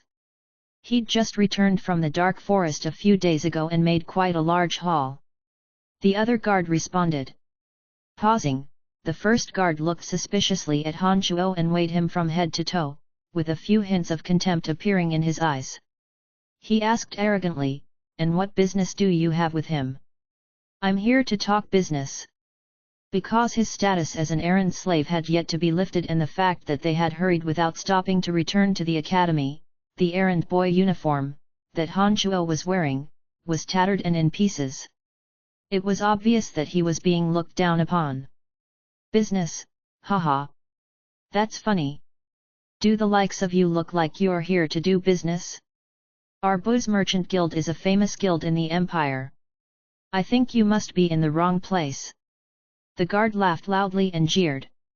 Just as Han Shuo was about to become angry, an ornate carriage suddenly stopped in front of the guild doors. After 2 tall, bulky warriors dismounted, a young beauty stepped out from the horse carriage. The girl was tall and slender with a head of brown hair, wearing a dress embedded with diamond fragments. She looked classically elegant and gorgeous, but a faint trace of aloofness was on her stunning face. She had the naturally proud demeanor of someone born to a higher station in life. "What is the matter?" The girl stared coldly at the guards after she'd gotten out, speaking with a cool voice that was pleasing to the ear. "Young miss, he says he wishes to see Master Fabian. I felt that he was suspicious because he was looking around surreptitiously and is also wearing tattered, cheap clothing. I was questioning him." One of the guards bowed politely and explained. "You know Fabian?" This stunning girl creased her brow and flung a glance at Han Shuo, asking distantly. Han Shuo's eyes had been boldly roving over the beautiful girl's body when he abruptly came to himself after he heard the question. He immediately nodded. "Yes, I conducted a deal with Mr. Fabian in the dark forest. My name is Brian and I'm sure Mr. Fabian will remember me." "Brian? Brian? I think I've heard Fabian mention you. Since this is the case, why don't you come in with me?" She didn't look at Han Shuo again after she finished speaking and just walked inside. Han Shuo glared fiercely at the 2 guards at the doors and said in a low voice, "Idiots with no eyes." He then laughed and swiftly walked inside. Chapter 61. Chapter 61, Embroiling Innocent Bystanders in Trouble. Please continue reading on, Ox. Val. M. There was water flowing through an artificial mountain in the Booze Merchant Guild and the environment was classically elegant and luxurious. A hallway, paved with oval stones, ran through the entire building. Guards wielding long swords and javelins would walk by periodically. It would seem that the defense of this merchant guild was quite serious. While he had been in Balthazar, Han Shuo had sought information about the Booze Merchant Guild. He understood that this guild specialized in trade. To put it simply, the Booze Merchant Guild leveraged the footholds they had in all the merchant guilds in the empire to purchase resources and materials from all over the empire and then resold them to places in need, earning their profits from the price margins. This load of weapons and medicines from Dral would definitely be disposed appropriately if handed over to the Booze Merchant Guild. This was why Han Shuo had come in search of Fabian. Therefore, he was absolutely looking for the right person. After traversing 3 hallways and walking for a few minutes, just as Han Shuo was reflecting that this Booze Merchant Guild was quite large, the young miss of the guild stopped outside a loft. "Farmar, go get Fabian. Giles, you stand guard at the door. You're called Brian, right? Come with me." The girl looked around a bit when standing before the door to the loft and then issued orders to the 2 strong warriors behind her. Han Shuo didn't chatter idly and followed the girl inside after nodding. Soft carpet met his feet and priceless drawing scrolls lined the walls. The room was decorated in an opulent and grand way with a vast chamber inside.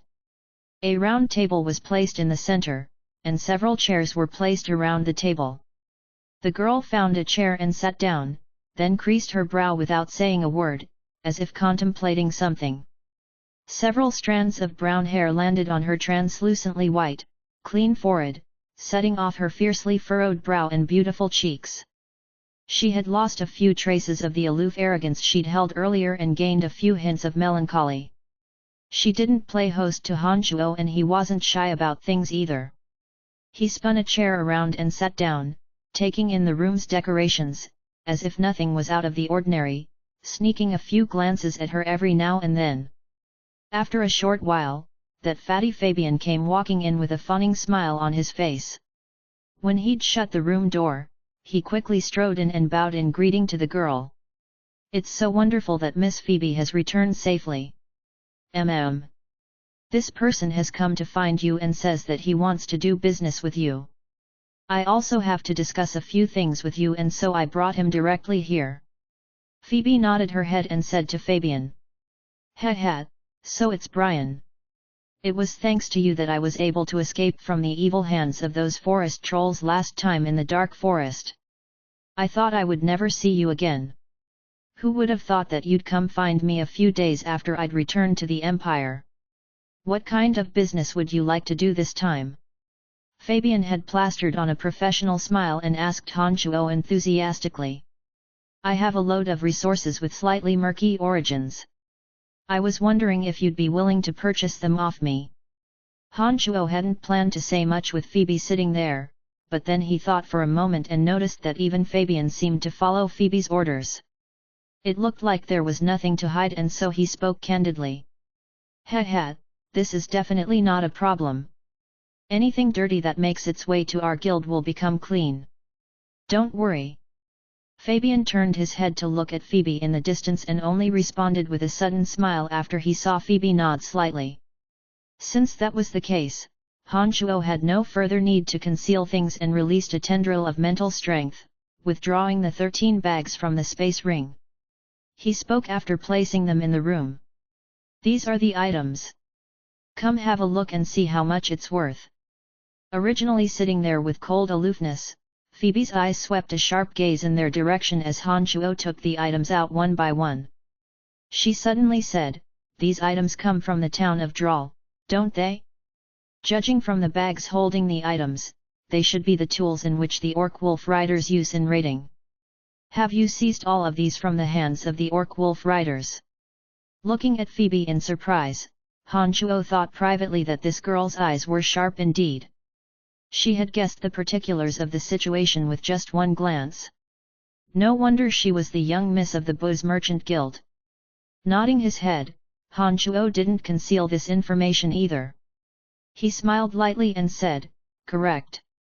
I've seized these items from the hands of the Orc Wolf Riders." Phoebe had been wholly uninterested in Han Shuo prior to this, but her eyes lit up as soon as he'd finished speaking and she stared intently at him, sizing him up. She then opened her mouth and asked in astonishment, "You mean to say that you were the one who seized all these items from the hands of the Orc Wolf Riders?" "Young miss, Brian is a very strong mage swordsman. He was the one who single-handedly scared off all the forest trolls who had encircled me and were attacking me." Fabian hastened to explain to Phoebe upon seeing that she seemed to doubt Han Shuo's strength. Phoebe was even more surprised with Fabian's words, and her sharp eyes patrolled over Han Chuo's body. Even Han Chuo felt his heart tighten in worry when she looked at him like that, like some of his secrets would be picked up on. Coughing lightly, Han Chuo laughed dryly. I wasn't the only one who seized items from the Orc Wolf Riders, but I'm in charge of them now. I think you guys should know to take inventory and then give me a fair price, so we can quickly conclude this matter. Alright, Fabian, take inventory of these items. Phoebe nodded and looked at Han Chuo strangely. She didn't seem to anticipate that Han Chuo would honestly admit that he hadn't seized these items himself. An exceedingly soft sound suddenly made its way into Han Chuo's ears at this moment, like that of a long sword slowly being drawn from its sheath. Han Chuo's heart leapt as his expression changed slightly. He raised his head to look at the dim roof and said with a cold face, "Who's on the roof?" Phoebe and Fabian's face immediately changed drastically with his words, but 3 crossbow bolts had already flown towards the 3 of them with an ear-piercing hiss before the former had a chance to react. Han Chuo had originally been enraged because he'd thought that Fabian and Phoebe wanted to kill and rob him, but when he saw that the 3 crossbow bolts were shooting towards each of the 3 of them, that was when he realized that that couldn't be the truth. The ear-piercing sound at which the 3 crossbow bolts were slicing through the air with indicated how shockingly high the force and speed behind these bolts were. They were obviously fired by experienced experts. Han Chuo's facial expression was uncommonly calm at such a crucial moment like this. He leaned backwards and swiftly dodged the bolt aimed at him. His right hand had already drawn out his dagger as he chopped at the other bolt, which had been aimed at Fabian. The bolt, that had been aimed at Fabian, broke apart with a sharp crack as Han Chuo's right hand became abruptly numb under the extreme force of impact. His entire right arm twinged with pain. This allowed Han Chuo to understand that the force behind this crossbow bolt was incomparably fierce and vicious. If an ordinary person had been holding the dagger during the impact, his whole right arm would have probably been shattered to bits. Done. Phoebe suddenly fled in Han Chuo's direction with a face full of panic and fright. The chair she had been sitting on had already been pierced through by the crossbow bolt.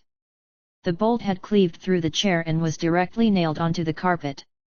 There was an even more durable floor beneath the carpet, so it was clear to see just how frighteningly strong this bolt's force was. Assassins! There are assassins! Fabian screamed shrilly in this moment and shoved Han Chuo hard in Phoebe's direction.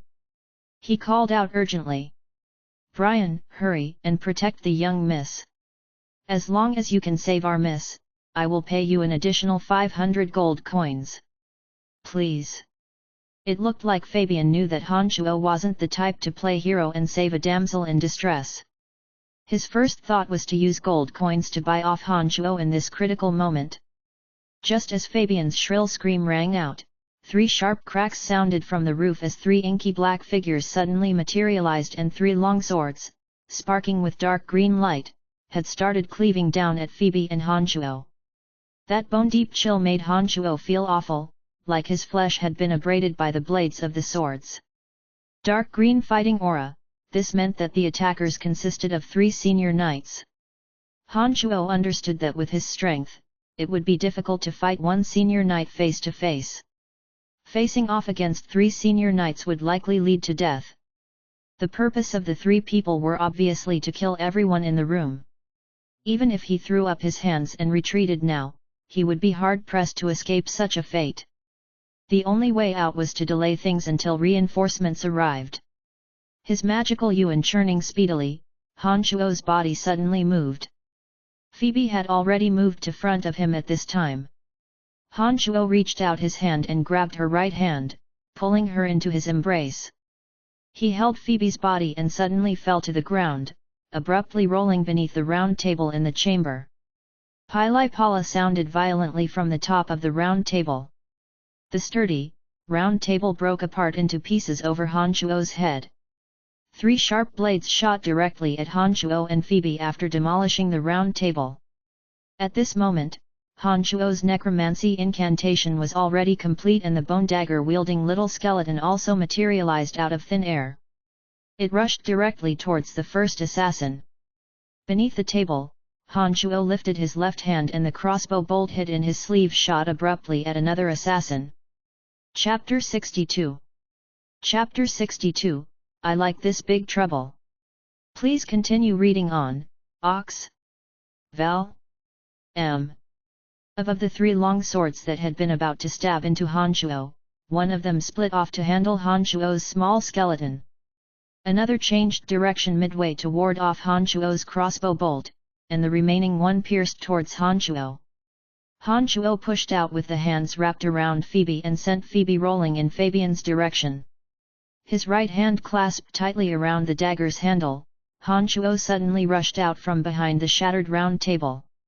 His magical yuan flowed onto the dagger and drew a pale purple arc in thin air, aiming for the long sword that was rushing at him. A metallic sound rang out along with a dull grunt from Han Shuo. His dagger-wielding right hand went numb again, and the forward momentum of his body was halted. He fell involuntarily down beneath the table as the assassin's body also shuddered and fell onto the shattered table. He had been wielding a sword with his right hand, but the collision just now seemed to have frozen his hand through usage of the mystical glacial spell fire from Han Shuo's dagger. His long sword suddenly swapped to his left hand and his ice-cold eyes swept over Han Shuo. The long sword stabbed forward again and a wave of wild fighting aura flowed into Han Shuo's body through his chest, taking advantage when he was off balance. The bone-piercing pain immediately spread throughout Han Shuo's entire body.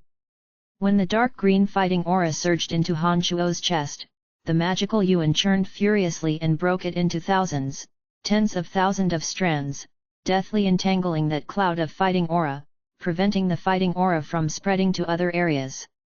Even so, Han Shuo still spurted out a mouthful of fresh blood and he fell down with unsteady steps. The assassin was now full of confidence upon seeing that Han Shuo had been filled with fighting aura from his sword. He didn't bother with another glance at Han Shuo after seeing he'd been hit, and directly turned his back to deal with Phoebe and Fabian, who were on the other side of the room. Except, there was no way that he could have realized how durable and strong Han Shuo's body was after countless reforging from magic. Add to that the wondrous effects of the magical yuan, what was originally a definitely fatal blow couldn't take Han Shuo's life at all. In the moment that he'd turned and was about to leave, Han Shuo suddenly sprang up from where he'd fallen on the floor like a ghost. A tendril of frosty light emanated from the dagger in his right hand, abruptly stabbing towards the assassin's back. The assassins were senior knights all right. He hadn't lost his sense of vigilance, even in such a critical moment. He turned his body in that crucial moment and the long sword in his left hand once again sent out dark green fighting aura, blocking Han Shuo's stabbing dagger with a clang. Except, he'd defended against Han Shuo's dagger, but not Han Shuo's sniper shot. The crossbow bolt in his left sleeve shot out and fiercely pierced through the assassin's remote, merciless left eye. As he wailed out in agony and reached out his hand to cover his left eye, the dagger in Han Shuo's hand moved and a line of blood floated out from the assassin's neck. He fell listlessly, but solidly to the ground. At this moment, Han Shuo's left hand wiped away the fresh blood that was leaking from the corners of his mouth and tightened his grip on the dagger, calmly taking in his surroundings. The little skeleton wielding the bone dagger had actually started fighting one of the assassins.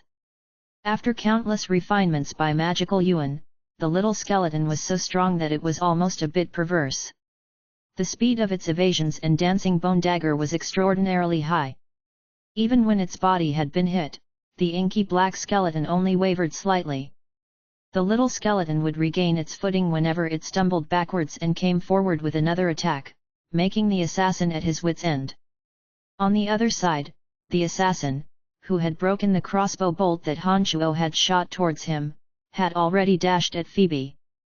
Fabian was stricken with panic and fear and hollered frantically, "Be careful, young miss, Brian, help!" Han Shuo started and with one glance, knew that it was too late to save Phoebe. He sighed lowly and was about to command the little skeleton and find a chance to slip out when something outside his expectations happened. Phoebe's eyes, in her panic-stricken face, were calm and aloof. When the dark green light from the assassin's sword came crashing down on her, when, unbeknownst to anyone, a thin, long dagger suddenly appeared in her hands. A milky white aura suddenly flared out from the dagger in Phoebe's hands like a blossoming lotus flower. A milky white fighting aura interwove with dazzling sword light, thoroughly swallowing up the assassin. A desolate wail sounded. When the dazzling, milky white sword light faded away, it was as if the assassin had been pierced by 1,000 sharp weapons. His entire body was pockmarked and blood flowed out from 100 holes. Not only was Han Shuo astounded, but even Fabian and the last assassin facing off with the little skeleton was also dumbfounded. It was no big deal if Han Shuo and Fabian were shocked, but when a break in the assassin's concentration appeared, his left arm was directly hacked off by the little skeleton. He cried out in agony, and Phoebe suddenly threw out the dagger in her hand when he was about to escape. The dagger sank into the assassin's waist and the last screaming assassin abruptly made no sound, falling solidly to the floor. Young miss, you're a swordswoman." Fabian's mouth had fallen open greatly, tongue-tied as he pointed at the coldly aloof Phoebe. He stammered out his question. Swordsmen were also similarly divided as knights: swordsman apprentice, pale blue fighting aura; swordsman at arms, dark blue fighting aura; journeyman swordsman, pale green fighting aura; senior swordsman, dark green fighting aura; sword master, white fighting aura; great sword master, silver fighting aura; and divine sword master, gold fighting aura. Han Shuo also hadn't thought that Phoebe had always been concealing her strength. It looked like Fabian didn't know either. Phoebe was actually a swordswoman at an even higher level than that of a senior knight's. With her strength as a swordswoman at her age, it would shock many if news of this was leaked. "Looks like I went to unnecessary effort." Han Shuo laughed faintly as he chanted an incantation. The little skeleton, wielding a bone dagger standing there blankly, suddenly vanished without a trace. "No, without your help, I wouldn't have been able to kill all the assassins from Shadow Ghost by myself. I would have been able to defend against them, but I wouldn't have been able to prevent their escape. Therefore, your aid was great help to me. I'm very grateful to you." Phoebe glanced at Han Shuo and spoke seriously. Phoebe's brow furrowed as she mused deeply after a moment, suddenly looking oddly at Han Shuo. She asked, "Mr. Brian, why didn't I feel any fighting aura from your body when you made a move just now? And if I didn't see incorrectly, you've also trained in necromancy. Except, I've never known that a skeletal warrior could have the same battle capabilities as a senior knight. Mr. Brian is truly an amazing person.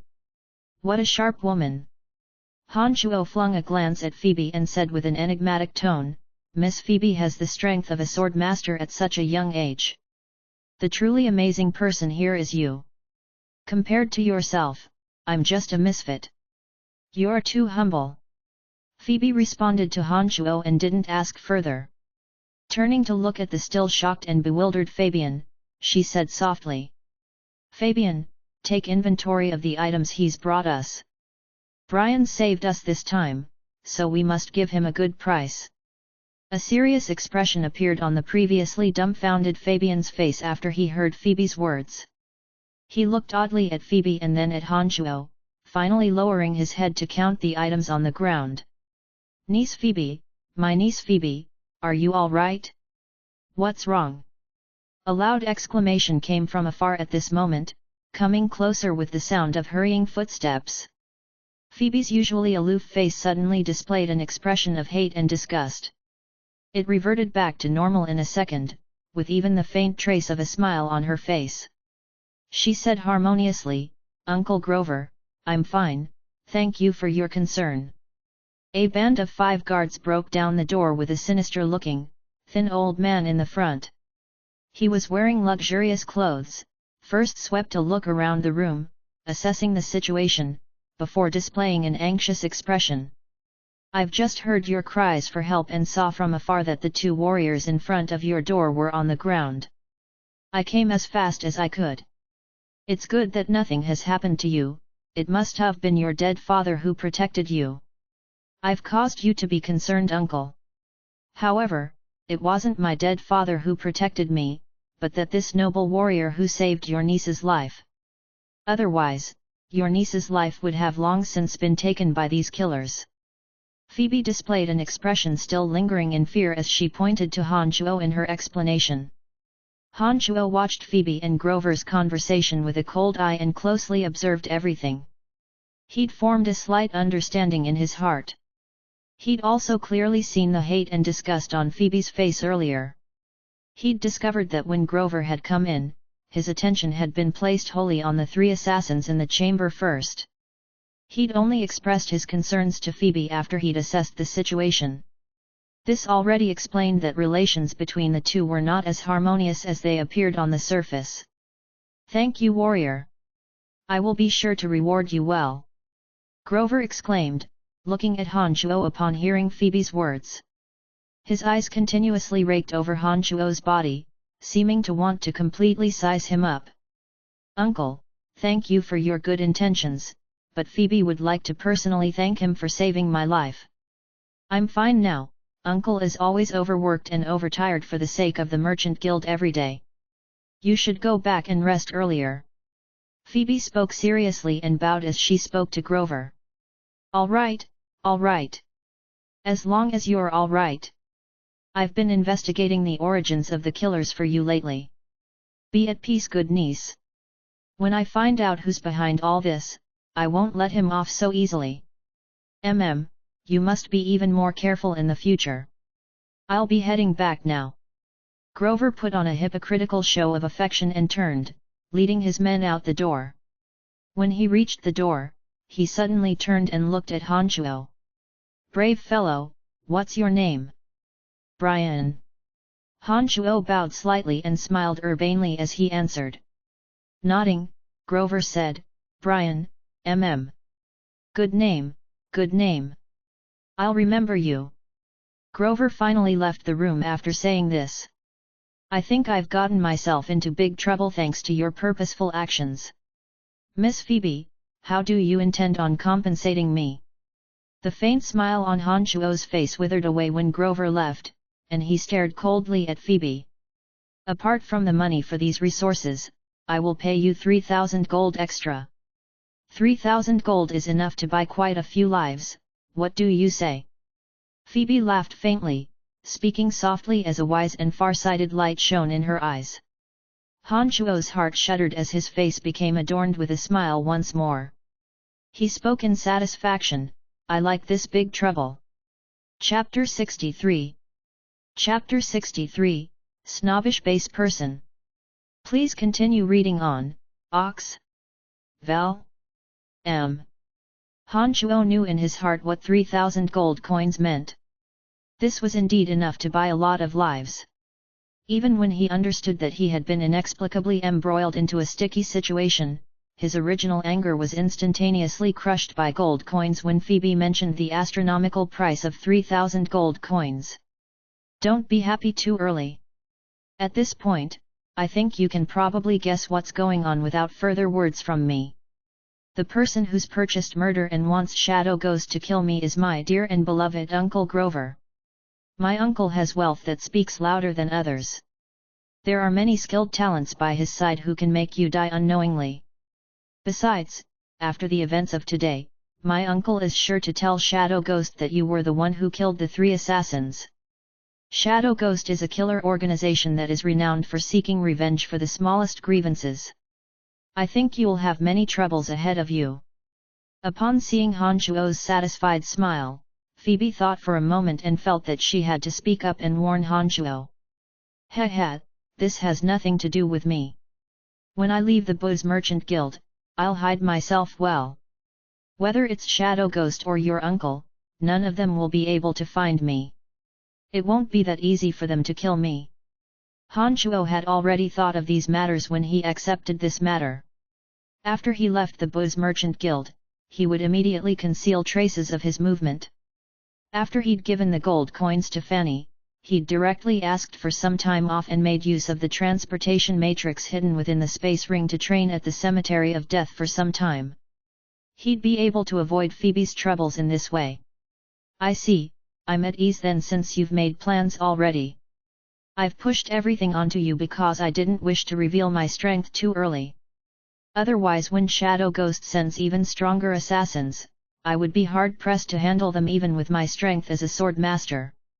Nodding, Han Shuo smiled, I understand. Since you've already paid gold coins for me to be your scapegoat, then I, naturally, have nothing to say. I have absolutely no interest in the internal affairs of your booze merchant guild. If there's nothing else, can you take inventory of my items? I'll leave after receiving the gold coins. All right, Fabian, take out the items in his bags and look them over. Fabian had calmed down by now and upon hearing Phoebe's words, immediately walked towards Han Shuo's 13 bags and took out the items within the bags one by one, counting them up. He finally said respectfully to Phoebe, Miss, these items should be worth about 4,000 gold. Plus the 3,000 gold I promised you, that makes 7,000 gold in total. Are you satisfied? Phoebe looked at Han Shuo remotely and asked. No problem, I think we will still have many opportunities to work together in the future. Except, this booze merchant guild doesn't seem to be too safe. Can we switch to a different location next time we do business? Phoebe's black eyebrows creased in a pleasing manner upon hearing Han Shuo's words. She nodded afterwards, saying, that old thing's confidants are arranged all throughout the guild, I haven't dared to live here for extended periods of time. The old thing has dared to start something within the guild this time, this means he's becoming emboldened, secure in the knowledge that he has a strong backing. It looks like he must have bribed the others within the guild. Fabian, find me a new place to live. We move out today. I can no longer live within the guild. I will communicate as quickly as possible with the other founding members of the guild. As long as I prove my abilities to do business and obtain the support of the other founding members, we can then harry that old thing off the stage. No worries, miss, I've thought of this already. I've already found a new place for you to live before you return today. The new residence is on the North Street, next to the Babylon Academy of Magic and Force. Many of the Empire's nobles and aristocrats live there. I think even if the Shadow Ghost wanted to run rampant, they would have to think twice before committing any atrocities there. Very good, we move out today then. When that old thing is out of the picture, I will be sure to treat you well. Phoebe nodded with satisfaction and smiled at Fabian. It's my honor to serve you, miss. Fabian shed tears of joy and gratitude as he bowed, and took out a card and gave it to Han Shuo afterwards. This is our new address, you can come find me if you have any further business. You've saved my life twice, so I will be sure to give you the fairest prices. Give me the crystal card and I'll transfer the 7,000 gold into your account. When Fabian had transferred the 7,000 gold into Han Shuo's crystal card and Han Shuo had verified that all was in order, he finally nodded in satisfaction and with a slight smile. Since our business is concluded, I'll be on my way now. I'll be sure to find you if there's any more business to be conducted in the future. Farewell, to the both of you. Be careful along the way and make sure you're not followed by anyone. Phoebe bore her customary remote expression and suddenly passed on a reminder when Han Shuo was about to leave. When Han Shuo had left the room, Phoebe finally said huffily in a low voice, "This snobbish base person, where is he from? He grabbed my hand and hugged me, but only thought about his gold. He didn't even apologize, damn it." Miss. You didn't mention this incident either, and so I thought you didn't mind at all." Fabian smiled with embarrassment upon seeing Phoebe's face change drastically with Han Shuo's departure. Humph. I am a girl who's been educated in the courtesies and graces of nobility. How could I bring up this matter first? I feel that this fellow only has money in his sights. Not only did he not feel the least bit guilty, but he seemed to think that I owed him something. What an incredibly wicked person! Phoebe complained angrily and then took in a breath, asking Fabian with gritted teeth. Right, this person is also quite odd, where does he come from? Shaking his head with a wry face, Fabian responded, I don't know that either, just that I happened to bump into him in the dark forest. I paid him 200 gold coins to save me from the forest trolls. I gave him our guild's address after he conducted a business transaction with me for the items from the forest trolls. I really don't know anything about him. I see. Notify me if he comes to find you in the future to conduct more business. I'll personally transact with him. Phoebe creased her brow and thought for a moment, clamping her teeth slightly and leaving these instructions with Fabian. Understood, miss. Fabian agreed trustworthily. After walking out from Phoebe's, Han Shuo made ample preparations to handle Grover's possible revenge at any time, but perhaps due to the sudden death of the 3 killers from Shadow Ghost, Grover hadn't had time to make other plans, and so not only did he not run into any motions of revenge along the way, but even the guards he had seen earlier had all vanished without a trace. However, when Han Shuo walked out of the Booze Merchant Guild's front door, the 2 guards he'd cursed at before seemed to have been waiting for Han Shuo. When Han Shuo appeared, the 2 of them looked at each other and directly blocked the door. One of them looked at Han Shuo wrathfully and asked, "What did you say when you walked in just now?"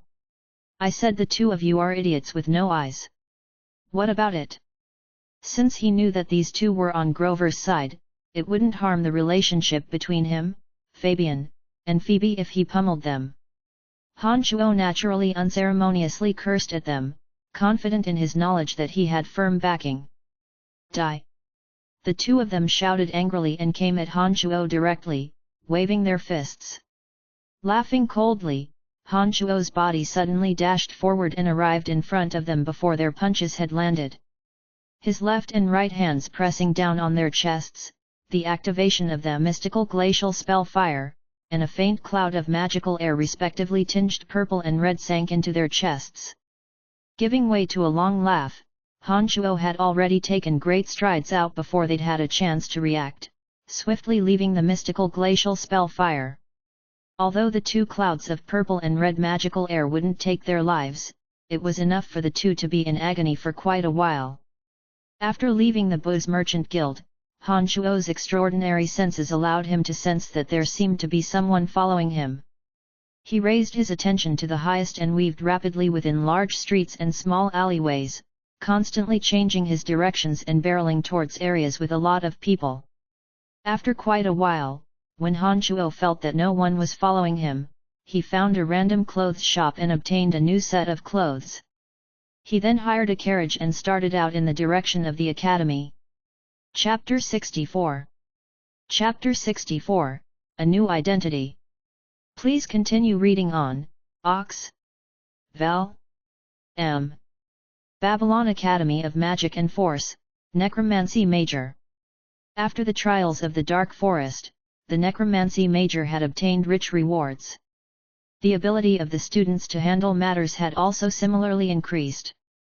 When Fanny talked with the school authorities and displayed the magical creature course that the Necromancy Major had obtained, she immediately received high compliments from the school headmaster, Emma.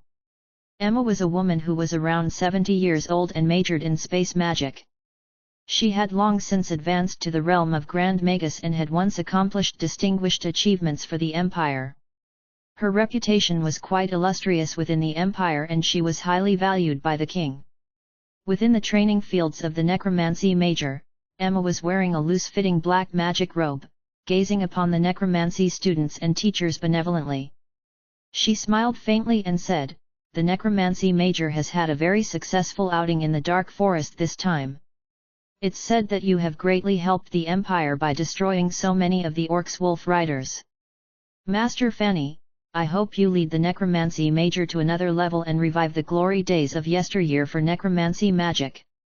I've agreed to all your requests, and the children also need to work hard. Thank you for your kind attention, Headmaster Emma. I think after this time's outing, the students of our Necromancy Major should have understood the importance of strength. I think they'll be even more studious and industrious when studying magic in the future and become competent mages for the Empire, being able to contribute to the Empire earlier." Fanny's face was serious as she gravely promised Emma.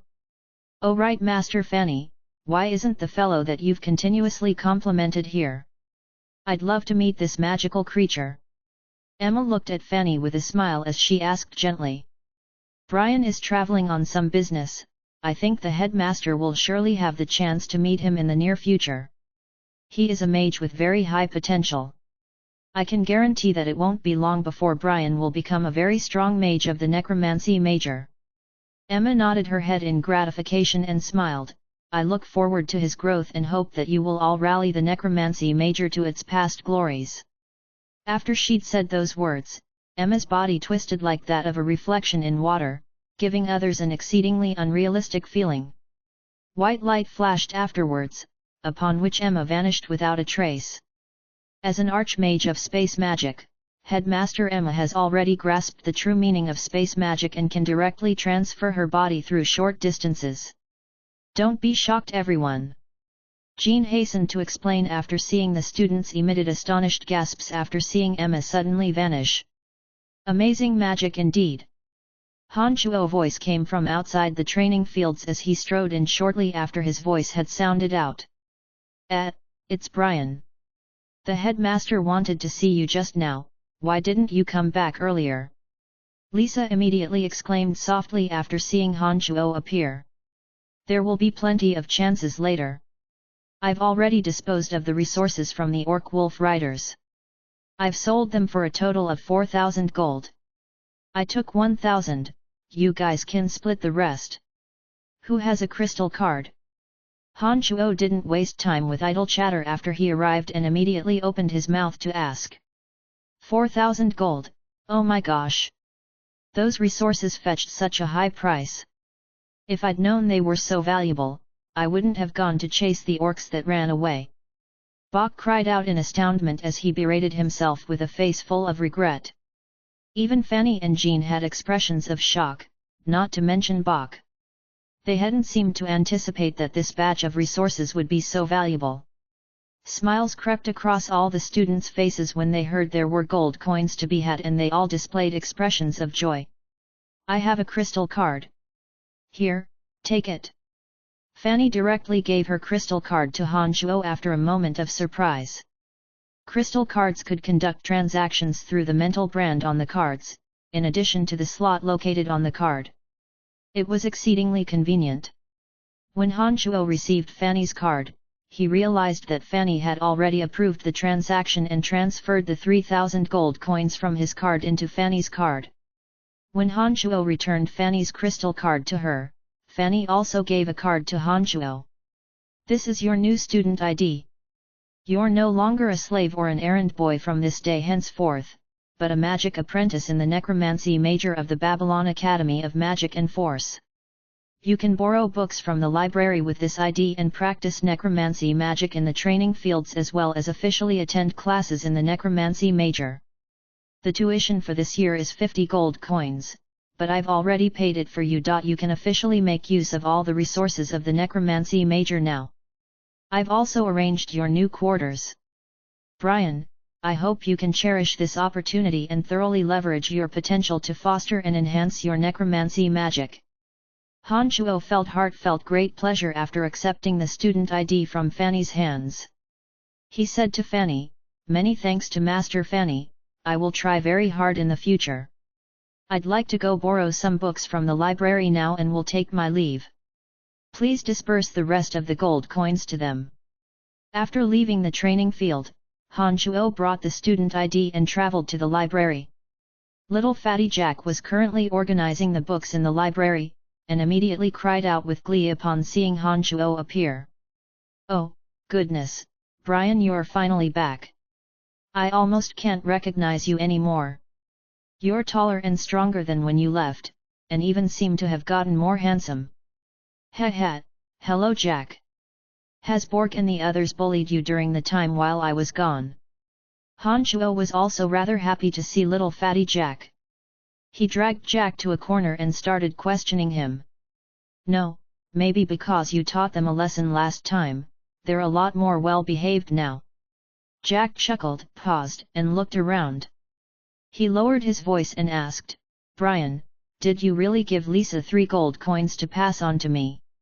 Nodded, Han Chuo said with a smile, "Of course, I'm a student of the necromancy major starting from today onward." You didn't believe me when I said I was going to learn magic before. Heh, this is my student ID, do you believe me now? Oh my gosh, how did you do it? This is too incredible. Jack held Han Shuo's student ID and looked at it, emitting a cry of astonishment again. Alright, I'll give you another 50 gold coins. Don't stay here as an errand boy any longer, but you must absolutely be careful and don't let anyone know you have so many gold coins on you. Otherwise, you'll be in big trouble. These gold coins will help you live an easy life. If you run into any trouble in the future, you can come find me at the Necromancy Major. I'll settle things for you. Han Shuo took out another 50 gold coins from his space ring and shoved them into Jack's pockets, speaking in a low voice. 50 gold coins, 50 gold coins. Jack sank into a momentary stupor as he listened to the gold coins clink in his pocket. He stood there dumbfounded, continuously muttering to himself, seeming to have forgotten even Han Shuo's existence. 50 gold coins was such an enormous sum to Jack that he had never thought of it before. Han Shuo could absolutely understand his reaction. He didn't bother responding to him and left Jack with a slight smile. He came alone to the section where necromancy books were kept and selected beginner magics of necromancy, registered it at the door, and left. After leaving the library, Han Shuo returned to the warehouse, leaving after he stored the other 2 books in his space ring. Han Shuo planned on using the transportation matrix within the space ring and headed directly to the Cemetery of Death for training. Therefore, whether it was the warehouse or the new dorms that Fanny had arranged for him, someone must know about either of them, so it would definitely not be safe to set up the transportation matrix there. After creasing his brow and thinking for a bit, Han Shuo directly headed to the mountains behind the Babylon Academy of Magic and Force and walked to the cemetery there. Not only was it quiet there, but people and beasts basically didn't come and go through here. Some of the tombs were even more secluded, and he wouldn't have to worry at all if he set up the transportation matrix there. Arriving at the random tombs on the mountains in the backmost land of the academy, Han Shuo searched for the most isolated tomb and even moved a large piece of rock to the tomb's entrance. He moved the large rock after he went instead, sealing off the tomb entrance. After finishing these tasks, Han Shuo took out a candle from his space ring and lit it. He discovered that apart from being a bit damp, the tomb was still relatively clean. The various racks of broken bones on the ground was absolutely not sinister to Han Shuo training in necromancy magic, but he rather felt that they were familiar and warm. Tidying up the inside slightly, Han Shuo thought carefully and finally summoned out the little skeleton. Using the dagger within the tomb, he cleared a new, small area within the tomb. This new area was in the blind spot of the tomb, and Han Shuo could only enter it when he turned to the side. Although the space inside was a bit bigger, it could only contain Han Shuo alone, similar to the closet of an ordinary room.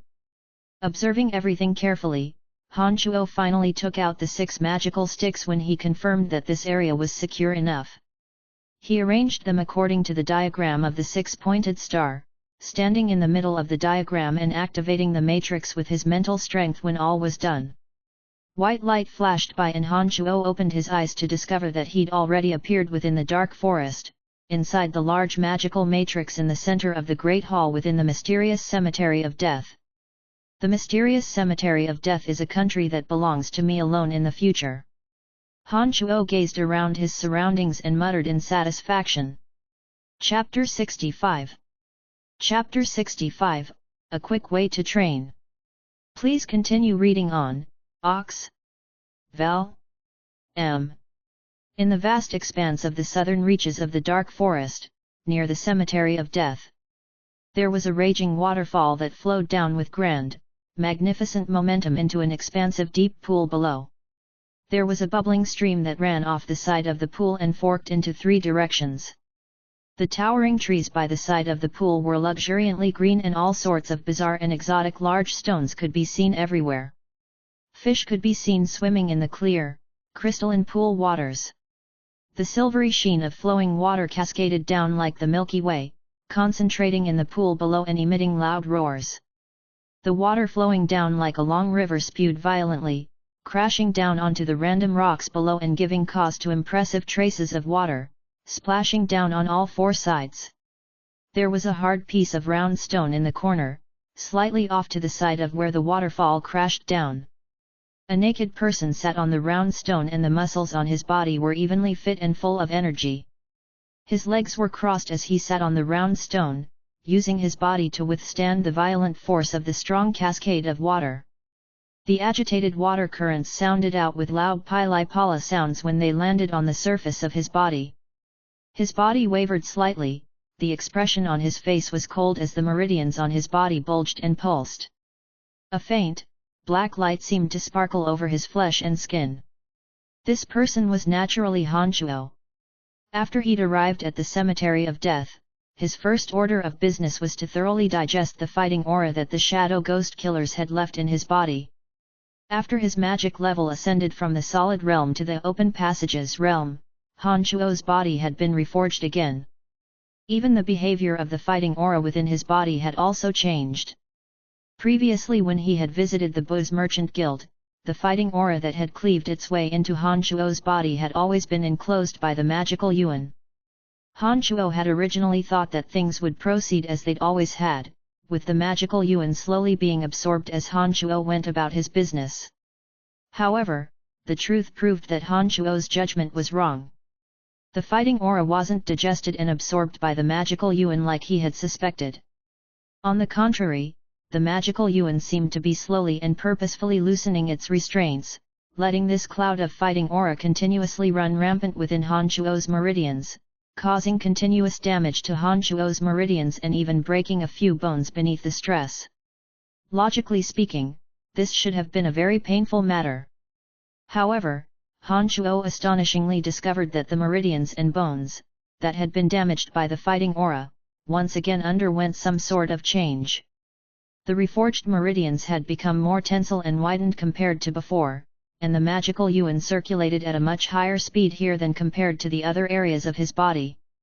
The bones were also similarly much more durable. After understanding this, Han Shuo discovered to his great joy that if he continued training at this speed, then according to the rule of magic rebuilding after a breakthrough, the training speed of the open passages realm would be several times faster than the speed of normal training. Whilst he was remarking with emotion that practicing magic was indeed a path of masochism and death, Han Shuo happened upon this waterfall. According to the importance of building up one's body while practicing magic, Han Shuo suddenly had the unique thought of utilizing the waterfall's force to practice magic. The truth proved that Han Shuo's thought was absolutely correct.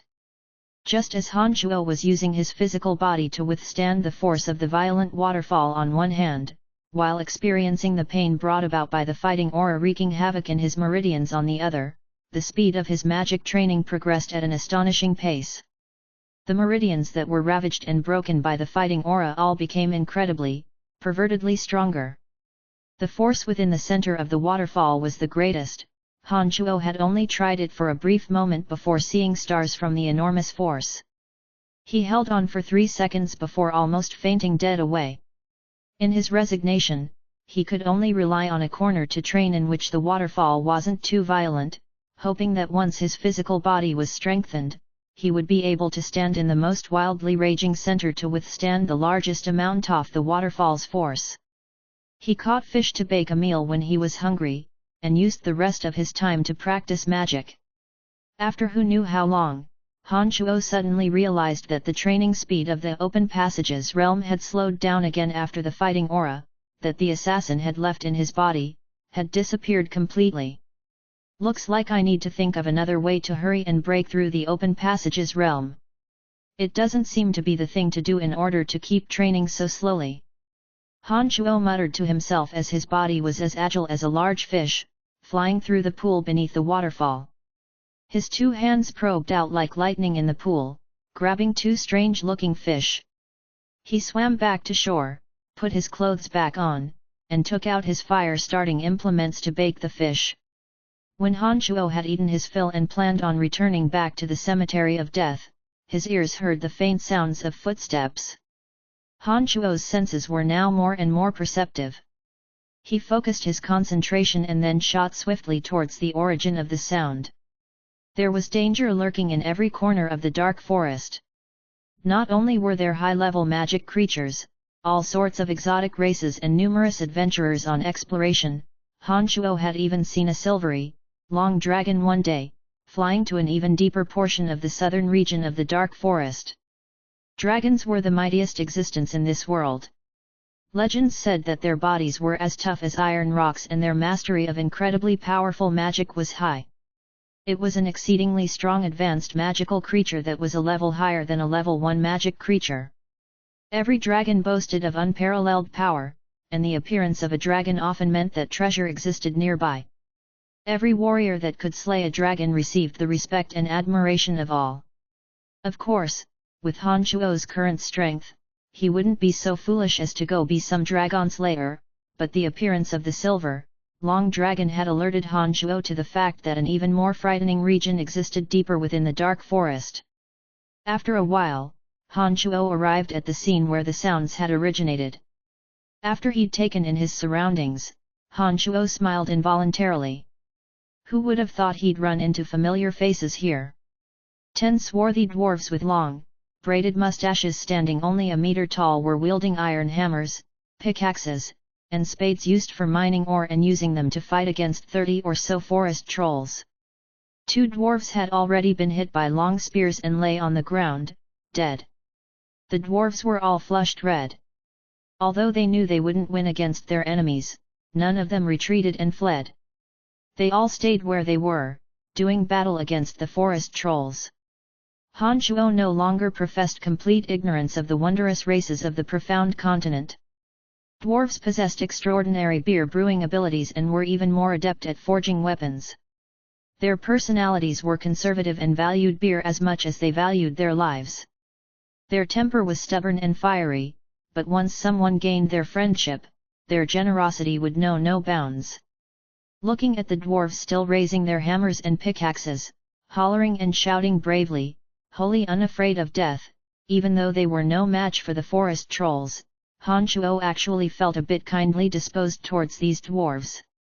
Han Shuo also thought that the 2 areas in which dwarves were proficient in may be of some use to him, so he only thought for a brief moment before suddenly rushing out, slashing quickly with the dagger in his hand, resulting in the fall of one of the forest trolls.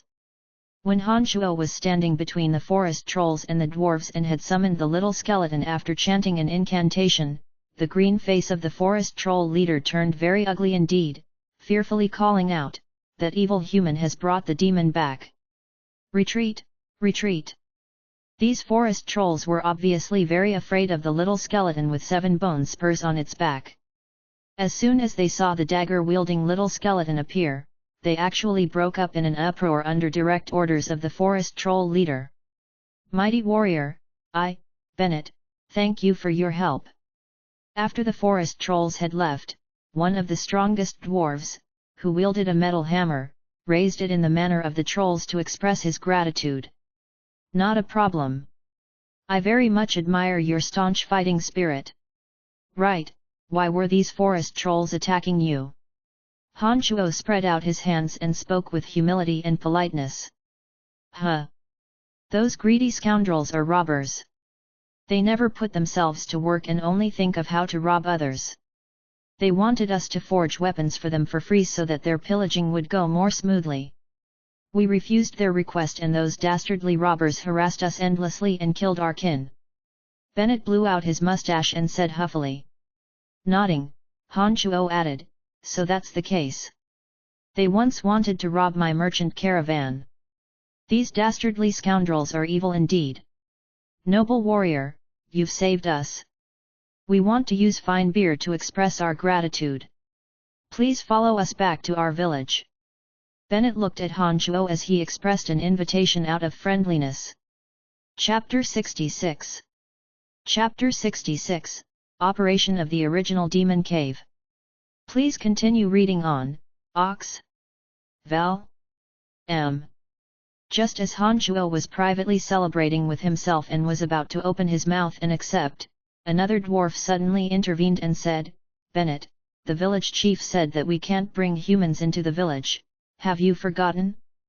"But Benson, he saved us from the hands of those forest troll scoundrels. Bennett looked at the dwarf and responded. I know, but we must listen to the village chief or we'll be punished. Benson said stubbornly. No problem, I won't be going. It's very nice to meet you. I have been adventuring in this area lately, perhaps we'll run into each other again. Farewell. Han Shuo understood that he couldn't be overly hasty when dealing with dwarves. It wouldn't be the matter of a second to receive their approval and friendship, so he immediately opened his mouth to speak up. Dear friend, we are truly sorry. This is a wineskin of beer that we brewed. Please treat it as a token of our gratitude. I hope you can forgive us. Bennett took out a wineskin and handed it over to Han Shuo, speaking apologetically. Han Shuo had hoped that they would forge a decent set of weapons in return, but he naturally wouldn't express this now. He smiled and accepted the wineskin, humbly expressing his understanding, and left along with the little skeleton. If his magic could be trained to the true demon realm, Han Shuo would naturally be able to refine magical weapons on his own, but if Han Shuo wanted a decent weapon right now, obtaining it through the dwarves was actually a good method. There was a magical treasure called Demon Slayer Edge. It was a bit longer than a dagger, but a bit shorter than a sword. Its two edges were cuttingly sharp without parallel, and its tip a keen triangular spine. After activating it, the Demon Slayer Edge would reap enemy heads in mid-flight. It was an incredibly frightening weapon left behind in Chu Kinglan's memories. With Han Shuo's current magical training, he definitely couldn't refine iron items and directly create the magical treasure Demon Slayer Edge. However, Han Shuo wanted to use the dwarves to forge a prototype, and then slowly improve on it with his magic first. When he found the appropriate materials and his magical training had reached an appropriate stage, he would start over and refine it from scratch a couple of times, forming a perfect Demon Slayer Edge. After returning to the Cemetery of Death, Han Shuo stopped in the empty plot of land in front Black Moat.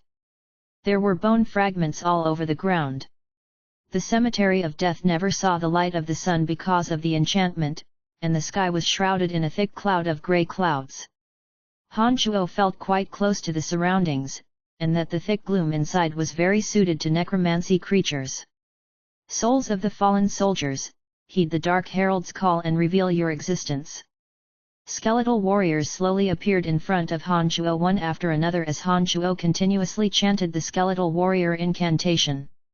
Han Shuo finally felt that his mental strength had been slightly depleted when 5 skeletal warriors had appeared in the open space. He stopped his summoning at this moment. Although Han Shuo's mental strength had greatly improved compared to before, he was limited by his ability to control them, so including the little skeleton, he could control 6 skeletal warriors. After releasing his mental strength, Han Shuo gave a command and the 6 total skeletal warriors started moving, bone daggers in hand, according to Han Shuo's commands. A few oddly shaped deep pits and gullies slowly formed on the ground according to Han Shuo's mental manipulations and the dance from the bone daggers of the skeletal warriors. The gully in the middle connected these deep pits like a long line, and when looking at it from afar, the gully-connected deep pits looked like the grimacing face of a ghost that was roughly 6 meters wide. The deep pits formed the nose, eyes, and ears of the grimacing ghost, and it looked a bit sinister and evil.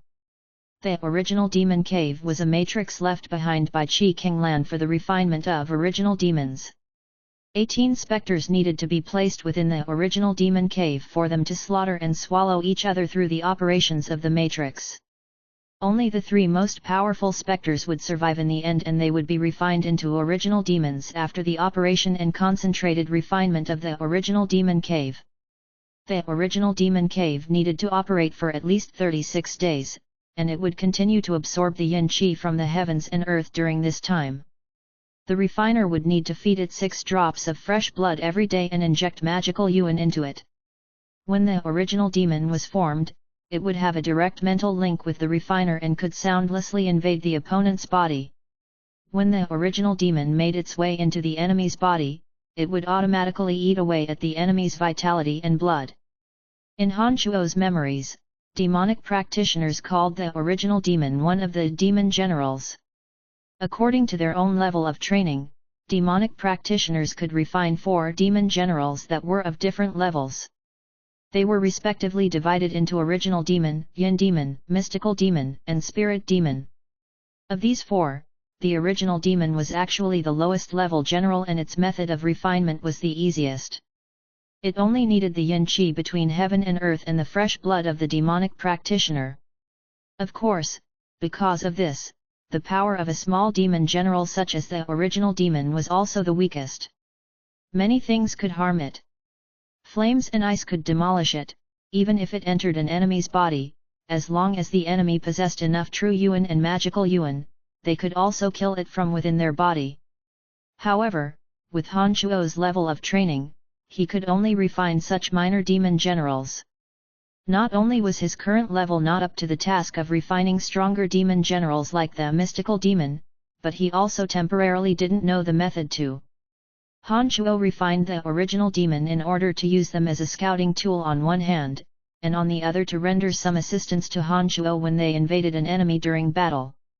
The enemy would at least have to split their concentration to deal with the original demon, and in that way Han Shuo would have the opportunity to act. If the enemy was too weak, then just the invasion of the original demon would be enough to kill him. When the original demon cave was complete, Han Shuo commanded the skeletal warriors to clean up the original demon cave. Relying on the round green ball and the same method as before, Han Shuo trained his mental strength for a night, and on the second day, exhausted all of his mental strength to summon 18 wraiths, placing them all within the original demon cave. Wraiths were from another dimension and on the same level of existence as the specters that Han Shuo already understood. After learning necromancy magic, Han Shuo didn't need to venture out to collect these wraiths at all. He merely needed a simple incantation to take care of it all. This was truly exceedingly convenient. When the 18 wraiths had entered the original demon cave, a chilly wind suddenly whipped around the surroundings and currents of cool presence aggregated from all over the cemetery of death and into the original demon cave. The concentration of the yin qi greatly exceeded Han Shuo's expectations. At this moment, Han Shuo suddenly remembered that whether it was necromancy magic or his training of magic, they all walked the path of evil. These 2 roads were both different and evil cults in their respective worlds. They had much in common, and it was half the effort with twice the results when they were used in tandem, saving Han Shuo much effort. When the original demon cave had absorbed enough yin qi, the grimacing outline of the ghost face that formed the original demon cave suddenly seemed to become alive, twisting with endless changes. Spheres of black air rose from the 7 orifices of the ghost's face. When he saw this scene appear, Han Shuo immediately understood that all was as his speculations. The wraiths could act as pseudo-specters and become the foundational material of the original demon cave. As Han Shuo bit his finger and dropped in 6 drops of fresh blood in the original demon cave, and after he infused it with his magical yuan, the 18 wraiths suddenly sank into a berserk fervor and emitted ghastly screams. Continuously battling and slaughtering each other to vie over the 6 drops of fresh blood. Done. Now I just need to wait 36 days for 3 yin demons to form. Han Shuo smiled as he looked at the original demon cave and turned his head to look at the skeletal warriors on the side. He suddenly realized that the magically refined little skeleton seemed to be attracted to the original demon cave. It set 1 foot into the original demon cave without Han Shuo's orders and lay lazily within one of the deep pits. It actually crossed at 2 calf bones and displayed an odd posture. That odd posture looked like enjoyment. Han Shuo was dumbfounded as he sent out his mental strength and was prepared to command the little skeleton to leave the original demon cave. However, he felt the little skeleton's joy in his heart, greatly startling Han Shuo. He glanced with a look of surprise and shock at the little skeleton leisurely relaxing in the original demon cave. After a while, Han Shuo was still unable to understand what was going on. He observed the original demon cave, discovered that it was still operating as usual, and that the wraiths were still killing each other within it, seemingly unaffected. Han Shuo shook his head, muttering, "The little skeleton is becoming odder and odder. Ah, forget it, it doesn't look like it affects the matrix operations. I'll just leave him be."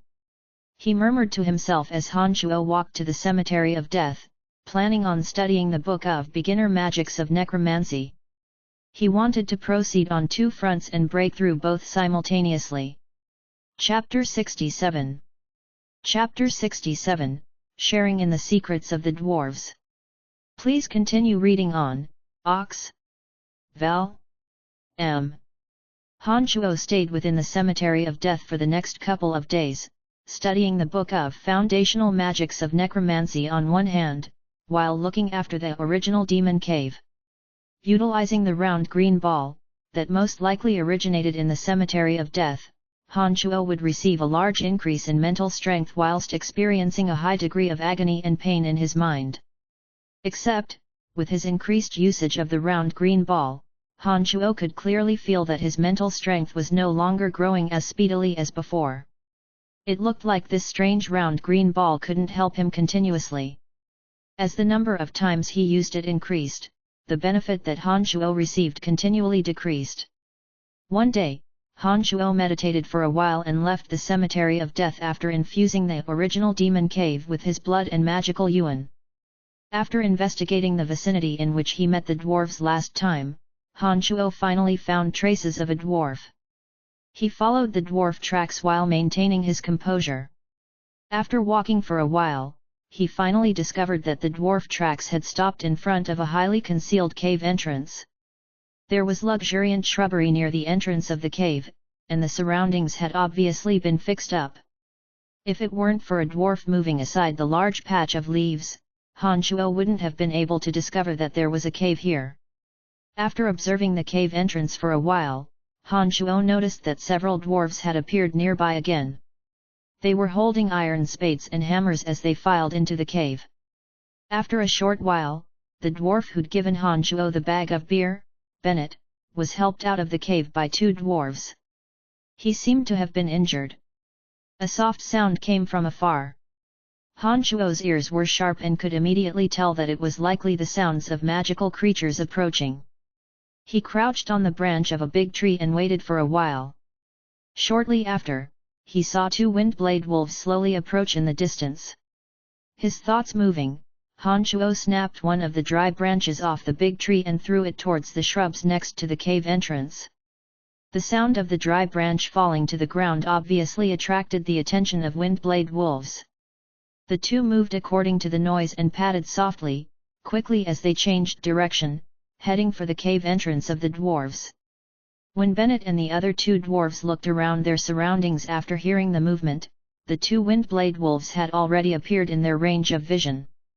"Oh, damn it! It's windblade wolves! Let's hurry and return back to the cave." The injured Bennett threw out an involuntary complaint upon seeing the two windblade wolves appear and decided to head back into the cave. "Bennett, it's too crowded inside. If these two windblade wolves follow us into the cave, then the ones inside will be in danger." One of the dwarves shook the hammer in his hand as he heard Bennett's words. Bennett thought for a moment after hearing his words, then we'll kill these two damned windblade wolves at the door. "No way, it's impossible for the three of us to do so.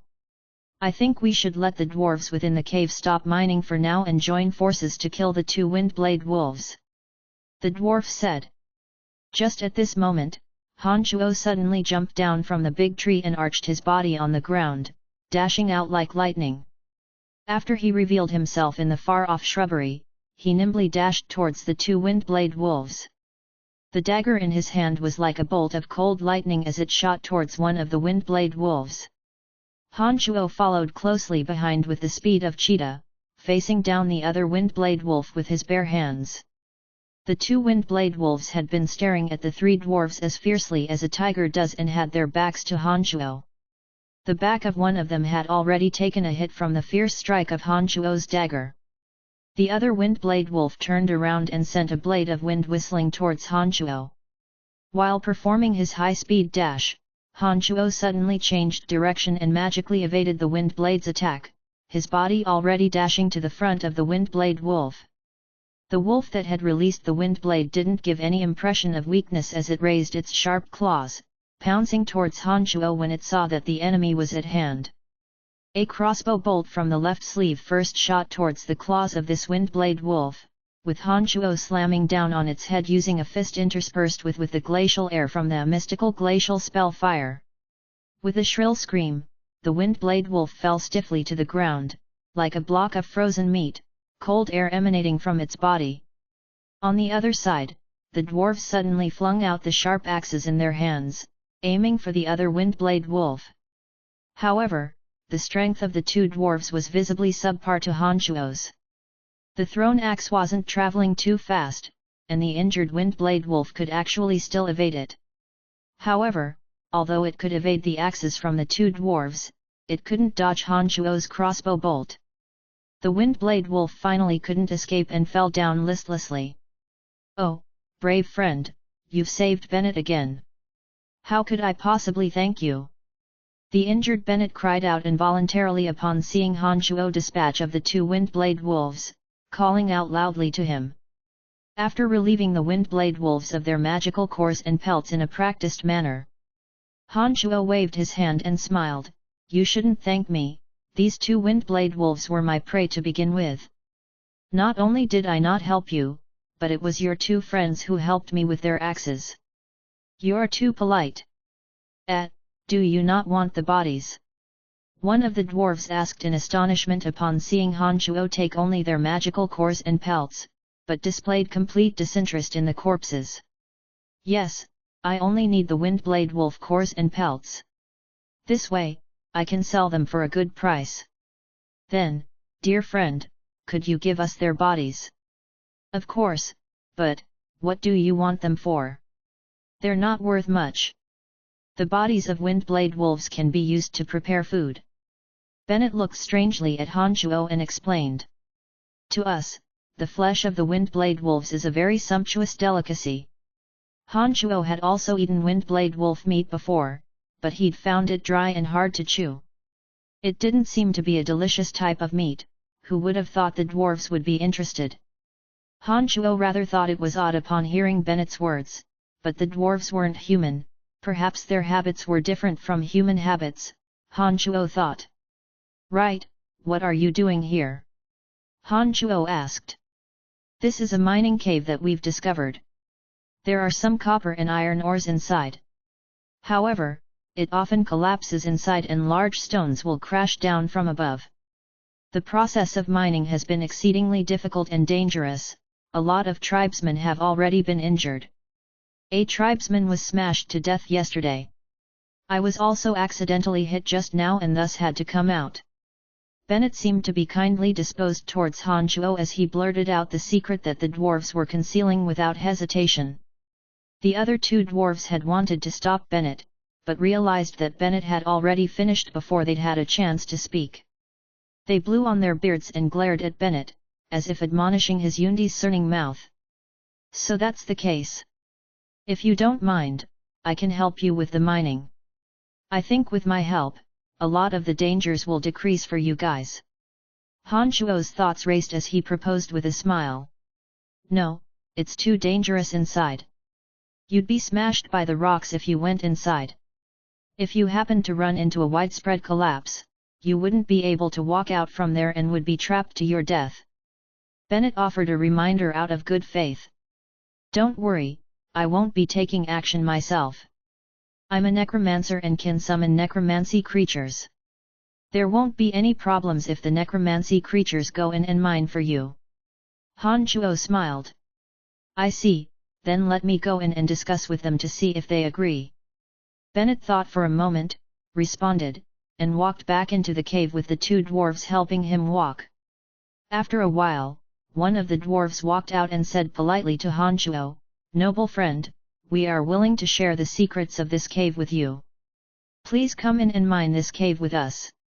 Happiness making its way to his heart, Han Shuo said humbly, "Thank you for your trust, I'm very happy to work together with you." After he spoke, the dwarf dragged the bodies of the two Windblade wolves into the cave and, along with Han Shuo, covered up the cave with tree leaves, finally walking into the cave with Han Shuo afterwards. Chapter 68. Chapter 68, Black Iron Ore bestowed from the gods. Please continue reading on, Ox? Vel? M. It was narrower inside the mining cave than Han Shuo had thought. The dwarves had shorter statures and could walk around with ease, but Han Shuo found it a bit inconvenient. Even with the light from oil lamps along the way, it was still rather gloomy inside the cave. After a few minutes of walking, Han Shuo had to start stooping his body. The farther down they walked, the danker and more humid it got. Broken shards of stone could be found all over the ground, and when Han Shuo discovered that it was becoming difficult to progress even when stooped over, that was when the three dwarves finally stopped. The dwarves ahead held metal spades and hammers in their hands, exerting themselves to the utmost as they mined. The sounds of tapping rang out continuously. When they discovered that Han Shuo had come in, they all involuntarily stopped their motions and measured up Han Shuo with suspicious gazes. The cave will become more and more spacious as we make our way past this narrow juncture. Although there are more iron and copper cores inside, rocks rain down from above when we transport the ores. There was a collapse a few days ago, and we spent an enormous amount of effort to reopen the path. Bennett leaned back somewhat tiredly on the hard rock wall as he looked at Han Shuo when explaining. Nodding, Han Shuo said, "All right, make some space for me. I'm going to summon the skeletal warriors and have them go inside to mine the ore." In accordance with Han Shuo's instructions, the dwarves cleared out of the area, starting from those furthest inside the cave. When there was no longer any dwarves within the cave, Han Shuo started the necromancy magic incantation. 7 skeletal warriors, in a row, appeared within the passageway, completely blocking it off. Han Shuo had only been able to control 6 skeletal warriors originally, but now that he had meditated using the round green ball, his mental strength had improved again and was now able to manipulate 7 skeletal warriors simultaneously. "Put your iron spades and hammers on the ground. I'll command the skeletal warriors to use your tools and mine the ore inside." After the 7 skeletons had appeared, Han Shuo looked at and spoke to the dwarves who had retreated. The dwarves hesitated upon hearing Han Shuo's words, and then flung out the mining tools in their hands one by one upon Bennett's persuasion. Han Shuo manipulated the skeletal warriors, commanded them to cast out the bone daggers from their hands, and pick up the mining tools on the ground instead. Each of them arched their bodies and slowly plodded into the depths of the mining cave. A wraith was released and floated into the depths of the cave along with the skeletal warriors, according to Han Shuo's instructions. With the aid of this wraith, Han Shuo could observe the environment surrounding the wraith. With the wraith leading the way, Han Shuo could observe the sights of the depths of the cave as if he were there in person. It was as the dwarves had said, the skeletal warriors had to stoop and slowly thread their way through an exceedingly narrow entrance, after which the space became increasingly larger. Except, there were no light facilities inside. Thus, Han Shuo was unable to clearly see all of his surroundings. As the wraith and the skeletal warriors covered a large distance, to the point where Han Shuo felt that he would no longer be able to manipulate these dark creatures, he issued the mission to start mining ore. According to the Wraith Vision intermediary, Han Shuo focused his concentration and manipulated the 7 skeletal warriors to start tapping and hitting the ores around them. Loud rumblings noises sounded out, accompanying the skeletal warriors' movements. After a short while, Han Shuo could clearly feel via the wraith that because of the skeletal warriors digging, the rocks at the top of the mining cave had started to shift. Some large rocks actually fell down after a while, directly smashing the skeletal warrior in a pile of bone fragments. Focusing his concentration, Han Shuo closed his eyes and stood in front of the dwarves, carefully manipulating the skeletal warriors. He sent the wraith floating to the top of the cave and observed the loosened rocks with utmost care. He would hastily send the skeletal warriors dodging to the side whenever the rocks fell. After proceeding like this for a while, another skeletal warrior was directly smashed to smithereens by another large rock.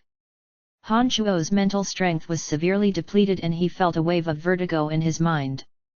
He immediately understood that he had overexhausted his mental strength and hastily commanded the remaining 5 skeletal warriors to stop mining ore, pick up the ore fragments that they'd extracted, and start moving them backwards. When the 5 skeletal warriors started moving the oars on the ground one by one to the narrow pass, the dwarves on Bennett's side cheered and started walking to the pass without waiting for Han Shuo's instructions. They picked up the oars from there and moved them safely to Han Shuo's side. After this went on for a few minutes.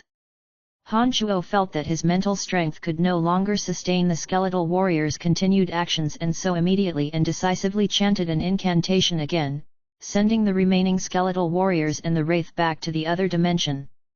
At this moment, the cave opening in front of Han Shuo was already filled with dozens of large and small pieces of ore. The dwarves cheered as they fell over each other to free the ore from the surrounding rocks, placing the ore into the packs behind their backs. "Oh, dear friend, because of your help, our haul today is greater than the amount of ore we've obtained in a week. These adorable iron and copper ores can be used to forge beautiful weapons after they've been refined. What a joyful happening!" Although Bennett was very tired due to his injuries, he was in extraordinarily fine spirits now as he gazed upon his companions jubilantly knocking off the excess rock and picking up the oars. He excitedly expressed his gratitude to Han Shuo. The other dwarves picked up the oars with great delight, laughing heartily as they took out the wineskins that they always carried with them, happily pouring beer down their throats, emitting hearty glugging sounds. "Oh, goodness, what's this, what's this?" a dwarf suddenly screamed shrilly, attracting the attention of all the other dwarves as they all surged up to this dwarf. Han Shuo was also similarly surprised and glanced involuntarily at this dwarf, but he had already been surrounded by the other dwarves, completely blocking Han Shuo's vision. He speculated to himself, was something the matter? Just as Han Shuo's mind was rife with suspicion, Bennett suddenly lost his composure and laughed wildly, even throwing the wineskin of beer into the air as he cut a caper. Exceedingly elated, charged yells came out of his mouth. "Black iron! Damn, black iron! I am sure this is black iron! Oh my gosh, there's black iron inside! The chief will go crazy when he finds out about our find!" The other dwarves also flushed thoroughly red upon hearing Bennett's words as they too danced wildly, raising their hammers to crazily hammer at the walls on all sides. The loud sounds they raised rather gave Han Shuo a fright. Han Shuo heaved a private sigh of relief upon hearing Bennett's words, understanding that the dwarves must have obtained a marvelous metal to be so crazy with excitement. He too was happy on the inside.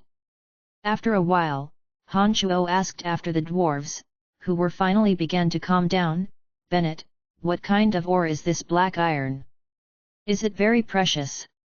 Bennett nodded repeatedly like a little chick pecking at rice, saying excitedly, "Of course, exceedingly precious. Precious to the utmost. The density and hardness of black iron is the highest amongst all ores, but its weight is the least amongst all metal. It also never rusts, and can change color through adding other materials. It's the most supreme material in crafting weapons, and a gift bestowed upon us from the gods." Han Shuo was about to congratulate them when something suddenly flashed through his mind and a patch of memories flooded in. He suddenly realized that according to the properties of this black iron, the black iron, according to Chu Kinglan's memories, was actually a precious material used to forge magical treasures, mystical metal. What a pity there's only a small piece. Looks like there's only enough to forge a small dagger. After expressing his excitement, Bennett looked at the black iron in the dwarf's hand and said with a bit of regret, "Bennett, don't be dejected, there's bound to be more black iron inside. Perhaps we'll be able to mine a larger piece next time, that way we can forge the sharpest weapon."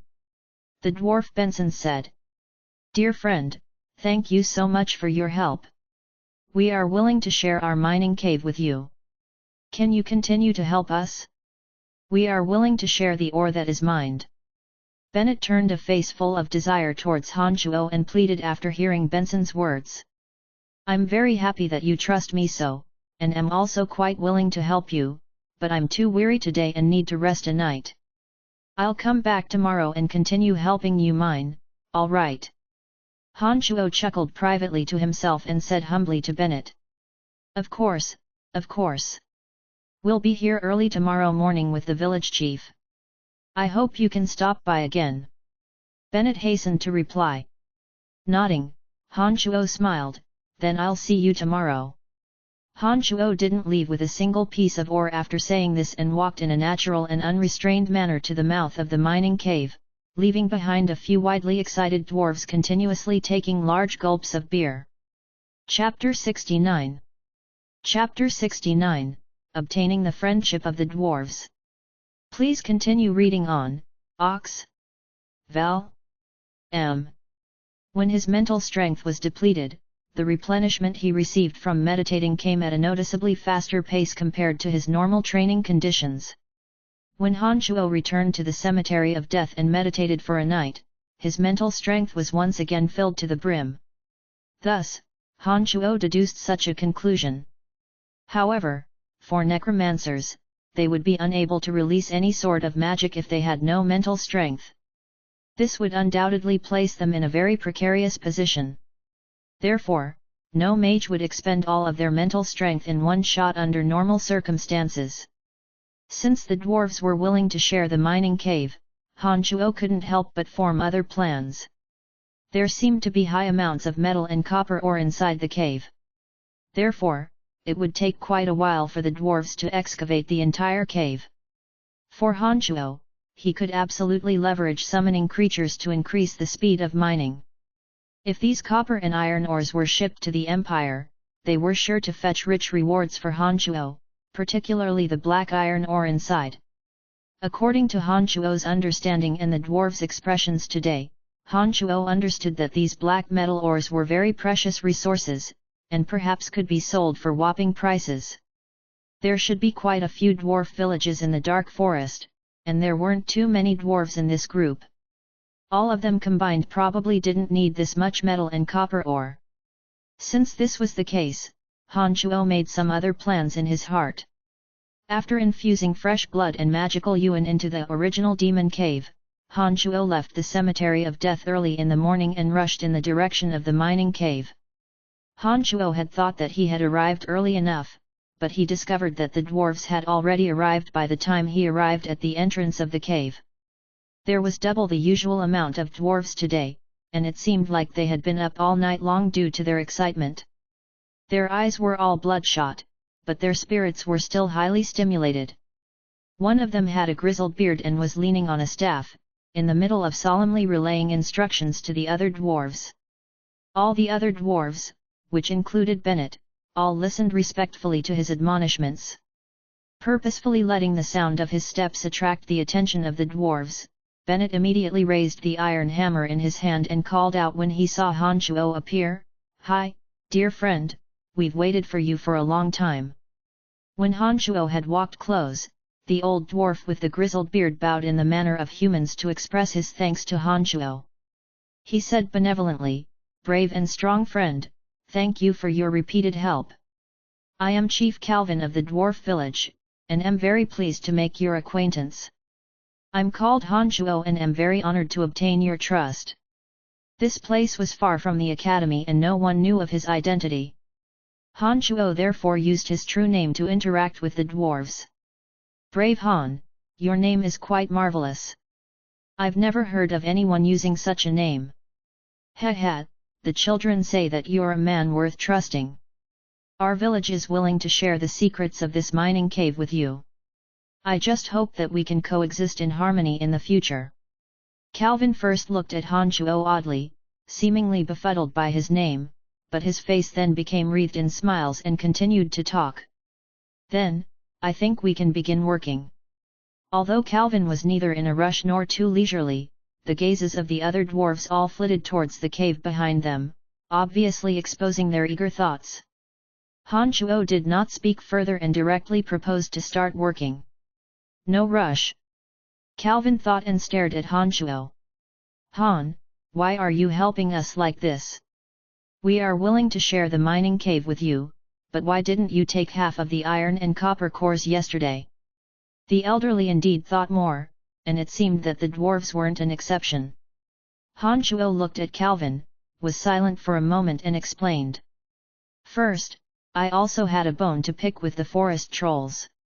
Not to mention I was conquered by the death-defying battle spirit displayed by Bennett and the others. That's the reason as to why I helped them the first time.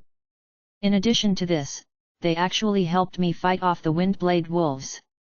Those 2 Windblade Wolves were actually my prey, and helping you mine ore in the cave is just a small matter.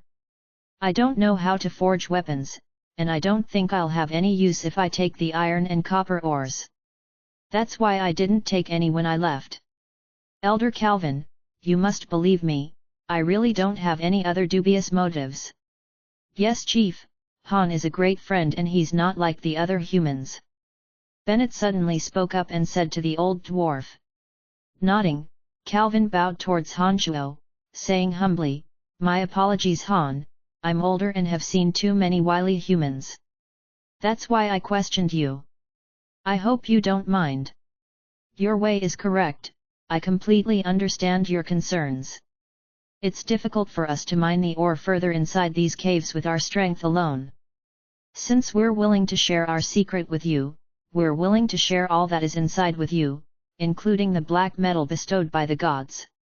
We're willing to share everything equally with you and hope you don't reject it, otherwise we'll truly be embarrassed." Calvin thought and made this solemn promise. Upon hearing his words, Han Shuo thought that although the dwarves were stubborn and possessed fiery tempers, they were indeed a race worth befriending. Han Shuo became a bit shamefaced about his own intentions after hearing Calvin's promise. He thought deeply for a moment.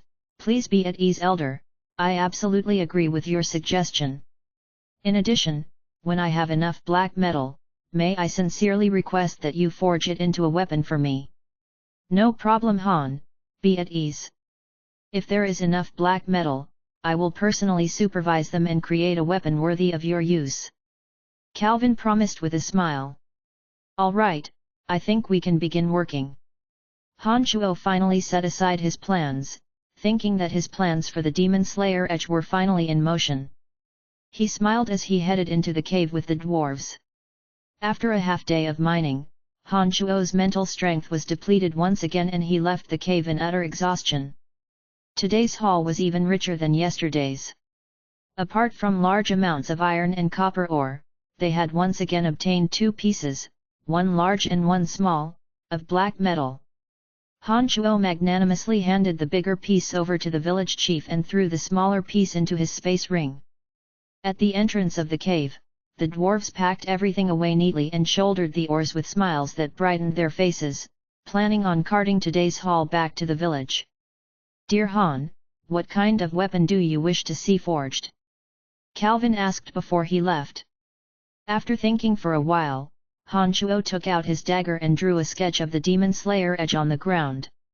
He pointed at the weapon outline on the ground and explained to Calvin, "This type of weapon would be nice. I would like the best and the sharpest, would you be able to complete it?" Calvin squinted his eyes and stooped down, observing the Demon Slayer Edge sketch for a while. He spoke in deep thought, "I've never seen a weapon like this, I think this will be interesting. There should be no problem in creating it, but if you would like the best and the sharpest, we would need a few more materials. Our village likely doesn't have enough of them in supply." His thoughts racing, Han Shuo thought of the Buzz Merchant Guild and privately thought that he really was going all out for this Demon Slayer Edge. He said, "Please tell me what other materials are needed, Elder. I will find ways to collect all the missing or insufficient materials. I need a high-grade weapon. Do you have pen and paper?" "Of course." Han Shuo took out the pen and paper he had prepared before going to the Cemetery of Death from his space ring and handed it to Calvin. "Don't worry about the insufficient materials. I will find a way to gather all the materials together as quickly as possible." "Then all right." Calvin nodded and started noting down a list of materials on the paper. When he finished, he handed it over to Han Shuo, saying, "Han, as long as these materials are gathered, I can assure you that I will forge a weapon with an unparalleled edge for you. When the amount of my black metal is enough to forge this weapon, I will think of a way to collect these materials.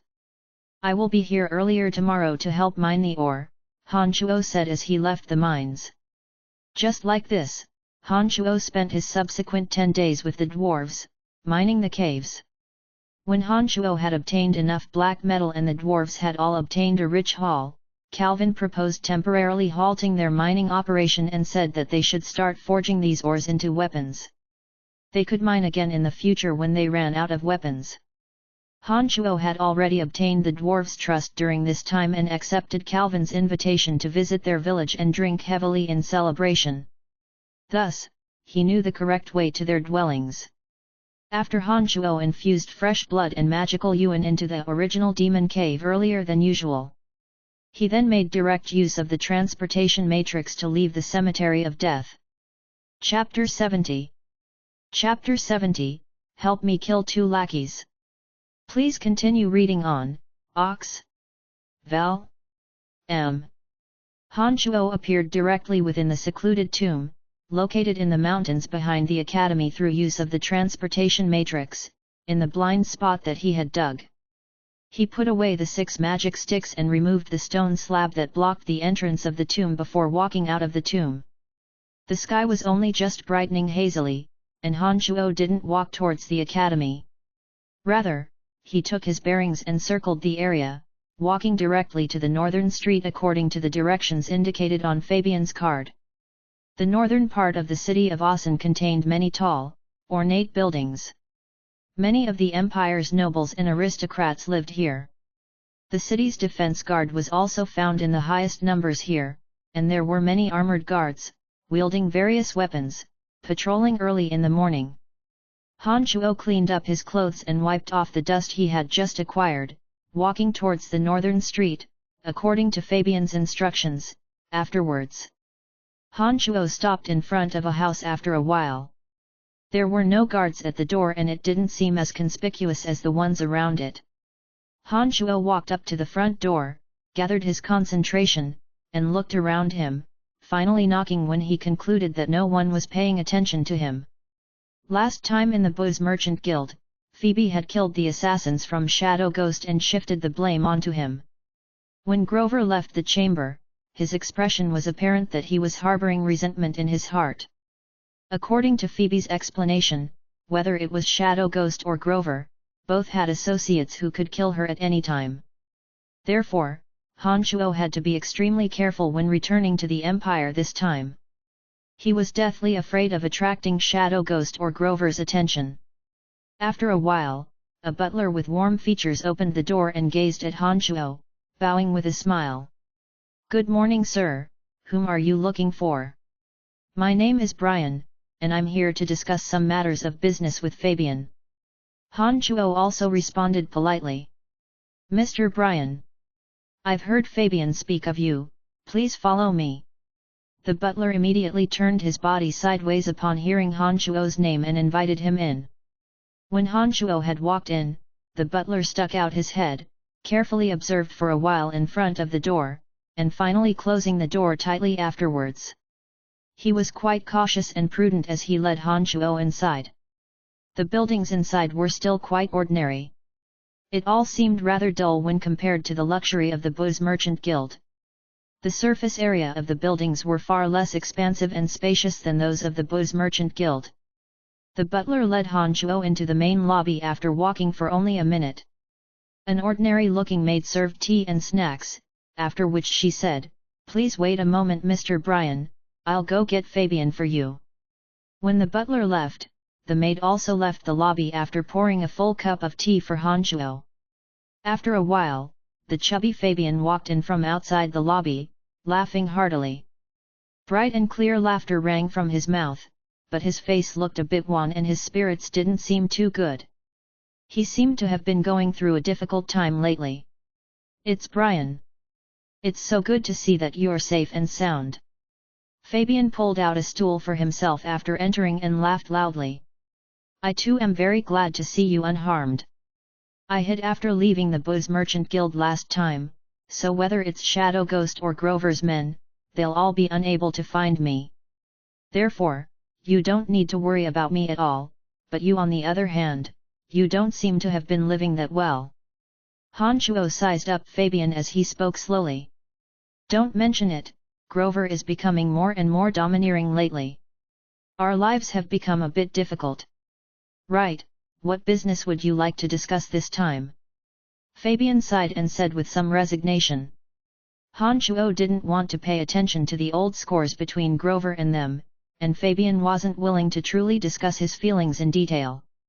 He thought for a bit and said, I've come to find you this time not to sell any resources, but to purchase a few rare materials from you. Oh, what rare materials? Take a look at this list, I need all the materials on it. How many gold coins would this cost? Han Shuo handed over the list that Chief Calvin of the dwarf village had written out to Fabian and asked. Fabian took the list from Han Shuo's hands and looked carefully at it, thinking for a bit before saying to Han Shuo. Brian, even I don't know some of the materials on this list. I'm afraid I can't make the decision. If you don't mind, I'd like to ask our Miss Phoebe to discuss with you. Han Shuo was startled, thinking did Calvin ask for some very precious items? He mused for a bit and nodded, all right, it's the same if I talk to Miss Phoebe. I have urgent need of these items, when can I see her? Our miss is right here. I'll go request her instructions, please wait a moment. Fabian rose and left Han Shuo with these words before leaving the lobby. Phoebe swept a nonchalant gaze over Han Shuo after she entered, making him feel a bit befuddled. She found a seat and thoroughly perused the list that Han Shuo had brought.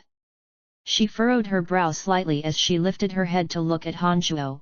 These materials should be for the use of forging weapons. Some of the items within are very rare indeed. You've come to the right person to purchase them. Joy flooding his heart, Han Shuo kept a calm expression on his face and randomly tapped his right finger on the table. He said lightly, "What's your price?" Nodding, Phoebe's wise eyes sparkled cunningly as a slight trace of a beautiful curve marked her slightly tightened lips. She said, "With the exception of the black gold ore, we can sell all the other ingredients to you.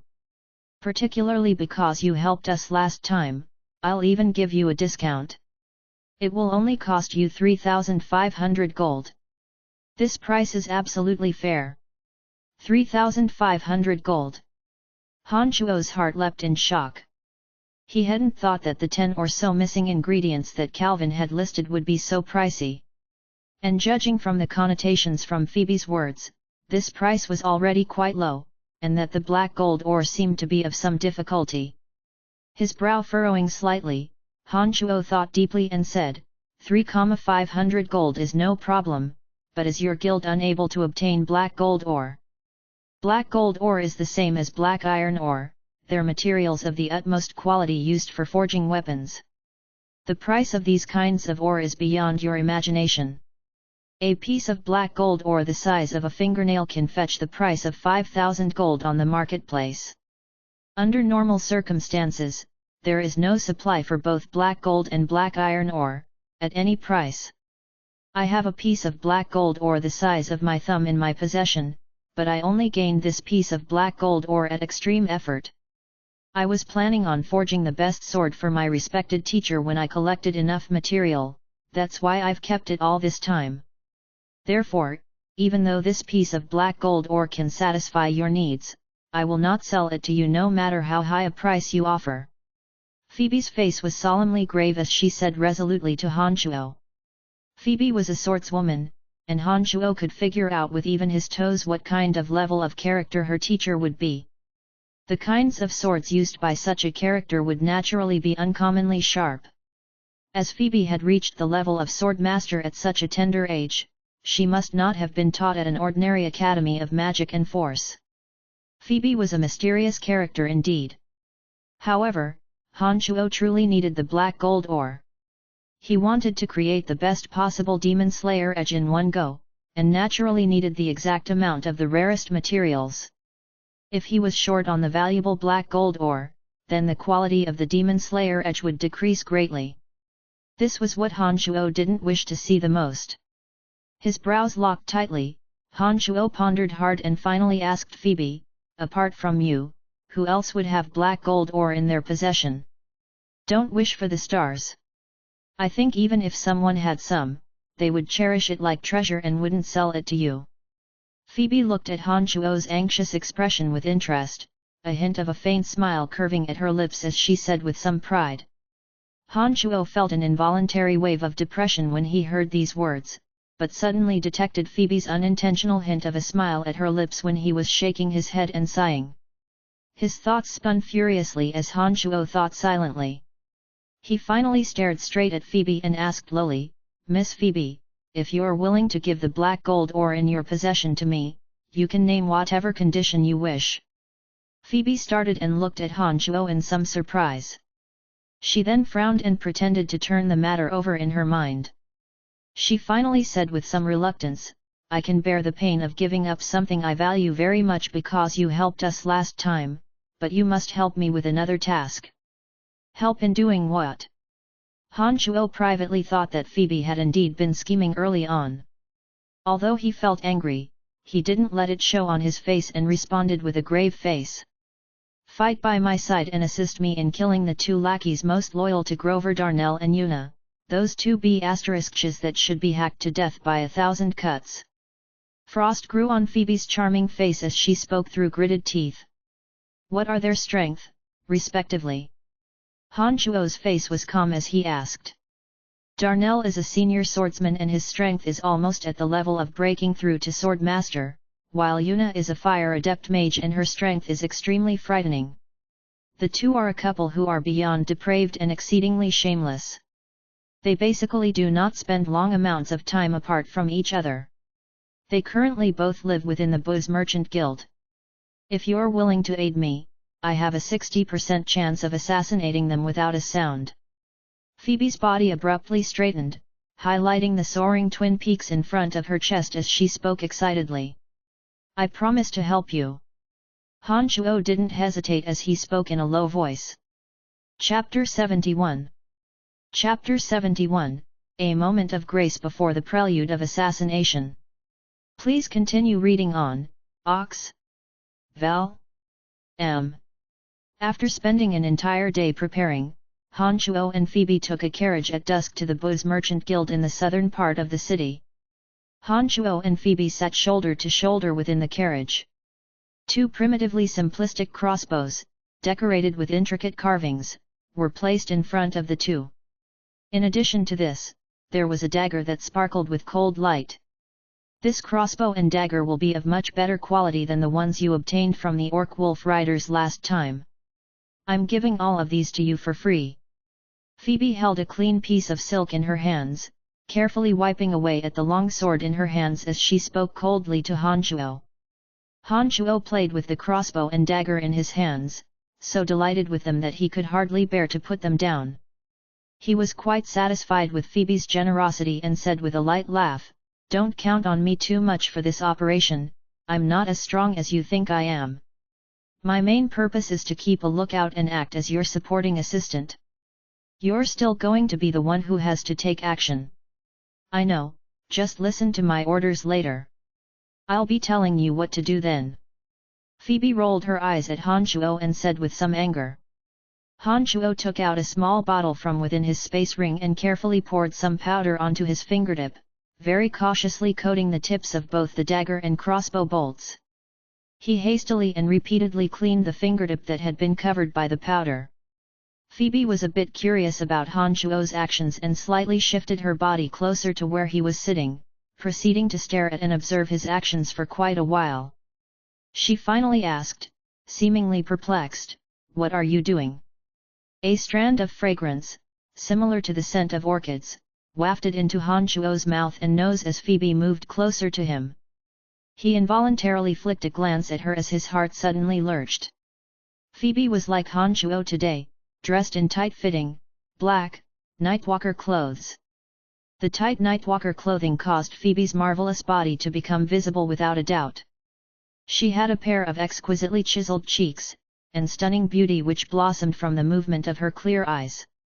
All of which caused Han Chuo to have a heart like a caparrowing monkey and a mind like a galloping horse. "I already have Fanny, although this Phoebe is pretty, her personality is too cold and she comes with too much dangerous baggage." Han Chuo said silently to himself and turned his head away afterwards, continuing to concentrate on coating the dagger and crossbow bolts. He responded diffidently, "Nothing much, just applying some poison powder to my weapons. Despicable. Shameless. This goes against the regulations of the Empire. If anyone were to know of your actions, you would be in great trouble. Phoebe's face was full of contempt as she spoke coldly. Doesn't matter, what we're about to do today isn't the most honorable task anyways. Besides, no one will find out about this. Ha, you're my accomplice and even I don't believe that you're dumb enough to rat yourself out. Han Shuo cackled a low, evil laugh as he spoke with a trace of pride. Phoebe was a bit suffocated by her anger upon hearing Han Shuo's words, but since she had looked to him for help, she could only snort coldly and couldn't say much else. When Han Shuo had applied poison powder to all the crossbow bolt and his dagger, he thought for a moment and pulled a few iron needles from his thigh. He spared no trouble and was exceedingly patient as he also applied the same poison powder to the iron needles.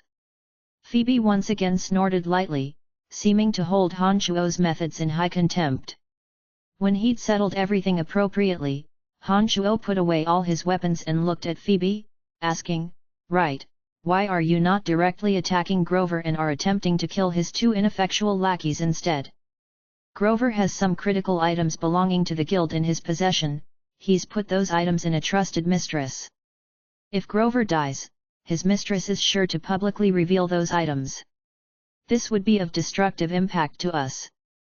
So before I kill Grover, I must find his mistress first and regain control of those items." Phoebe glanced sideways at Han Shuo, explaining with some reluctance. The larger a merchant guild was, the more likely shady dealings would occur. Take the resources that Han Shuo had seized from the Orc Wolf Riders for example. These items had originally belonged to the shops of the town of Drawl. The Empire had long since had an official regulation that if citizens obtain such resources, they must be turned in. Fabian and Han Shuo's transaction had already violated the Empire's regulations. If the Empire were to find out about the methods of the Booze Merchant Guild, the guild was sure to find it hard to escape their inevitable punishment. For a guild like the Booze Merchant Guild, there were surely more similarly illegal transactions. It looked like this critical matters was handled by Grover. No wonder Phoebe didn't dare to act rashly against Grover. The two discussed some of the details in low voices until the horse carriage suddenly stopped unbeknownst to anyone. The groom at the front said softly, "Miss, we've arrived at the back door of the guild. Let's go." Phoebe glanced at Han Shuo and took the lead in alighting. Han Shuo poked his head out to look around and then hopped off as well. "Miss, hurry inside. Be careful. Grover has just taken a few strong men and left the guild. I don't know where they've gone. They always return at the end of the night." An old man in the Booze Merchant Guild was guarding the back door and hastily turned his body to the side to allow Phoebe and Han Shuo to enter when he saw them arrive. "We've caused you to go to great efforts," Phoebe said to the old man. She glanced at Han Shuo as they rushed inside the guild. Han Shuo followed tightly behind Phoebe as he, too, quickly moved forward. "Although the guild is mostly controlled by Grover's men, I can mobilize a few older men, and this is all because Grover isn't aware of my relationship with them. There are many guards inside, so we must be careful and cautious. Otherwise, not only will the assassination fail if we're discovered, but it would be hard to even escape with our lives." Phoebe was exceedingly familiar with the Booze Merchant Guild as she evaded quite a few areas with guards when she led Han Shuo with a fast pace. She didn't forget to remind Han Shuo during this time. It was completely dark now. There was no moon tonight and thick layers of dark-colored clouds completely absorbed all light. The few lights along the hallways of the Booze Merchant Guild were unable to shine out too far. Phoebe had the strength of a sword master all right. Her agile body greatly surprised Han Shuo. Her body flew soundlessly and her speed was exceedingly fast. His magical yuan churning madly, Han Shuo was greatly astounded by the extraordinariness of his senses when he calmed down. The Black Knight was completely unable to obstruct his range of vision. Even without the illumination of lights, Han Shuo could clearly see the fish swimming in the pools beneath the artificial mountains in the far distance. He could also clearly hear the footsteps coming from quite a distance away and the rustlings of low voices within passing rooms. Han Chuo's calm walk was also agile and fast beyond comparison. He was like a hunting cheetah, searching for his prey, following soundlessly behind Phoebe. Suddenly, Han Chuo quickly approached and grabbed Phoebe, abruptly hauling her body and stuffing themselves into a crack in the surrounding artificial mountains. The crack in the artificial mountains was exceedingly narrow, and their chests were tightly mashed against each other as they squeezed inside. Han Chuo could feel the fully rounded peaks in front of Phoebe's chest. Her charming face was infuriated as she glared fiercely at Han Chuo, her eyes seeming like they could spit out fire. Shh. Extending a finger to make a silencing motion, Han Chuo's eyes rolled rapidly, indicating to Phoebe that there was an unexpected situation. The wrath on Phoebe's face still didn't dissipate upon Han Chuo's actions. A trace of bashful red flooded Phoebe's slender, white neck and nape.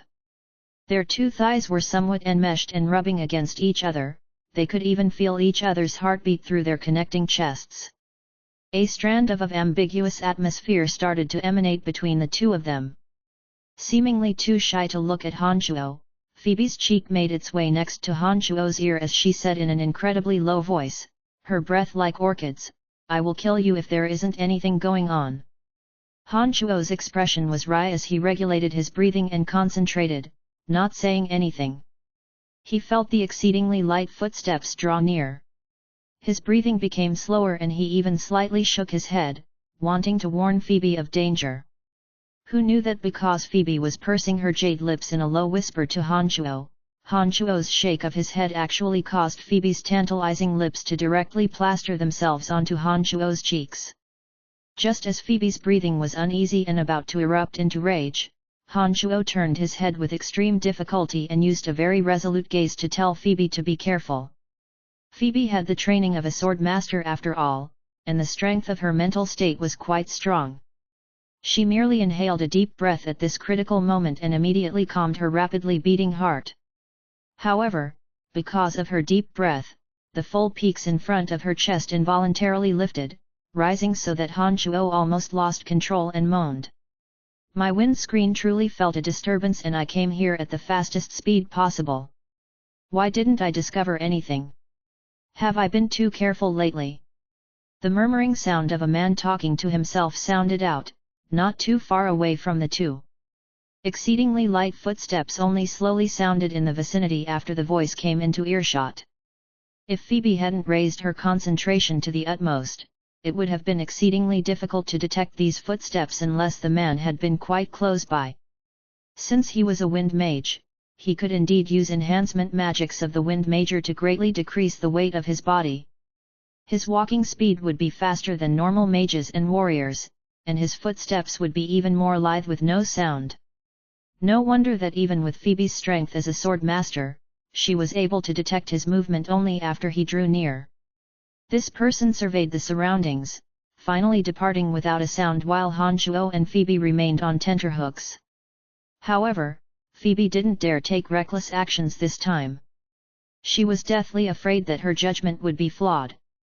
Her pair of clear eyes bore straight into Han Chuo, as if wishing to gain some clues from Han Chuo's face. After a while, Han Chuo exhaled lightly and said lowly, "He's gone."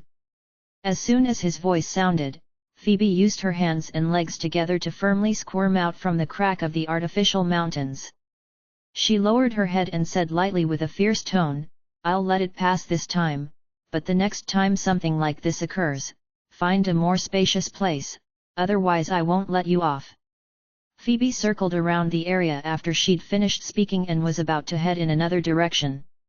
She walked 2 steps and realized that Han Chuo was smiling wryly, having yet to catch up. She stuck her hands on her waist and lightly rebuked, "You don't want the black gold ore anymore?" "Coming." Han Sha responded and followed with some resignation, thinking, when can I find a spacious hiding place when things go south? They didn't meet with any more unexpected twists afterwards. Phoebe led Han Chuo on a longer path, avoiding a few waves of guards and finally making it into Darnell and Yuna's room. "Let's set things up, make our preparations, and wait for this dog couple to come back. Phoebe immediately spoke through gritted teeth upon entering the room, seeming to want to vent her frustrations from earlier on the two of them. Therefore, Han Shuo and Phoebe started working busily, preparing to assassinate Grover's loyal lackeys who were about to return. Chapter 72. Chapter 72, an alarmingly breathtaking completion of an assassination. Please continue reading on, Ox.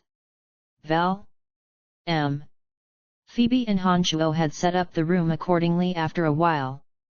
Why were you able to so miraculously discover traces of the Wind Mage Ellis when he made his way over? Phoebe creased her brow, perplexed, and looked at Han Shuo in inquiry as she was inspecting the inside of the room. Han Shuo was stooped close to the ground at this moment and carefully collected some sawdust from scraps of wood. He conscientiously stored it within his space ring and responded without lifting his head. This is my business and has nothing to do with you.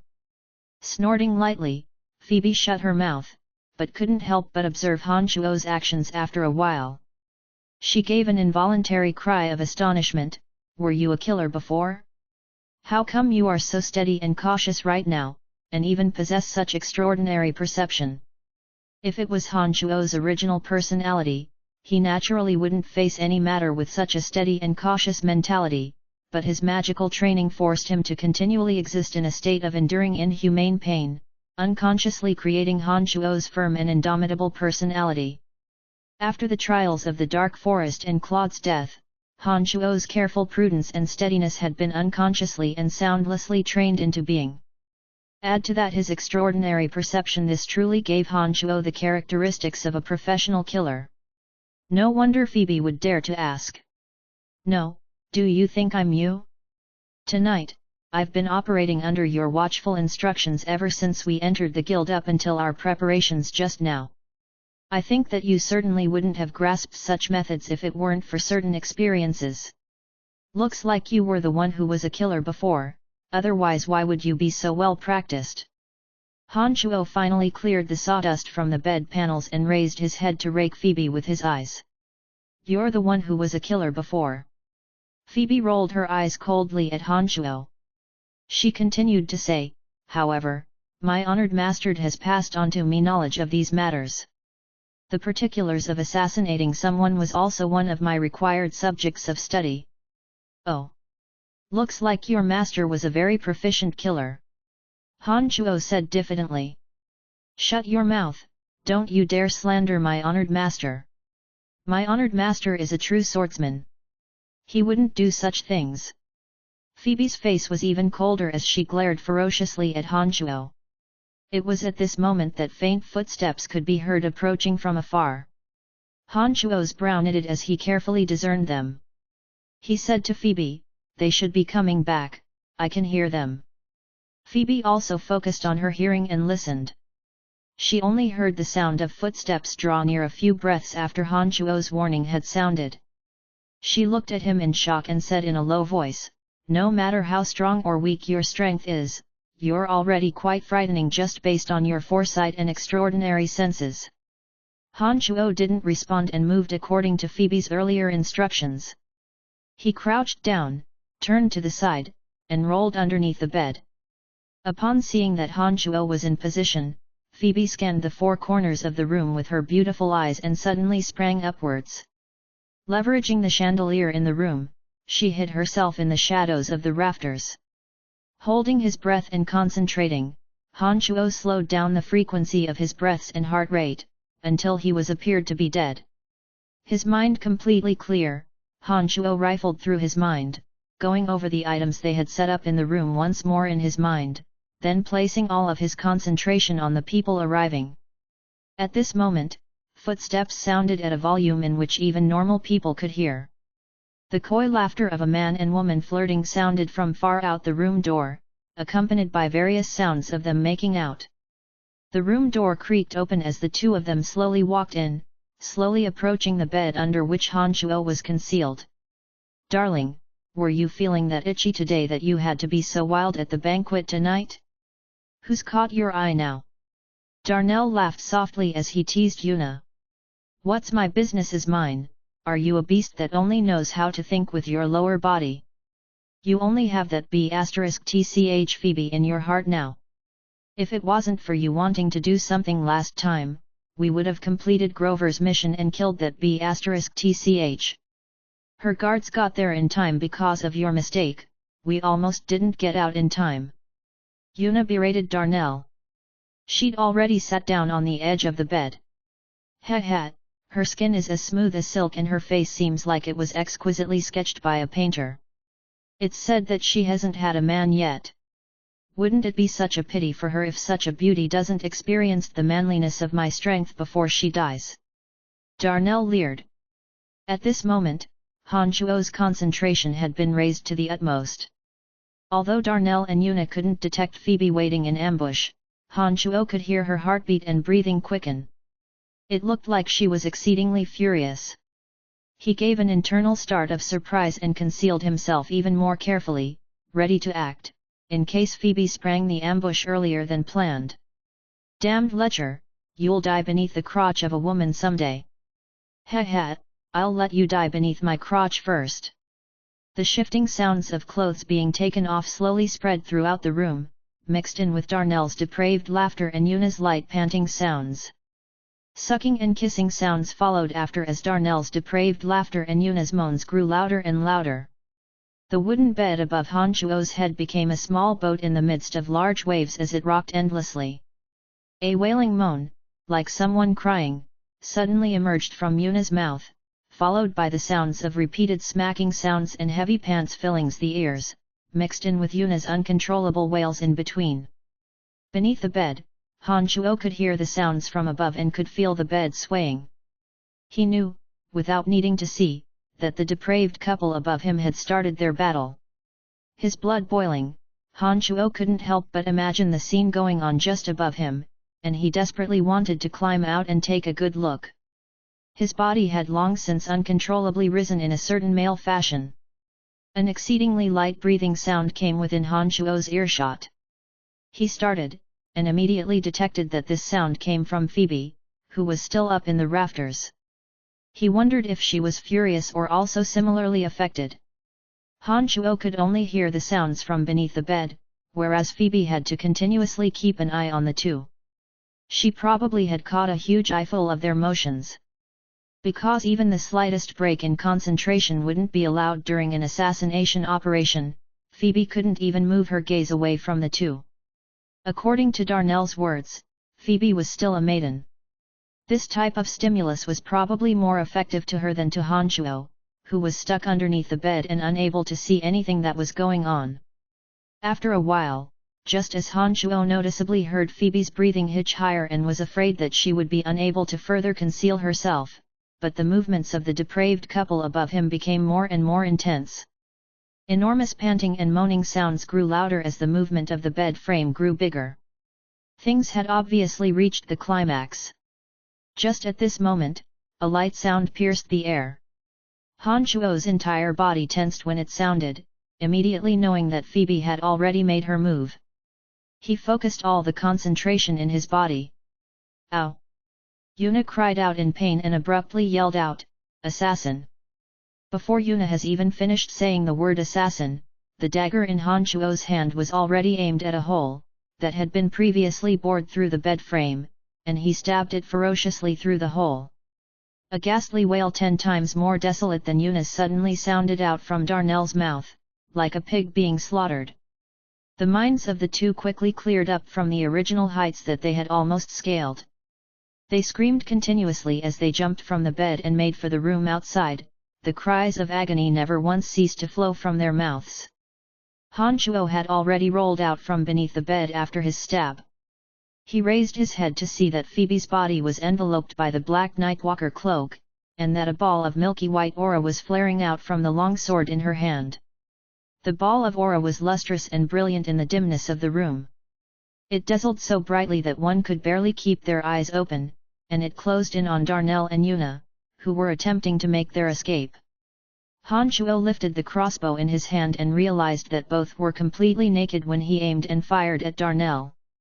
There was already a crossbow bolt stuck on Yuna's snow-white left thigh, and she gritted her teeth with pain as she moved, her body was obviously not as agile as before. Darnell was even worse off, as the lower half of his body was a mess of blood and flesh. He wore a devastated expression of tragedy, wailing continuously like a wolf. Who would have thought that this dagger would stab directly into Darnell's private parts? No wonder his cries were a lot more desolate than Yuna's, Han Shuo thought in happy viciousness. The crossbow bolt flew out like lightning and shot towards Darnell's back. Darnell could actually still detect the danger from behind him when he was in the throes of horror and fright.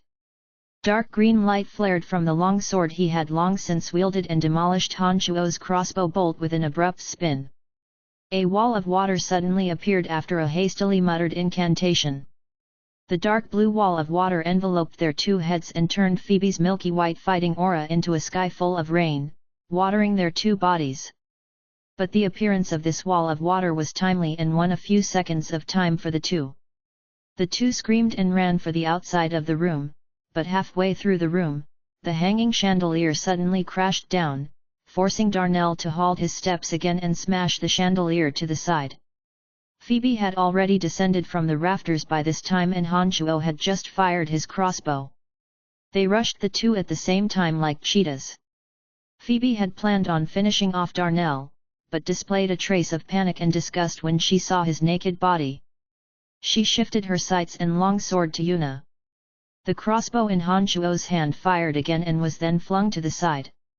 Just when Darnell had demolished the crossbow bolt, Han Shuo's dagger was already rushing to greet him. Darnell had already sunken into a crazed frenzy and due to the pain and heartache of losing his manhood, he increased his fighting aura to the maximum and clashed with Han Shuo's dagger. PFFSHT. A mouthful of fresh blood splurted out as Darnell's wild fighting aura rushed into Han Shuo's body. Although he had the restraints of the magical Yuan, it still wasn't enough to fully defend against it. Han Shuo stumbled a few steps backwards after that clash. Upon seeing Han Shuo hastily retreat after clashing with this sword, Darnell wanted to crazily pursue Han Shuo, but he suddenly discovered that the long sword in his hand was boiling hot, and that the skin of the right hand, that was grasping the sword, was suffering from extreme burning pain. He immediately flung out the long sword in his shock. "Hurry and run!" Yuna called out at this moment. A water serpent had appeared at some time and had surrounded Phoebe, attacking fiercely. Except, part of its body would be severed whenever Phoebe waved her sword, turning into watery mist before it even hit the floor. Darnell glared viciously at Han Shuo, but didn't pursue him further.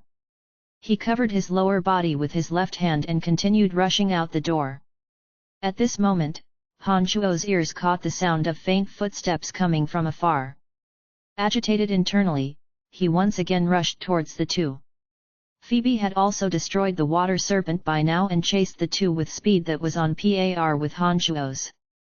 Han Shuo and Phoebe both understood that if they didn't kill these two now, they would no longer have the chance to once they left the room. Therefore, they strived with all their might to keep the two in the room. At this moment, a prearranged prop was curiously effective. Han Shuo had made some modifications to the table legs of a round table set in front of the door. In their unparalleled haste, the two didn't circle around the round table, but actually leaped towards it, intending to use it as a lever to quickly leave the room.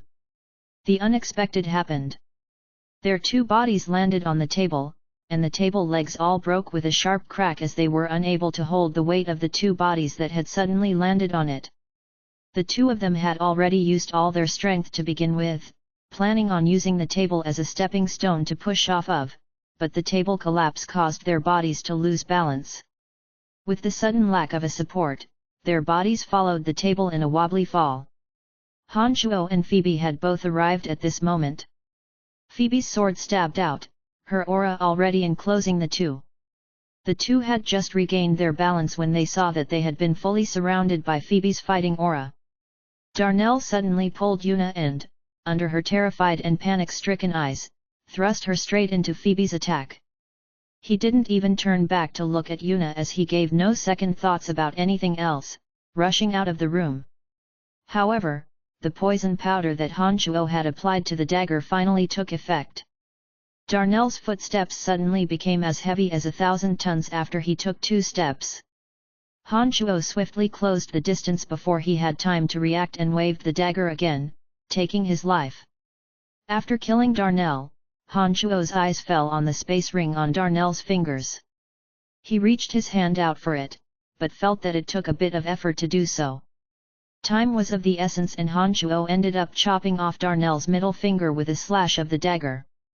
He put away the finger with the space ring and turned his head to see that a bloody hole had opened in Yuna's chest. Phoebe seemed to have killed her. "Let's go!" Han Shuo called out softly, rushing to Phoebe's side. A light fragrance suddenly emanated from Yuna and Phoebe's direction.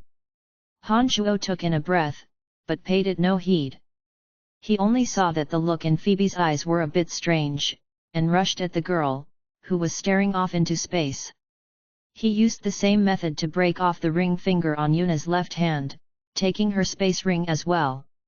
He grabbed the crossbows that had been discarded with a smooth motion, and grabbed Phoebe, and with a mighty leap, using a hole that had opened in the roof previously, and made their escape along the roof. Chapter 73. Chapter 73, Pervert, what have you done to me? Please continue reading on, Ox. Val.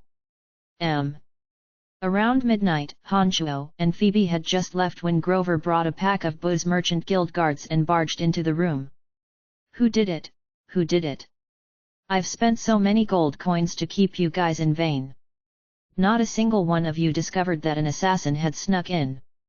If the target was me, then it likely wouldn't be those 2 on the ground." Grover immediately started bawling furiously upon entering the room, yelling at the people behind him. "Mr. Grover, this assassin was very proficient. He managed to avoid my wind wall and assassinated both Darnell and Yuna in such a short amount of time. This proves that the killer's strength is absolutely beyond our imagination." A mage with long hair and a somewhat ugly expression said to Grover after observing for a while. Exhaling lightly, Grover looked at the long-haired mage and said in an apologetic tone, "My apologies, Ellis, I was a bit out of line." The wind mage Ellis was still expressionless, and looked at the dead Darnell's left hand with some surprise. He went, and walked up to the body, noticing that the left hand was missing a finger. Ellis asked, perplexed, "The left middle finger, on which Darnell wears his space ring, has been chopped off. What's going on? Not only Darnell, but Yuna as well. Could it be that this killer killed them because he wanted to rob them?" Grover was also a bit confused and asked after hearing Ellis' words. "Impossible." Ellis denied decisively and looked around the surroundings, explaining. "If the assassins wished to kill them for the sole purpose of robbing them, then he never would have picked these 2, because the 2 of them together are the most difficult to fight against. Not to mention there are many valuable items within the guild.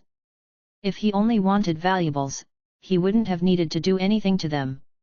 With the abilities demonstrated by the killer, he absolutely could have obtained more from the guild without making a single sound." Grover thought for a bit after his words and nodded. He said with a darkened face, "If he wasn't in it to murder for gain, then it must have been thanks to my dear niece Phoebe. It seems like she finally couldn't bear it longer after enduring things for so long. Indeed, Phoebe must be behind this. Darnell and Yuna both tried to assassinate Phoebe once. Although they retreated when they didn't succeed, I feel that Phoebe must know that it was the 2 of them. After all, Darnell's gaze towards Phoebe was simply too lecherous and unique. Even I, an outsider, could tell. As the one involved, Phoebe must have had an even better understanding of things. The fact that we're fine, and they're the only ones who have died is enough to explain things. Except, it seems that the killer is a bit greedy. Otherwise he wouldn't have remembered to take their space rings in such dangerous circumstances. When did such a character appear beside Phoebe?" Ellis furrowed his brow and said slowly while turning things over in his mind. Grover started and mused deeply for a while. His face suddenly darkened and he said coldly, "I know who. It must be that Brian who killed those 3 assassins from Shadow Ghost a while back." I heard the guards say that this person came to do some business with Fabian and thus needed some money. Since his strength is enough to kill 3 of the senior swordsmen sent by Shadow Ghost, then he would have the strength to kill Darnell and Yuna. Damn it, how did Phoebe get her hands on this kid?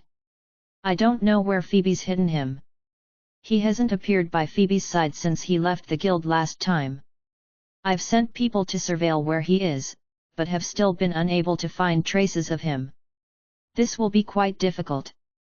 Nodding, Ellis concluded. Looks like it is him. I think we should get rid of this person first at all costs. Otherwise we may be killed by him in due time. All right, pass my orders on, not to kill Phoebe for now. Put forth all effort into finding this person. He's ruined my plans twice, and I'm going to make his existence a living hell. Grover's face was sinister as he spoke coldly. At this moment, Hanchuo, deeply hated by Grover, had already brought Phoebe far away from the booze merchant guild and was rushing towards Phoebe's quarters in the northern part of the city. Something was odd with Phoebe, as she seemed a bit out of it. Her body was sluggish and hot to the touch. Hanchuo was dragging her in his haste to cover distance. The two of them were dressed in nightwalker clothes and chose to thread through small alleyways in the dark of the night, staying completely out of sight. But as they neared the northern part of the city guards started appearing more frequently, forcing Hanchuo to continuously hide and evade. Phoebe had still known to make good time when dragged behind Hanchuo, but at this moment, her steps started to drag as her body grew hotter and hotter. With no alternatives, Hanchuo flung Phoebe onto his back, completely disregarding whether or not she agreed. In order to avoid the attention of the city guard, Hanchuo temporarily gave up his idea to send Phoebe back to her quarters and took her to the cemetery behind the Babylon Academy of School and Magic instead. It was the quietest place he knew, and no one patrolled there. Add to that, Hanchuo was exceedingly familiar with the area, and that was why this was the first place he thought of in a time of crisis like this. When Hanchuo had circled past the northern part of the city with Phoebe on his back and made it past some narrow roads into a forest patch, he suddenly felt that Phoebe, on his back, was tearing at her own clothes and her 2 hands were roving unconsciously over Hanchuo's body. Astonished, Hanchuo's body suddenly stopped. After relaxing, Hanchuo could clearly feel the well-rounded mountains in front of Phoebe's chest pressed against his back, the wondrous sensation of them closely mashed against his well-defined back. A blaze of fire suddenly ignited from his chest, uncontrollable like the sparks of a fire. Add to that Phoebe's restless hands were still unconsciously moving all over Hanchuo's chest, and it finally grew so stimulating, that Hanchuo could no longer control himself. He swung Phoebe down from his back and suddenly held her marvelous body in his hands. He thrust Phoebe's body onto a tree nearby, and Hanchuo's 2 hands moved in tandem, kneading the forbidden areas of Phoebe's body. Even with the nightwalker clothes separating them, Hanchuo could feel the wondrous curves of Phoebe's bodies. Her well-rounded chest kept changing shape beneath Hanchuo's ministrations, and when his hand roamed over Phoebe's slender legs and pert bottom, the amazing, strong stimulus attacked Hanchuo's senses, making him want to experience it even deeper. Phoebe had yanked her own face mask off, and at this moment her eyes were glassy, filled with the tempting lure of desire. Her stunningly beautiful face burned to the touch and brought with it a heart-leaping beauty. The faint fragrance emitted by the breaths between her open mouth made Hanchuo's heart caper like a monkey and mind gallop like a horse. He was about to lose himself in it entirely. Hanchuo's right hand tore off a piece of Phoebe's nightwalker outfit near the chest. The snow-white expanse of her breasts immediately blossomed in front of Hanchuo's eyes, along with a dot of pinkish red. Hanchuo finally couldn't contain himself and he lost control of the strength in his right hand. Oh, ow! At this moment, a small, feeble protest came out from Phoebe's small mouth. Her beautiful brows quirked vaguely because of the pain coming from her breasts, finally unconsciously mouthing a weak sign of pain. Calmness blindsiding his mind, Hanchuo abruptly came to his senses. When he looked at Phoebe, he also recalled that he too had taken in a breath of that odd scent earlier. He immediately understood that Phoebe had fallen victim to an aphrodisiac, and also reflected that his loss of rational thought was likely because he had taken in a breath of the same toxin. His thoughts spinning furiously, Han Shuo measured up his potential gains and losses and resolutely gathered Phoebe in his arms again, furiously dashing out to the front. Han Shuo was very familiar with this area and came to a winding creek after not too long. The creek was quite narrow, and he wasn't sure where it led to either, but he knew that this river was very shallow due to often frequenting in the area. As soon as he reached the river, Han Shuo walked directly into the waters, still holding Phoebe. Because it was almost winter, the weather was exceedingly frigid. The river waters were even more icy in the middle of the night, and when Han Shuo carried Phoebe into the water and splashed some water onto her head, Phoebe suddenly sneezed a few times. Han Shuo also submerged his head into water, and when the ice-cold water covered his head, it chilled his previous urges. His body's reactions also completely calmed down. Achoo, achoo. After Phoebe sneezed a few times, her mind slowly came back to her senses due to the effects of the cold river water. When she spat the cold water out of her mouth, the blush on her cheeks slowly disappeared and her glassy stare slowly disappeared. Where is this? Why I am here? Achoo! Phoebe looked around in confusion and sneezed again. When she lowered her head to sneeze, Phoebe abruptly realized that the two well-rounded peaks of her chest were exposed to the night air. The snow-white expanse of her skin and the dots of red at the peak greatly affected Phoebe. Pa! Han Shuo's face had already suffered from a slap. Phoebe's face held anger that was almost madness in its ferocity as she screamed shrilly at Han Shuo, "Pervert, what have you done to me?" Han Shuo truly did feel a bit apologetic towards Phoebe at this moment, and he stammered, unable to speak clearly as he gazed upon a girl who was about to lose her mind. Phoebe suddenly broke out in loud sobs when she saw Han Shuo's reaction, instantly losing her usual cold arrogance and demureness. She gave no thought to anything else and began beating at Han Shuo with her fists and feet. Water splashed every which way in the creek and drenched Han Shuo. But because Phoebe had suffered from such a great shock at this moment that she seemed to have completely forgotten that she was a strong sword master. She was more like a bad-tempered shrew, beating Han Shuo in a disorganized fashion without any fighting aura whatsoever.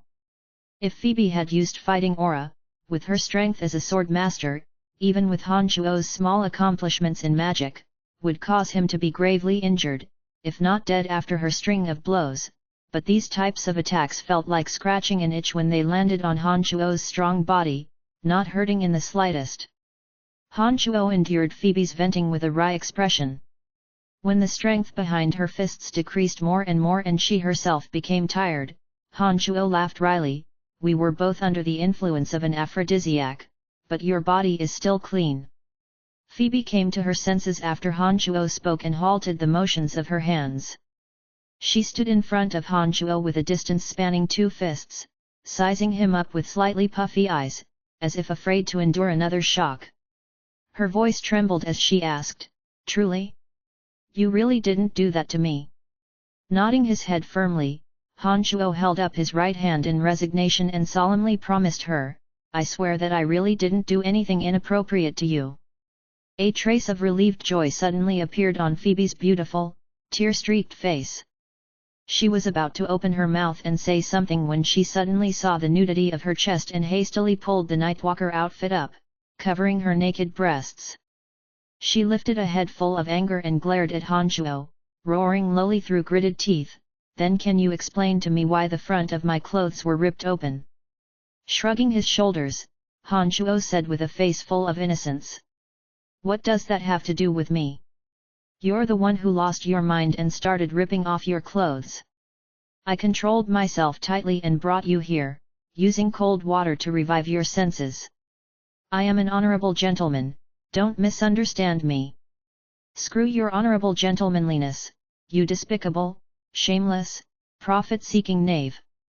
You held my hand last time and hugged me without even a word of apology. You purposely took advantage of me in the crack of the artificial mountains in the guild and didn't apologize. You've gone even further now, I'm going to chase you to the depths of hell for this." Phoebe's face was full of wrath as she made threatening gestures and rushed at Han Shuo. Phoebe had obviously activated her fighting aura after coming to her senses this time. Han Shuo was startled and knew that Phoebe had most likely remembered her clothes being torn in front of her was from his hands. He hastily turned and scrambled up the river bank, protesting his innocence along the way. "Miss Phoebe, listen to me. I also took in a breath of the aphrodisiac, causing my emotions to get out of control, but when I came to myself I immediately took you to this river. The heavens and earth are my witness, I really didn't take advantage of you. When you were still under the influence, you also touched me all over and took advantage of me. Apart from you, no other girl has ever touched me before. I'm still a virgin. I'll have scars deep in my heart after being violated by you. I've also suffered losses, let's say that we're even for this matter. Don't pursue it any further." As Han Shuo ran away bedraggedly, words shot out of his mouth like bullets. It was as if he'd returned to the time when Chu Kenglan had brought him to the moon and he'd let the old man have it with his words when Han Shuo lost his composure. Except, it was insults last time, and explanations this time. "Shut up, you petty villain who should die 1,000, 10,000 times. Stop saying nonsense." Phoebe's clothes were drenched through at this time and her wet hair exuded another type of allure, but her motions with her sword in her hands were quite violent. "Forget it, count me unlucky. I'll be leaving now and will come find you for the black gold ore after you've calmed down. Farewell." Han Shuo knew that there was no use in talking to Phoebe at this time. A woman who'd lost her senses was the scariest magical creature in the world, not to mention one who was a swordswoman. The danger of this to Han Shuo was on par with that of a super magical creature, like a dragon. Sighing inside about how unlucky he was, Han Shuo didn't dare slow down his footsteps as he quickly rushed out, making for the direction of the cemetery and slowly leaving Phoebe, who was unfamiliar with the terrain, far behind. Chapter 74. Chapter 74, The Little Skeleton That Wants to Soar and Fly. Please continue reading on, Ox. Val. M. The first glimmers of dawn appeared in the sky after using the transportation matrix to return to the cemetery of death. One full day and night had elapsed since his departure, and he hastened to move to the original demon cave and infuse more fresh blood and magical yuan, finally breathing a sigh of relief after he did so. The operation of the original demon cave must not be halted for even a day. If fresh blood and magical yuan weren't infused every day, then the work of the previous 20-some-odd days would be in vain. Planting his butt firmly on the ground, the fighting aura that had rushed into his body from Darnell's blow finally slowly started rampaging through his body. A sudden impact brought an upwelling of blood to Han Shuo's throat. He almost spat out a mouthful of fresh blood again. Happy instead of startled, he abruptly stood up and threw his head back in laughter. He quickly strode out of the cemetery of death, towards the waterfall that he used to train his magic. Han Shuo braved the long river rushing down and sat down in his usual place. His body wobbling strongly in the beginning, Han Shuo quickly sank again into his training mode. For the next 7 days, apart from infusing the original demon cave with fresh blood and magical yuan at periodic intervals, Han Shuo stayed beneath the waterfall to train his magic. Han Shuo's strength improved in spades in the midst of harsh training. Leveraging the fighting aura that Darnell had left within his body and the violent force of the waterfall, Han Shuo reforged the meridians and bones of his chest, waist, and stomach. When Han Shuo felt that Darnell's fighting aura no longer remained within him, he could clearly feel that his own body had emerged in an unprecedentedly better state. In the next few days, Han Shuo halted all magical training and spent his time looking after the original demon cave and studying the beginner magics of necromancy. He was now fully able to recite the latter from memory, and had basically committed it to memory. Han Shuo had noted the parts in which he didn't understand. As he continued to use the round, green ball to meditate, his mental strength grew with each passing day. Under his continual experimentation, he finally released the agony of the soul magic one day. Han Shuo was overjoyed and elated at that time.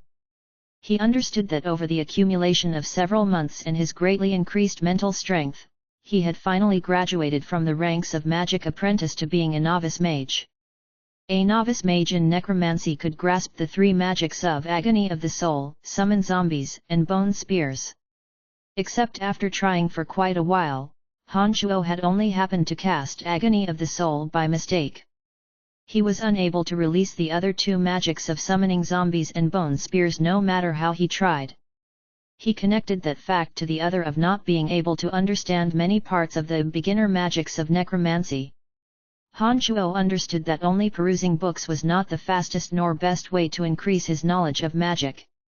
It looked like he should look for Fanny and inquire about the areas he didn't understand, as well as pick up the weapon forging materials that Phoebe had promised him, along with the black gold ore. But before he'd return, Han Shuo still planned to finishing refining the original demon. The original demon cave had been operating for a full 34 days and would be complete in 2 more days. Han Shuo was in no rush to leave immediately, and thus went to the dwarves' village to socialize with them.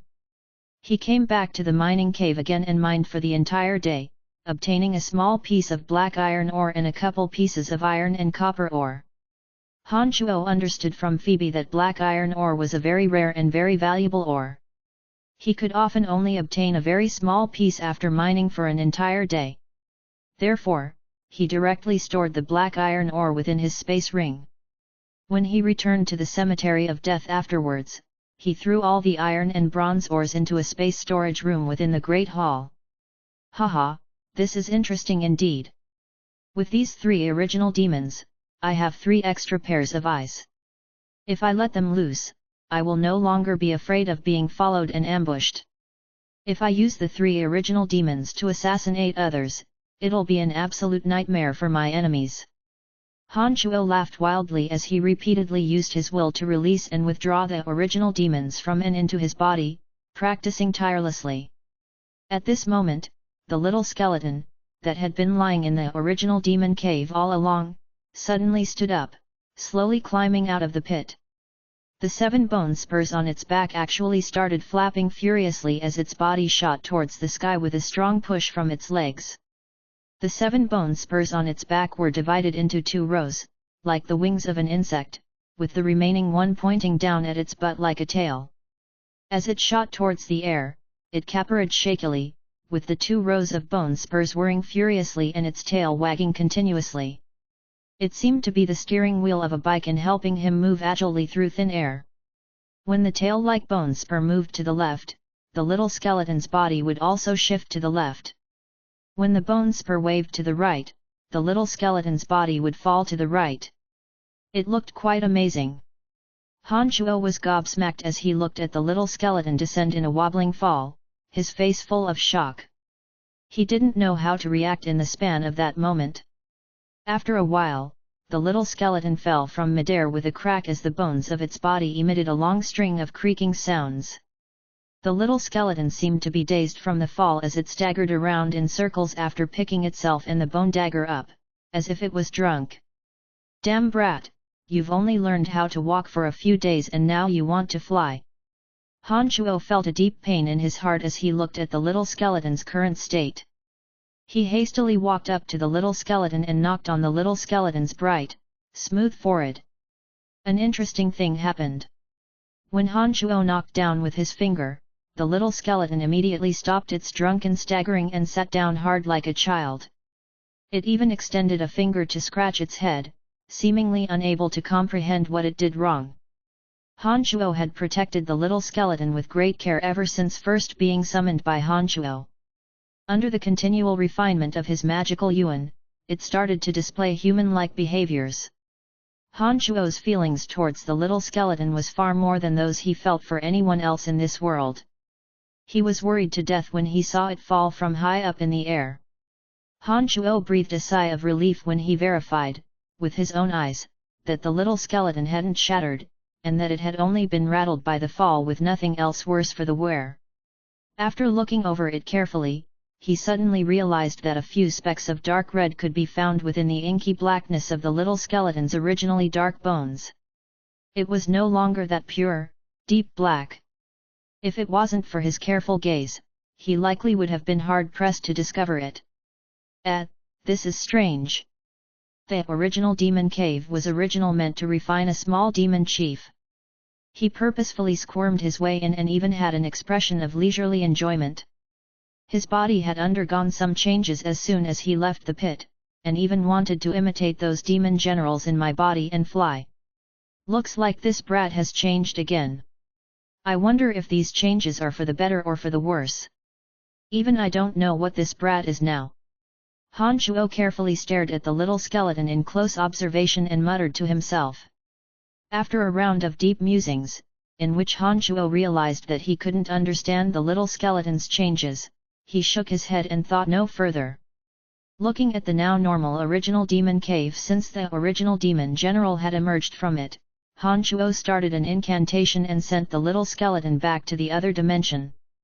With his injuries recovered and the 3 original demons refined, and even the little skeleton recovering its mobility, Han Shuo traveled back to Asan City through the transportation matrix when he thought of the incomprehensible magical knowledge and the black gold ore that Phoebe owed him for his services. Chapter 75.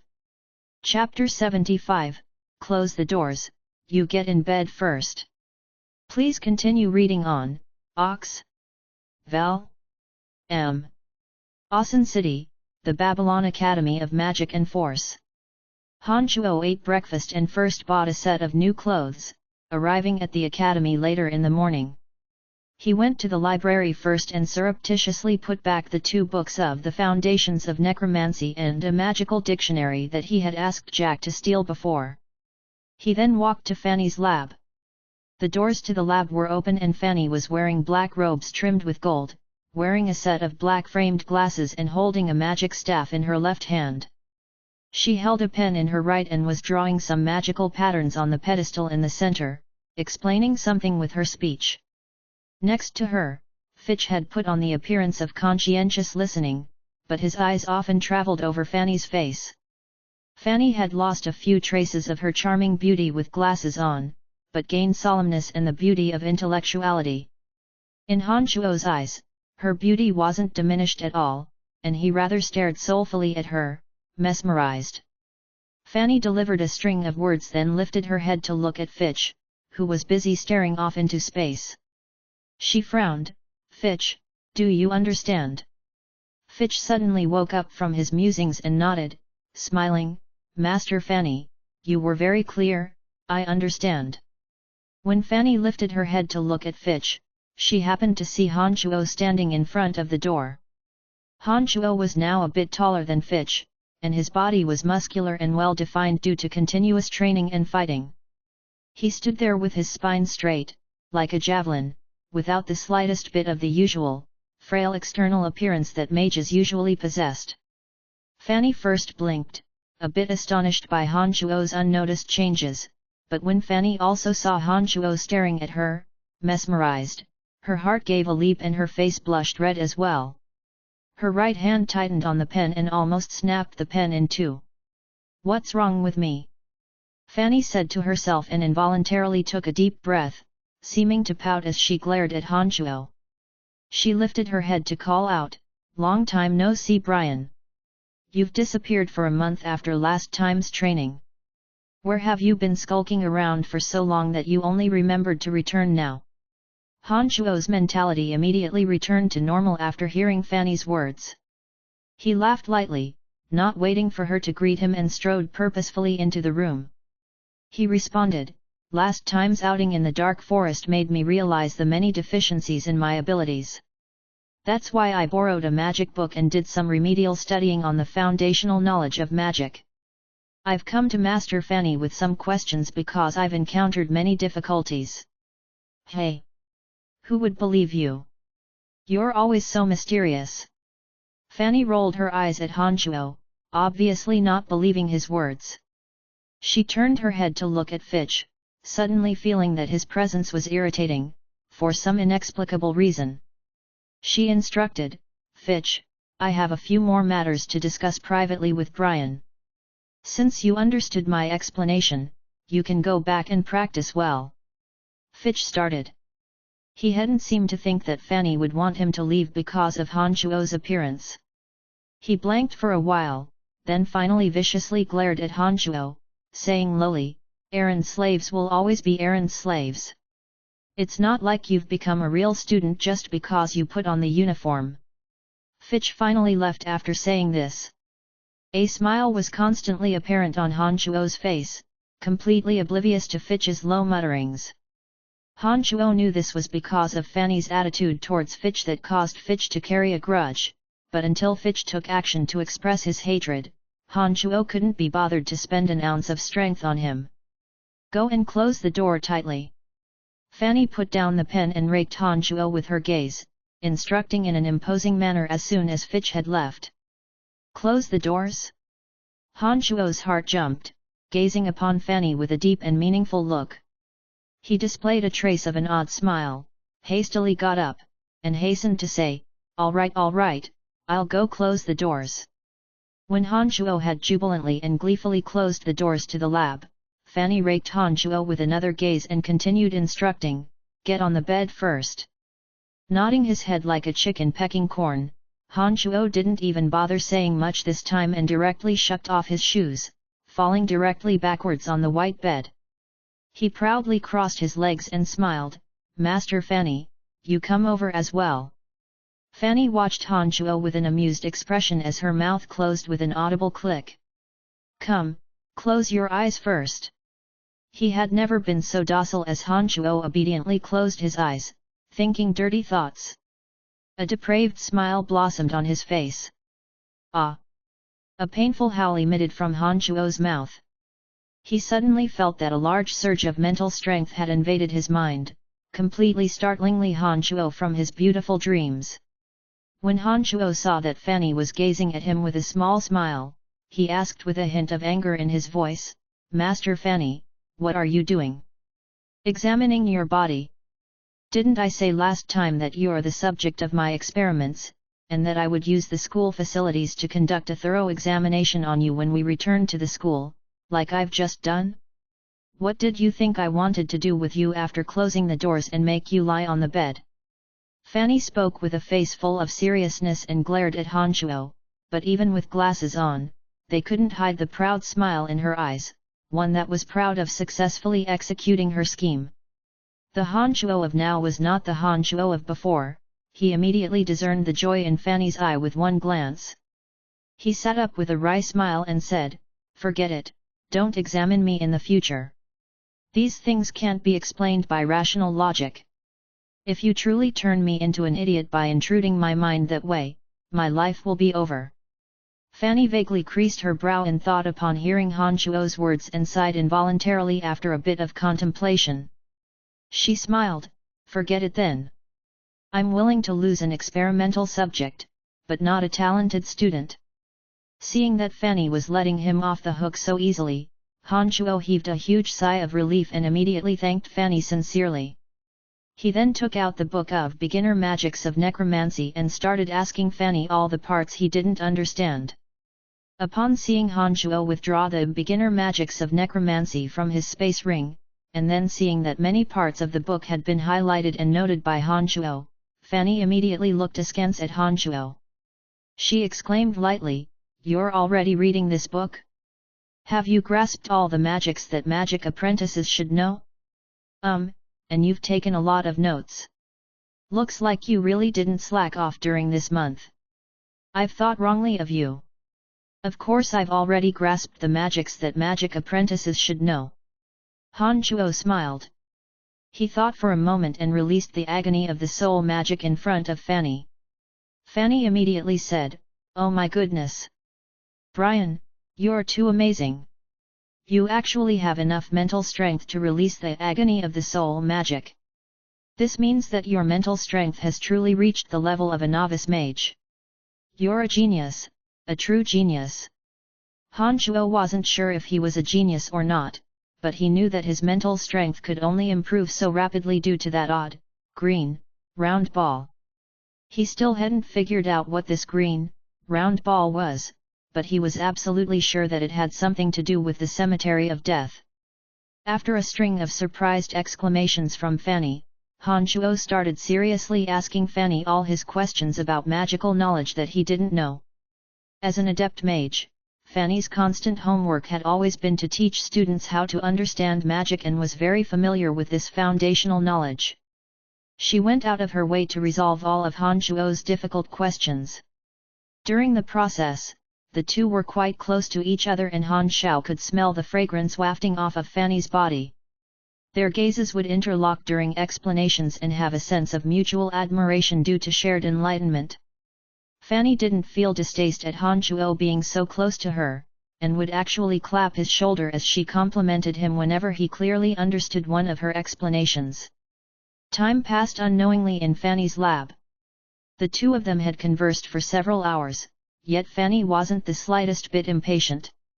She seemed rather delighted and would never be bored because she had met a good student. It wasn't until when the bells started ringing that Fanny came to herself with a shock.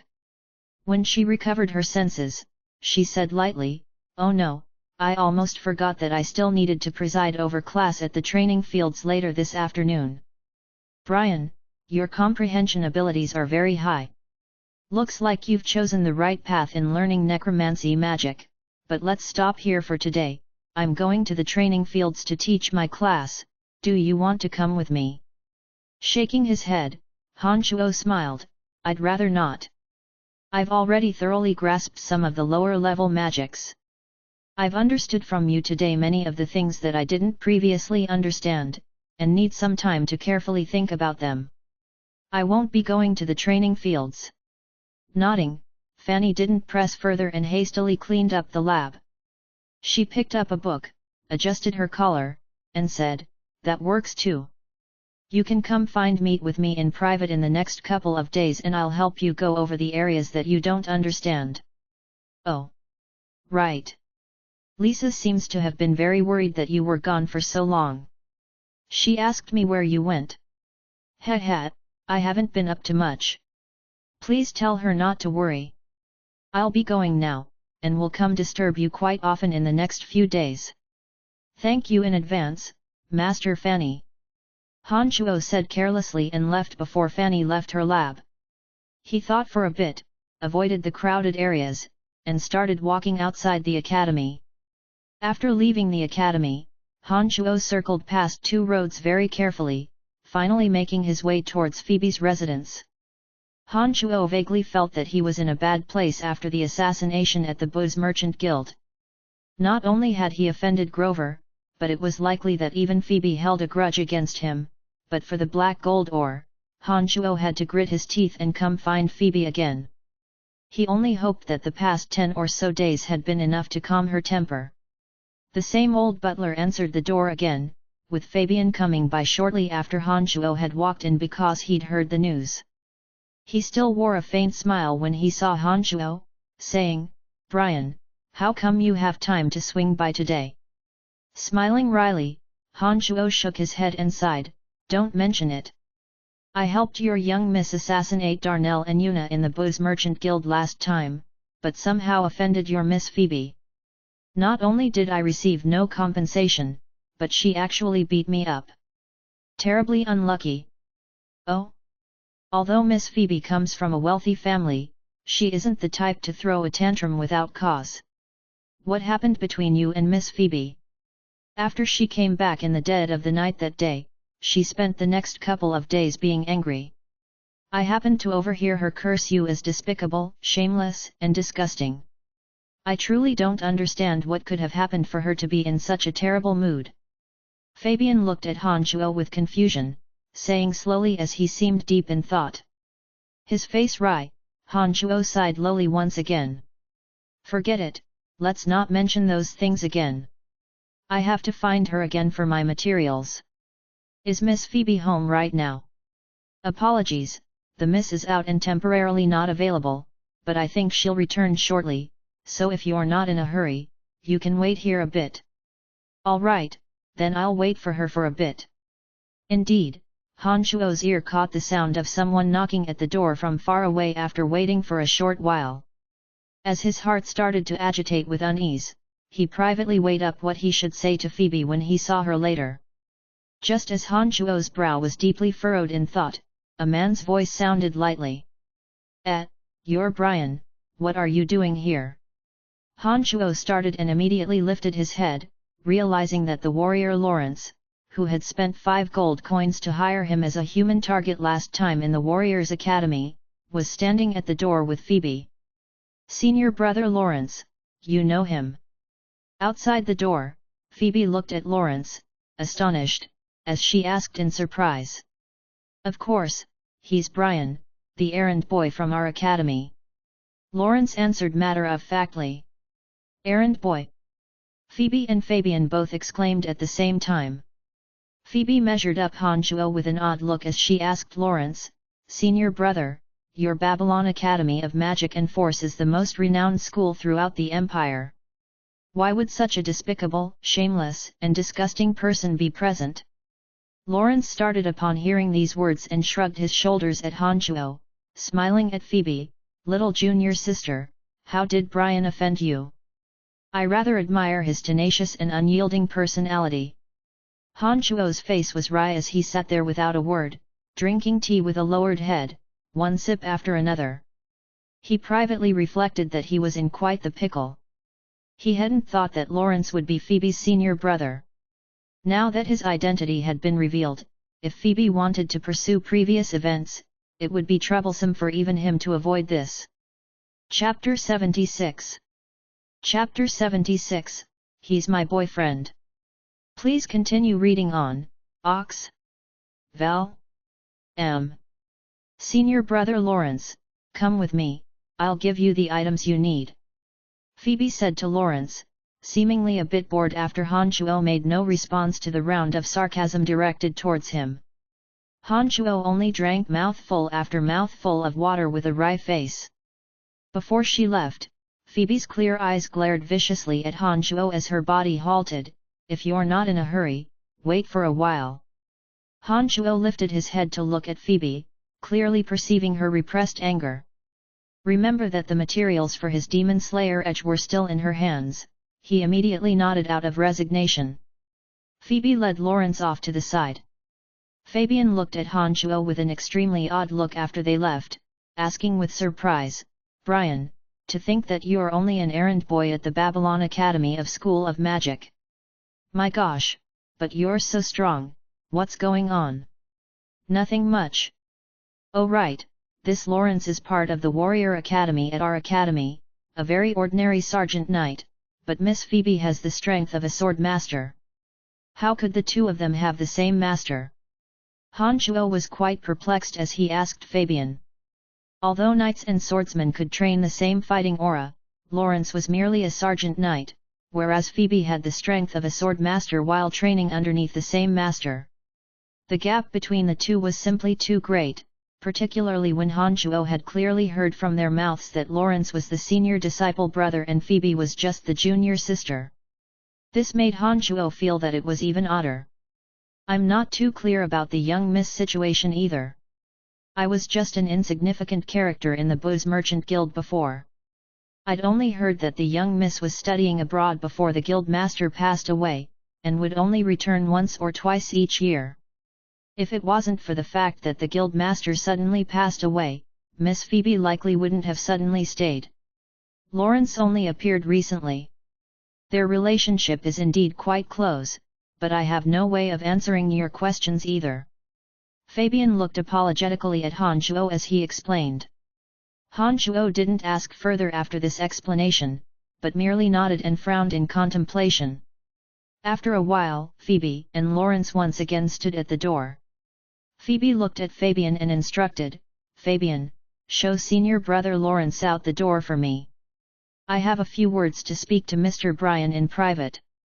Yes, miss. Fabian stood up, knowing how to behave in a delicate situation and walked outside. Brian, I'm very happy to see you here. If you'd like to earn a few more gold coins in the future, you can come find me at any time. However, I think you won't be needing that anymore. Alright, see you later Brian, I think we'll have plenty of opportunities to meet in the future. Lawrence looked meaningfully at Han Chuo, laughed lightly and followed Fabian out. When the two had left, Phoebe walked in with a cold face and flicked a glance at Han Chuo after sitting down, snorting lightly, "How dare you come back here again? And why wouldn't I dare?" Han Chuo's eyebrow flicked, not taking anything, lying down as he stared back into Phoebe's eyes. "I haven't done anything against my conscience, not to mention you still owe me from last time.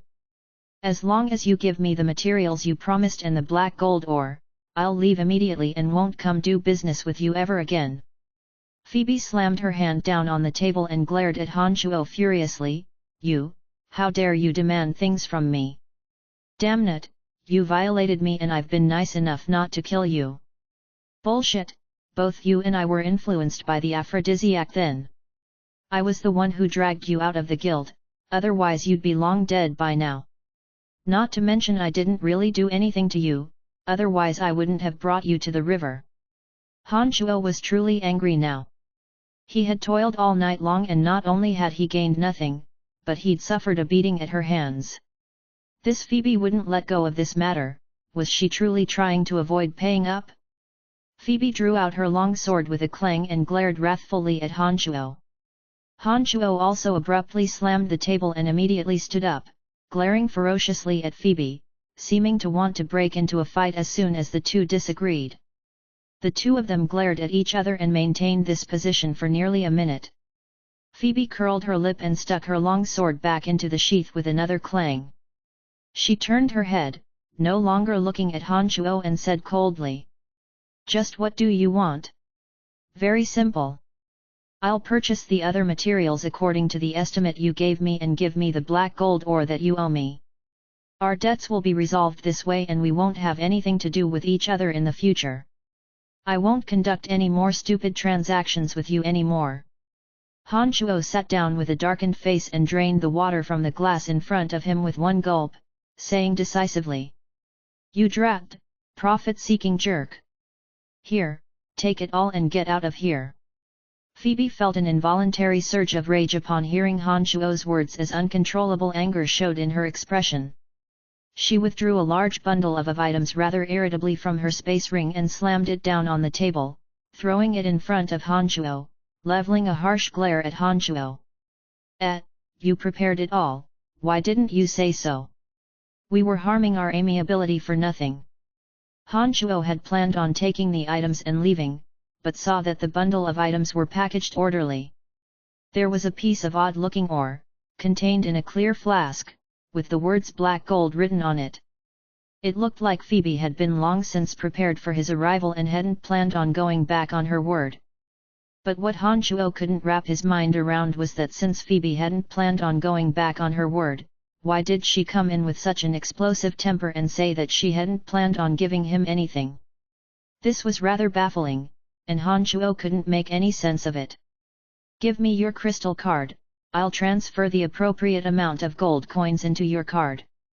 "Heh, I actually didn't have any other meaning and just wanted to take back what was owed to me."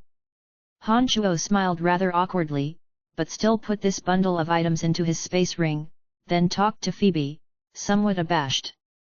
Still not properly looking at Han Chuo, Phoebe had a face of cold arrogance and said stiffly, "No need.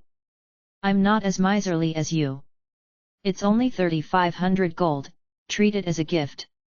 Don't let me see you in the future, just get out." Seeing that she was so sarcastic and jeering, Han Chuo's face froze and he nodded, slapping down the piece of black iron ore that he had mined the day before. He too said coldly, "I don't like owing favors to strangers. Treat this ore as compensation of me purchasing your other ores. Goodbye, Miss Phoebe, I won't be doing business with you in the future." Just as Han Chuo was about to resolutely leave the room, Phoebe suddenly lost her composure and stood up, looking at Han Chuo with a lost expression. Her wise eyes were full of weakness and weariness. She spoke with a desolate voice, "You're going to treat me as a stranger from now on." Shrugging, Han Chuo said naturally and unconstrained, "Since you don't care to treat me as a friend, I, of course, will not shamelessly impose on you."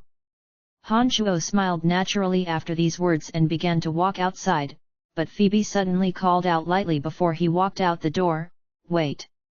Turning his head to look at Phoebe, Han Shuo asked calmly, "Miss Phoebe, what other matters are there?" Phoebe's expression was a bit odd. She lowered her head and thought silently for a bit, but when she lifted her head, a good half of the weakness and weariness had actually vanished. Her direct stare at Han Shuo made him feel very odd. She even quirked her lips at the end and revealed a trace of a smile, asking, "Brian, you mean that you already viewed me as a friend?" Astounded, Han Shuo nodded and replied matter-of-factly, "Of course, we've gone through 2 life-or-death experiences in the Booze Merchant Guild, not to mention you've helped me on several occasions. I already consider you a friend, but you're not willing." "Who says I'm not willing, hey? Apart from monetary transactions, are you so heartless to all your friends?" Phoebe's expressions had returned to normal by now and had a few more traces of human interest compared to her normal, remote aloofness, and she used the same attitude she had used towards Lawrence just now when talking to Han Shuo. "Of course not," Han Shuo responded. Han Shuo could clearly feel that Phoebe's words had been permeated with sincerity and worry. He felt a bit touched inside, and his facial expressions became more tender. After thinking carefully, Han Shuo felt that Phoebe's words should be fine. He frowned and said to Phoebe, "Then, what do you think I should do? Eliminate Grover with me, otherwise we will never have days of peace." Phoebe's charming face grew cold as she bit off her words. Musing for a bit, Han Shuo suddenly felt that perhaps a life ensconced in danger was more suitable for him to break through.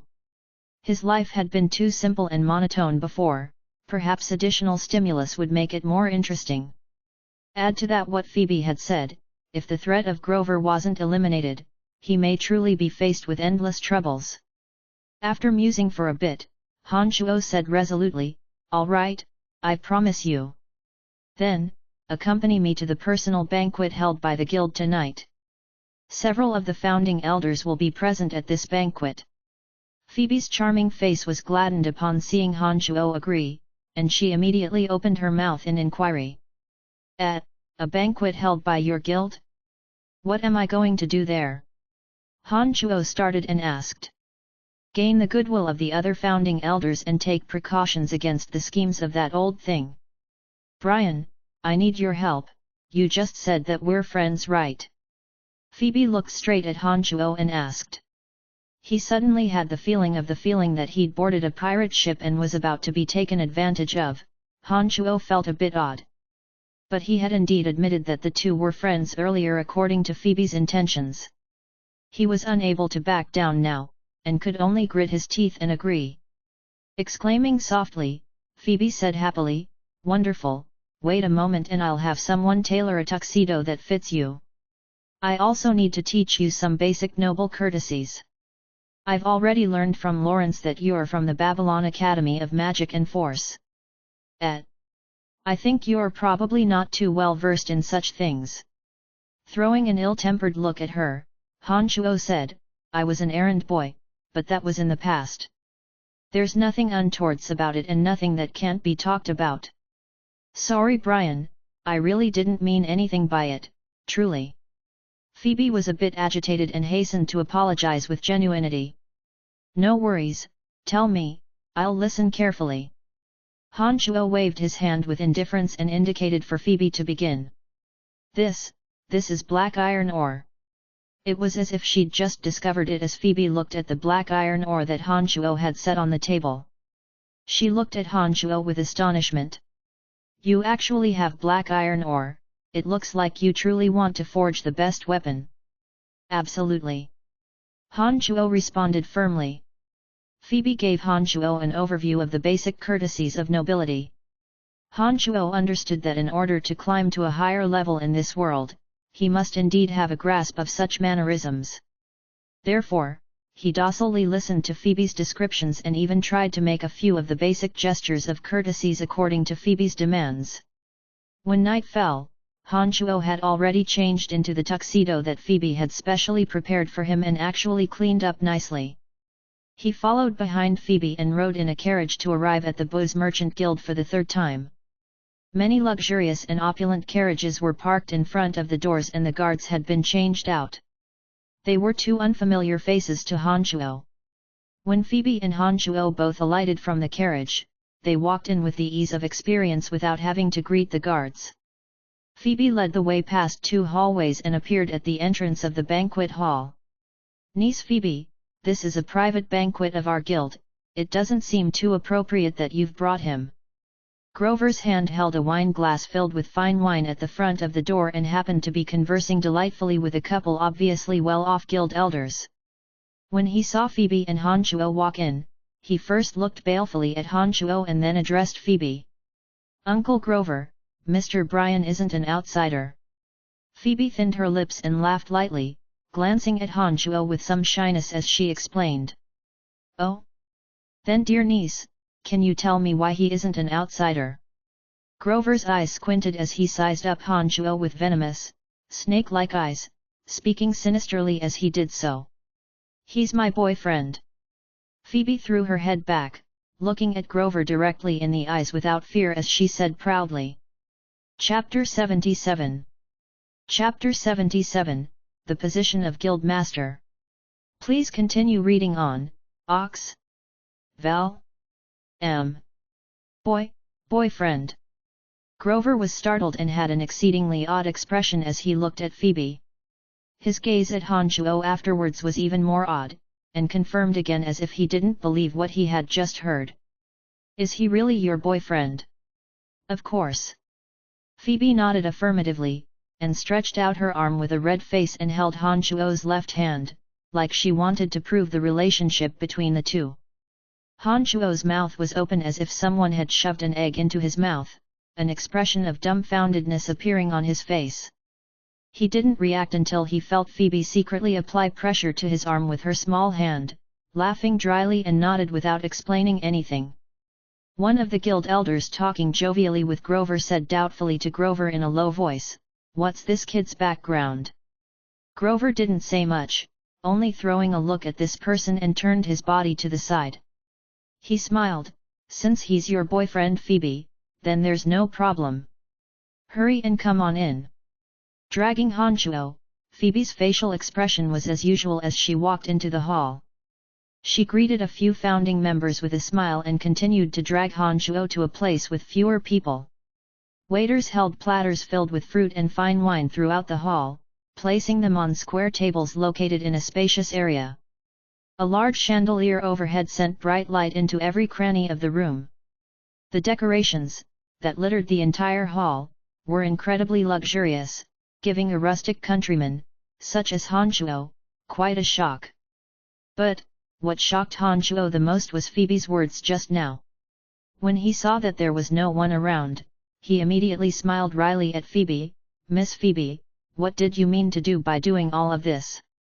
Conveniently snatching a wine glass, Phoebe poured a glass of delicious red wine for herself, gracefully raising it to her lips for a light taste, finally speaking afterwards, "Don't think too much, I'm just finding a cover for your presence and don't mean anything else by it. If I didn't say such things, you probably wouldn't even be able to make it inside." Nodding, Han Shuo sighed resignedly and said, "I knew that nothing good would result from me following you here. You have to act more natural, I'll cover things for you. This is the annual gathering of the guild and all the founding elders will attend."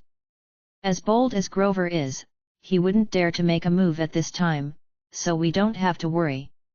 Phoebe spoke softly to Han Shuo as her eyes continuously scanned his surroundings. Also grabbing a wine glass to pour himself half a glass, Han Shuo took a sip and found it tartly delicious. He observed his surroundings once more with keen interest, finding that many of the guild members had also brought their other halves. There were 20 or 30 people in the entire hall. There were some elderly members and some handsome youths. There were also some beautiful married women with the graceful bearing and demure of noble ladies. Without an exception, all of these people were dressed richly and their motions urbanely polite. It looked like this was the so-called style of the upper class. Grover held a wine glass in hand and threaded through all the people, amiably greeting everyone and looking quite friendly. The Booze Merchant Guild has always been controlled by the Booze family. My family had always been the guild master before, but because I was always traveling outside, that old thing temporarily took the position of guildmaster after my father passed away, but don't think that he has good relations with many of the elders. No one really knows what goes on in the dark, otherwise there'd be no point in me coming back." As Han Shuo silently observed the surroundings, Phoebe gave her explanations in a low voice.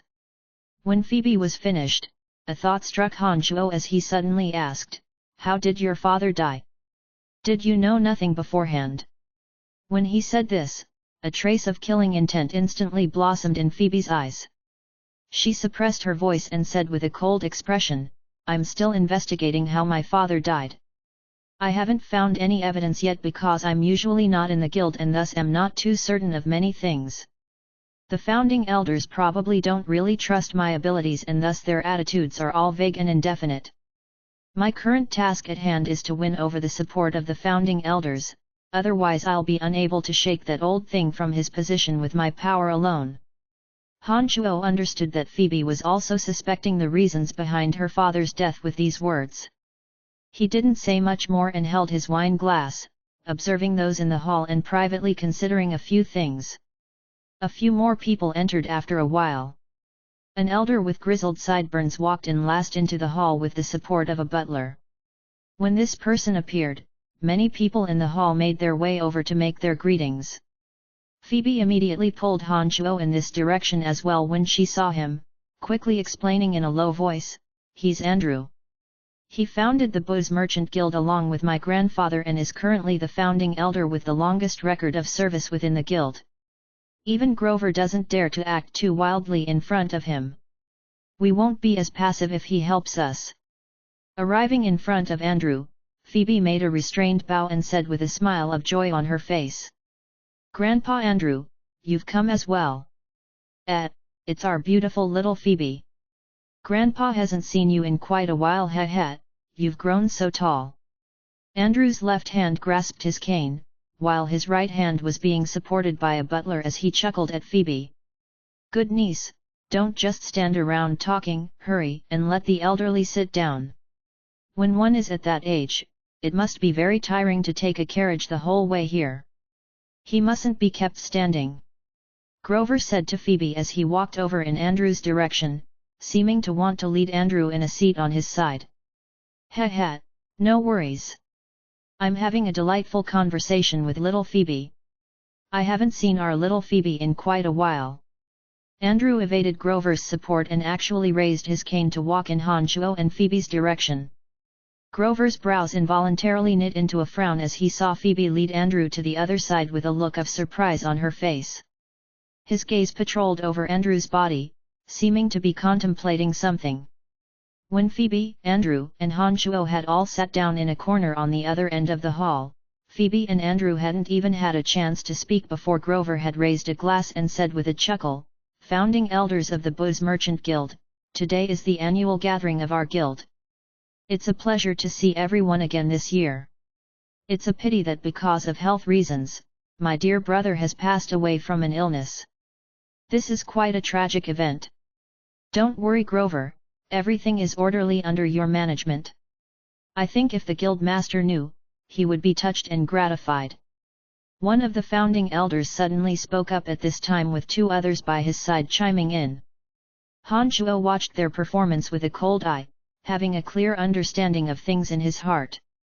He knew that these people were sure to have close relations with Grover, and were merely declaring their stance with these words. At this moment, Han Shuo, seated next to Phoebe, could clearly hear Andrew snort in a very low tone. Phoebe was even closer to Andrew and naturally heard things clearly. She glanced involuntarily with surprise at Andrew, and exchanged a look with Han Shuo. The guild master has already passed away, but our Booze Merchant Guild cannot be without a guild master forever. I think we should take advantage of this opportunity to thoroughly discuss the particulars of a new guild master. What does everyone think?"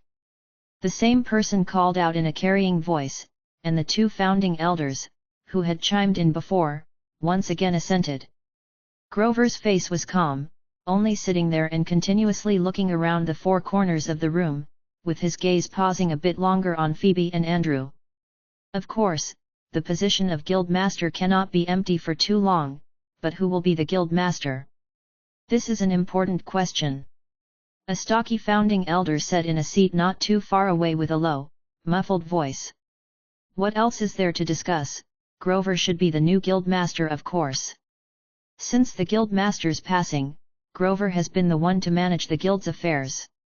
Everyone has also seen that the guild has been stable and orderly in his hands. I don't think anyone else is qualified to sit in this seat other than Grover. The Grover supporter abruptly stood up and called out, winning the other two people's assent. Grover stood up with a smile, his face full of hypocritical humility as he spoke words that his abilities were limited or that he was embarrassed by undeserved praise. The three were resolute in that it must be him, and the merry band demonstrated quite outstanding partnership. Uncle Andrew, who do you think is more suitable to be the new guild master? At this moment, the founding elder, who had previously spoken in a low, muffled voice, looked at Andrew from afar and asked. All the looks from the surrounding founding elders focused on Andrew, as if waiting for him to express his decision. Andrew looked in Phoebe's direction, the latter pretending to be calm and composed. He slightly stood up and chuckled lightly, "It's not me at any case, I don't have that many days left to live, ha ha." Everyone displayed friendly smiles after his words. Grover also smiled and laughed softly, like he was heaving a sigh of relief because he was truly afraid that Andrew would step forward and seize the position of guild master from him. However, Andrew's gaze swept over the assembled and he continued, "I think that little Phoebe has grown up. Since she is the daughter of the guild master and a member of the Buzz family clan, logically speaking, she is the most qualified person to be the new guild master. Why has no one mentioned this? No, absolutely not. Miss Phoebe is too young and has always been traveling outside. She doesn't even know of all the matters within the guild. If she were to become the guild master, she may ruin the business of the guild." The founding elder, who'd been upholding Grover, immediately protested violently. "Kiro, that may not be the case. Although Miss Phoebe is young, I see that she's quite knowledgeable and mature. She also knows the proper limits for speech and action when doing something. Perhaps with her at the helm, she'll even be able to bring further development to the guild." A founding elder suddenly opened his mouth. All the other elders who had been staying silent without a word suddenly chimed in upon seeing Andrew express his support for Phoebe. 3 or 4 other elders still remained quiet, as if expressing their neutrality. How will this do? We can't take the future of the guild as an experiment for her competency." The loyal Grover supporter called Kiro immediately complained. "How can we not? If I recall correctly, when the old guild master first took over the guild, he was only 23 himself, but under the guidance of Andrew and a few others, the old guild master quickly grew up and helped the guild become more prosperous with every passing day. I believe that Miss Phoebe will also be able to do so. Not to mention with us aiding her, no major problems will develop as well," the person continued to say. Grover's face had darkened and he'd stopped speaking after Andrew had spoken out.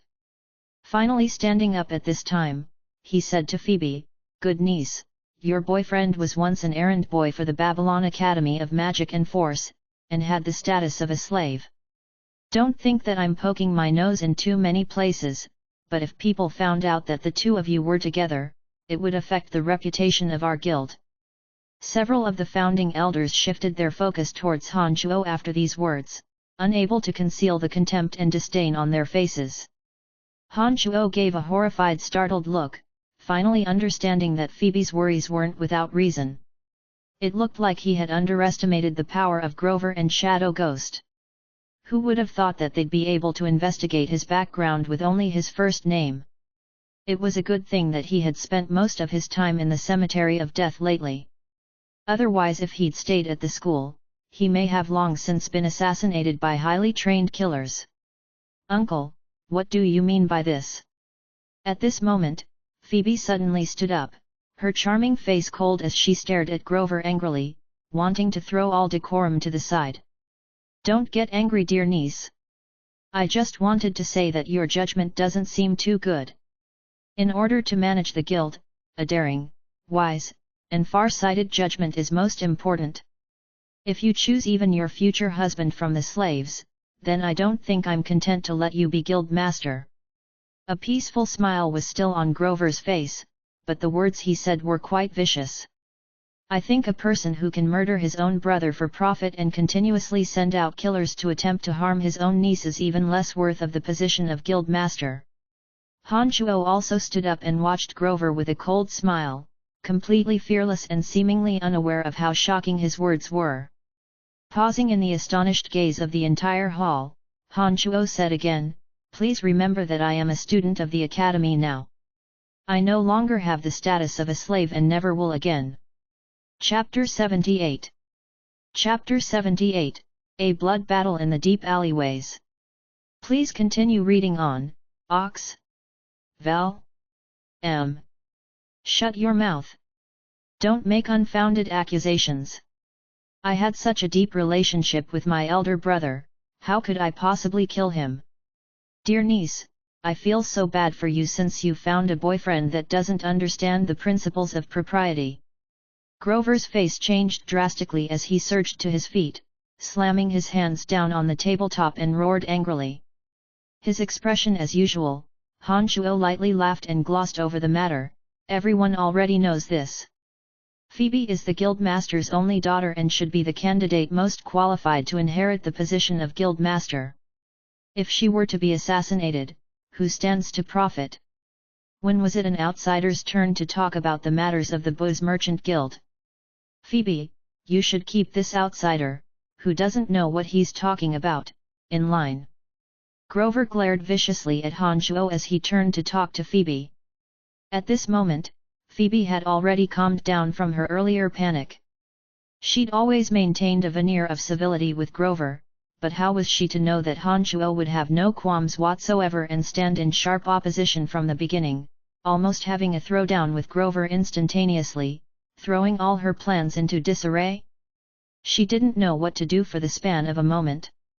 However, just as Han Chuo and Grover were denouncing each other, Phoebe's thoughts churned and she felt that Han Chuo's actions were clear and decisive.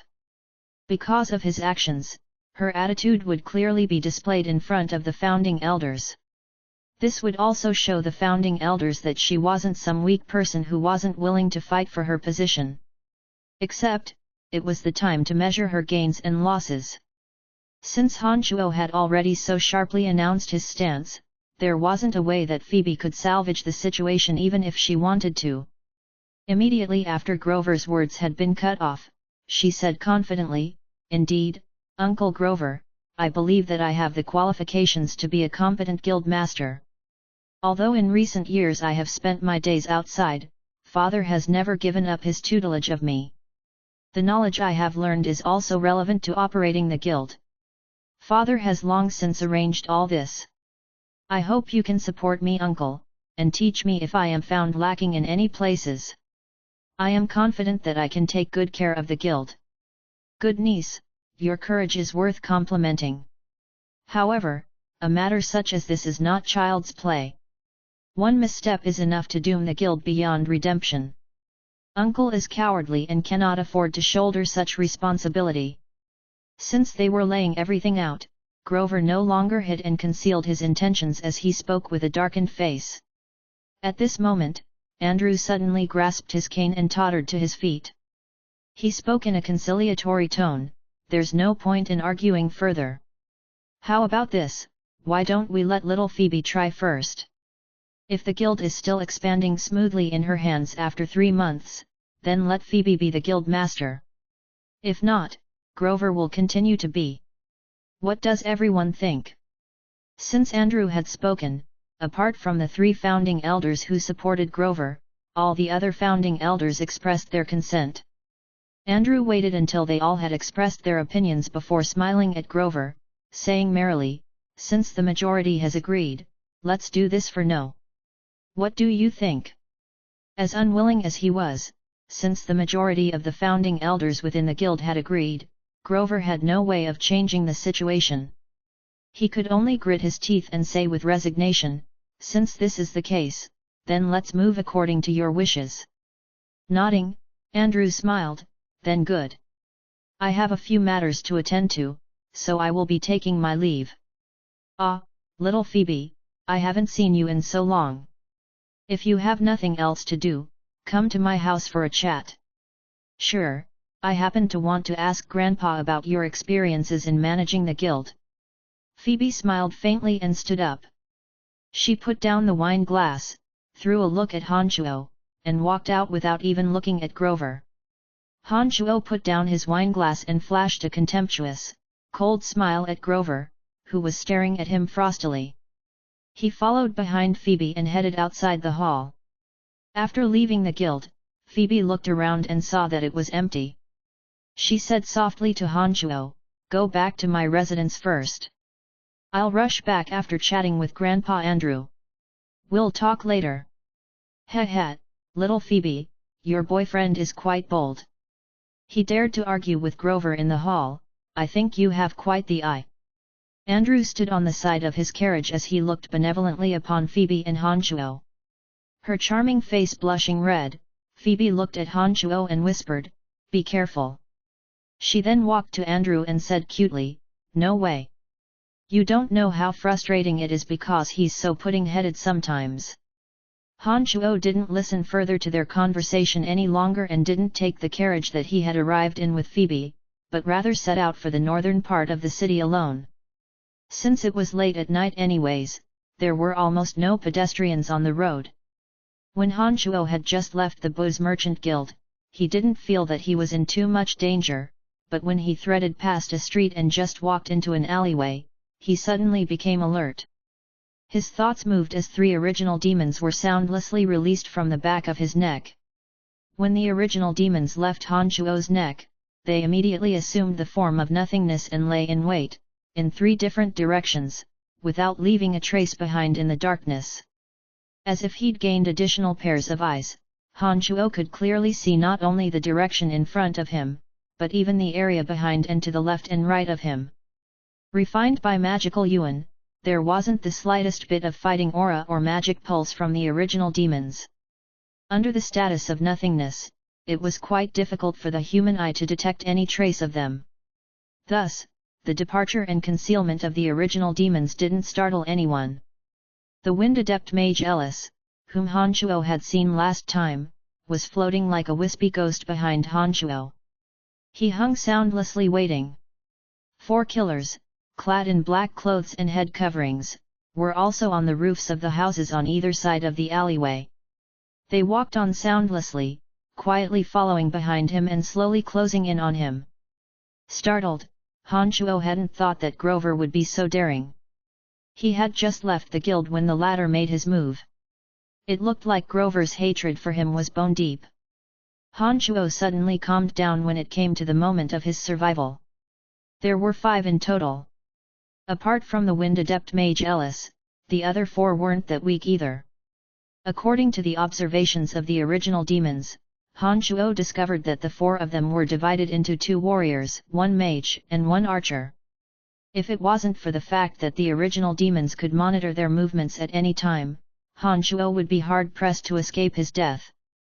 However, with the addition of the original demons, although Hanchuo still didn't have any advantages, he wasn't without the hope of escaping.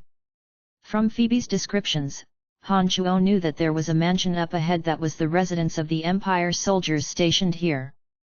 Hanchuo had chosen to walk through this gloomy alleyway precisely because of the manor that lay before him. His thoughts churning madly, Hanchuo understood that these people could only make their move within the alleyway. Otherwise, once he made it through, they would lose their chance. The space ring lit up faintly as Hanchuo clasped the dagger in his right hand. His footsteps moved forward at a measured pace, neither too slow nor too fast, as he continuously paid attention to the movements of the enemy through the observations of the original demons. Finally, when Hanchuo made it to the center of the alleyway, the 5 killers including Ellis seemed to believe that this was a good chance as their approach speed suddenly picked up. An exceedingly light sound of an arrow whistling through the air suddenly fell into Hanchuo's hearing range. The arrow was uncommonly sharp as it made straight for Hanchuo, its momentum exceedingly fierce. This arrow had come from a professional archer. The angle and tip were exceedingly brutal. If it hadn't been for the fact that Han Shuo had clearly observed his actions through the original's demons, then it was very likely that he would have fallen to the arrow on the spot. His originally measured paces suddenly picked up, but he didn't rush forward, but rather dodged to the left. The arrow shot past the corners of Han Shuo's clothes with a whooshing sound, whistling violently towards the front. The arrow suddenly fractured into pieces in front of Han Shuo, as Ellis had long since released a few sharp wind blades. He seemed to be waiting for Han Shuo to subconsciously move further in, but Han Shuo had already detected this and evaded them. At the same time, the air above his head suddenly lit up as a patch of firewall abruptly formed and came down over his head. Two nimble figures, wielding long swords, came flying down from the roofs. Han Shuo could clearly see the pale green and dark green fighting auras thanks to the light provided by the fire walls. Abruptly increasing his speed, Han Shuo's speed suddenly raised instantaneously and circled to the left, avoiding the obstruction of Ellis wind blades and dashing out of the entrance of the alleyway. Han Shuo had just left his position when the fire wall slammed down, and sparks flew up from the place he had just been standing. No matter how they imagined things, they would never know that Han Shuo had already clearly seen their intentionally concealed tracks through the eyes of the original demons. They had thought it was absolutely an unexpected attack, but it had already been completely observed by Han Shuo. This is what caused the extraordinarily talented group of 5 to fail their first wave of attacks completely. Don't let him leave the alleyway alive. Ellis' soft voice was purposefully sharp and hard as it sounded at this moment. The archer and fire mage stood on either side on the rooftops of the alleyway. When Ellis' words were spoken, they made their move at almost the same time. The archer grabbed 3 arrows and notched them to his bow, shooting them all at the same time with a whistling sound. They flew fiercely towards Han Shuo's forehead, back, and thigh. Another wall of flames suddenly formed in the direction that Han Shuo was dashing in, blocking off his escape and forcing him to take the long way around. Otherwise he would be hard-pressed to escape the funeral pyre of the flaming walls. The 2 swordsmen who had just landed took advantage of the situation to quickly approach with their long swords. They were only 10 or so meters away from Han Shuo. Ellis' feet hovered above the ground as he quickly closed the distance from behind, obviously planning on keeping Han Shuo here. Tilting his body, Han Shuo once again changed directions and made for the right. He planned on circling past the fire walls and rush out onto the street. Several wind blades came whistling in, but it was all within Han Shuo's expectations. The dagger in his hand moved swiftly as he cut away at 5 wind blades. However, 3 of them still drew across his thigh and arms. Him suffering 3 hits was under the circumstances of Han Shuo knowing that Ellis had sent wind blades there earlier, otherwise if 10 wind blades connected with his vitals, it would be likely that he would be unable to take another step forward. Han Shuo bore up beneath the injuries to his thigh and arms and rushed out from the wind blade ambush, simultaneously evading the fire wall and flying arrows, dashing to the alley's entrance like lightning. He was about to rush out onto the street. At this moment, an exceedingly ghastly wail cut through the quiet night sky. In the midst of running, Han Shuo used the original demons to discover that the archer's bow had been cleaved into 2, and was falling listlessly from the rooftop with blood at the corners of his mouth. Phoebe stood where he had just been standing, a long sword in hand and standing with a proud, majestic-looking air. "Foh! Phoebe, you're a swordswoman." Beneath the head covering, Ellis was so surprised that he forgot to modulate his tone and used his original voice to exclaim in surprise. He didn't talk to the others as his quickly dashing body suddenly halted. He abruptly turned back and escaped towards the back with an even higher speed. Phoebe snorted coldly and didn't bother chasing the escaping Ellis. After all, if a wind mage were to attempt a full-out escape, it would be difficult indeed to catch up to him. The long sword in her hand waving, the majestic-looking Phoebe alighted gently from the roof towards the 2 warriors. It looked like she was planning on taking care of those who were still around. Han Shuo was about to rush out of the alleyway at this time and was overjoyed when he saw Phoebe suddenly appear. He swiftly did an about-face and opened his mouth to summon the little skeleton, running quickly towards the 2 warriors himself. The little skeleton wouldn't have been that useful when Han Chuo was fleeing for his life previously. With the presence of Phoebe the sword master now, Han Chuo had turned from the hunted to hunter. The little skeleton could naturally make an appearance to kill enemies. When the bone dagger wielding little skeleton appeared, it started running quickly under Han Chuo's commands. The 7 bone spurs on its back waved as it shot towards the roof, attempting to finish off the fire mage. The fire mage was shocked as he had never thought the little skeleton would be able to make use of its momentum to directly vault onto the roof. In his panic, he immediately muttered an incantation as the wildly blazing fire wall made an appearance again, blocking the path that the little skeleton would take.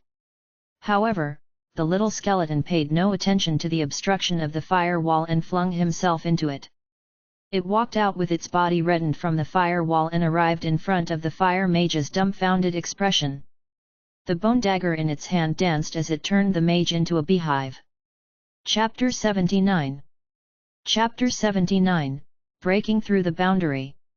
Please continue reading on, Ox. Val. M. There were only 2 swordsmen left, one senior and one journeyman swordsman. Phoebe herself was enough to make the 2 of them unable to escape death. Han Chuo turning back merely accelerated their deaths. With a flash of his space ring, Han Chuo held a crossbow in his hand and fitted a crossbow bolt into the string. He'd already targeted one of them, and shot at the back of the senior swordsman when they abruptly started retreating and wanted to take themselves out of the fight. The senior swordsman, who planned on leaving, had to turn back in resignation and block the bolt, but in the instant he'd destroyed the bolt, Phoebe was already standing in front of him. The little skeleton that had stabbed the fire mage to death held a bag in his left hand, jumping down from the roof with a whoosh. After his skeleton wobbled a bit, he was already standing with dagger in hand in front of the other journeyman swordsman. As Han Chuo strode over with a cold smile, one of the swordsmen suddenly drew his long sword across his neck and fell down. These are people from Shadow Ghost. If they know that there's no way out for them, they'll choose to end their own lives. Phoebe shook her head, storing the long sword in her hand back into a space ring and said with a frown. The little skeleton had arrived in front of the 2 corpses at this moment and began to search them with practiced motions. When 2 more bags hung on its left hand, it walked over happily to Han Chuo with bone dagger in hand, offering the 3 bags to Han Chuo. Caressing the little skeleton's skull with a faint smile, Han Chuo took the 3 bags and cursed after one glance. Damn it, 3 poor sods. They only had 10 or so gold coins. Rolling her eyes at him with ill temper, Phoebe didn't search the corpses and directly said to Han Chuo. I've never seen someone as greedy as you. Don't bother searching their bodies, you won't discover anything. The people of Shadow Ghost never bring anything important with them when they go out on missions, so forget it, they won't bring any riches to you. Han Chuo cursed again when he heard Phoebe's words and chanted an incantation to send the little skeleton back. He then grinned and asked softly, Didn't you leave with Andrew? Why did you suddenly return? You're hurt. Phoebe was shocked and immediately rushed to Han Chuo. When she saw the blood wounds left by the wind blades on Han Chuo's body, she immediately revealed a worried expression. The space ring on her finger lit up and some gauze and medicine appeared in her hands. She didn't shy away as she said softly, Don't move. It was rare that Han Chuo saw Phoebe display such an expression, and he felt vaguely touched inside. He stood there dumbly, not moving at all, and looked at Phoebe carefully apply medicine to his injury, then using gauze to wrap it all up for him. When Phoebe was finished, she tugged at Han Chuo and exhaled lightly. You sure know how to pick a place. 2 manors are on the 2 sides of this alleyway and both families are out. No one's come out even after such a violent fight, it looks like the house hasn't been sold yet. However, we can't stay here for long. Although the security isn't too tight here, the guards will still patrol the area after a while. It'd be better if we leave earlier. Let's go. Han Chuo agreed and left with Phoebe, rushing to the northern part of the city. He asked along the way, Oh right, you still haven't told me, why did you suddenly come back? Seeing that there was no one around, Phoebe frowned and said in a low voice, "Grandpa Andrew told me in the carriage that Grover has been conducting transactions with the barbaric orcs, and has actually been selling the Empire's weapons to them. The implications of this matter are huge, and if the Empire knew, they wouldn't let him off easily. Grover must know that if I'm in charge of the guild, he won't be able to cover this up anyone. So he must kill me before I take control of the guild. Otherwise, once this matter is uncovered, as strong as he is, Grover will be hard-pressed to escape from the punishment of the Empire. Once I knew of this matter, I knew that he would try to kill you first. I worried about you, so I left Grandpa Andrew halfway through to come find you." Nodding, Han Shuo said, "So that's why. No wonder Grover wanted to kill us so quickly. It looks like as soon as you have evidence in hand, Grover will be done for without a doubt." "Exactly." Phoebe laughed coldly, but then sighed as she thought. "However, Ellis has learned of my strength this time. I think Grover will think of a plan, and even I will find it difficult to deal with his next assassination attempt." Han Shuo knew that his power was limited. If even Phoebe couldn't handle things, then he wouldn't have much effect either. The only thing he could do to help Phoebe was with his perceptive senses towards assassins. He thought for a moment and said, "I'll leave for a bit. I'll come find you when my injuries are healed. Grover is our mutual enemy now, I know what to do." "All right, but don't go back to the academy no matter what you do. Since Grover knows your identity, you'll face tremendous danger if you stay in the academy the next couple of days." Phoebe mused and said to Han Shuo. Nodding his head in understanding, Han Shuo told Phoebe to be careful and left alone. The three original demons accompanied him, but didn't discover any other disturbances until Han Shuo came to the cemeteries behind the academy. After returning to the Cemetery of Death, Han Shuo trained his magic for a bit. A cool feeling wreathed around his injuries as he circulated his magical yuan, and the feeling of pain was greatly reduced. After sleeping for a while, it was already noon of the next day.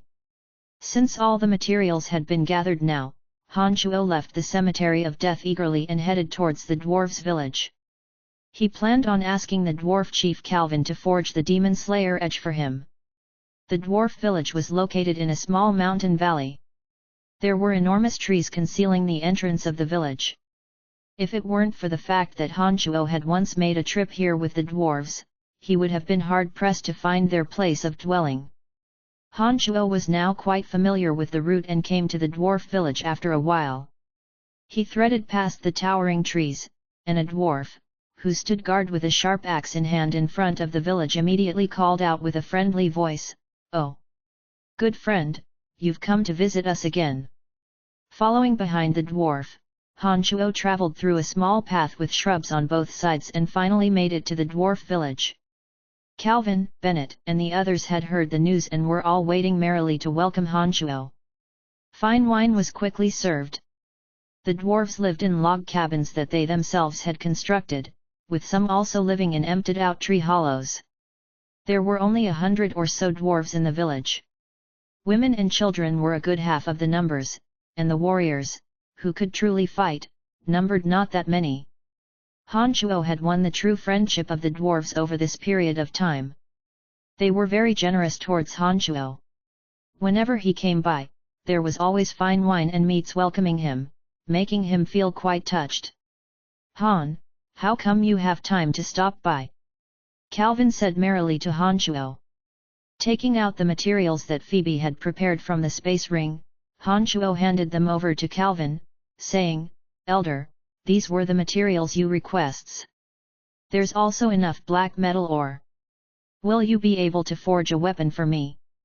Calvin took the materials from Han Shuo and looked at them carefully, saying with surprise, "Of course, absolutely.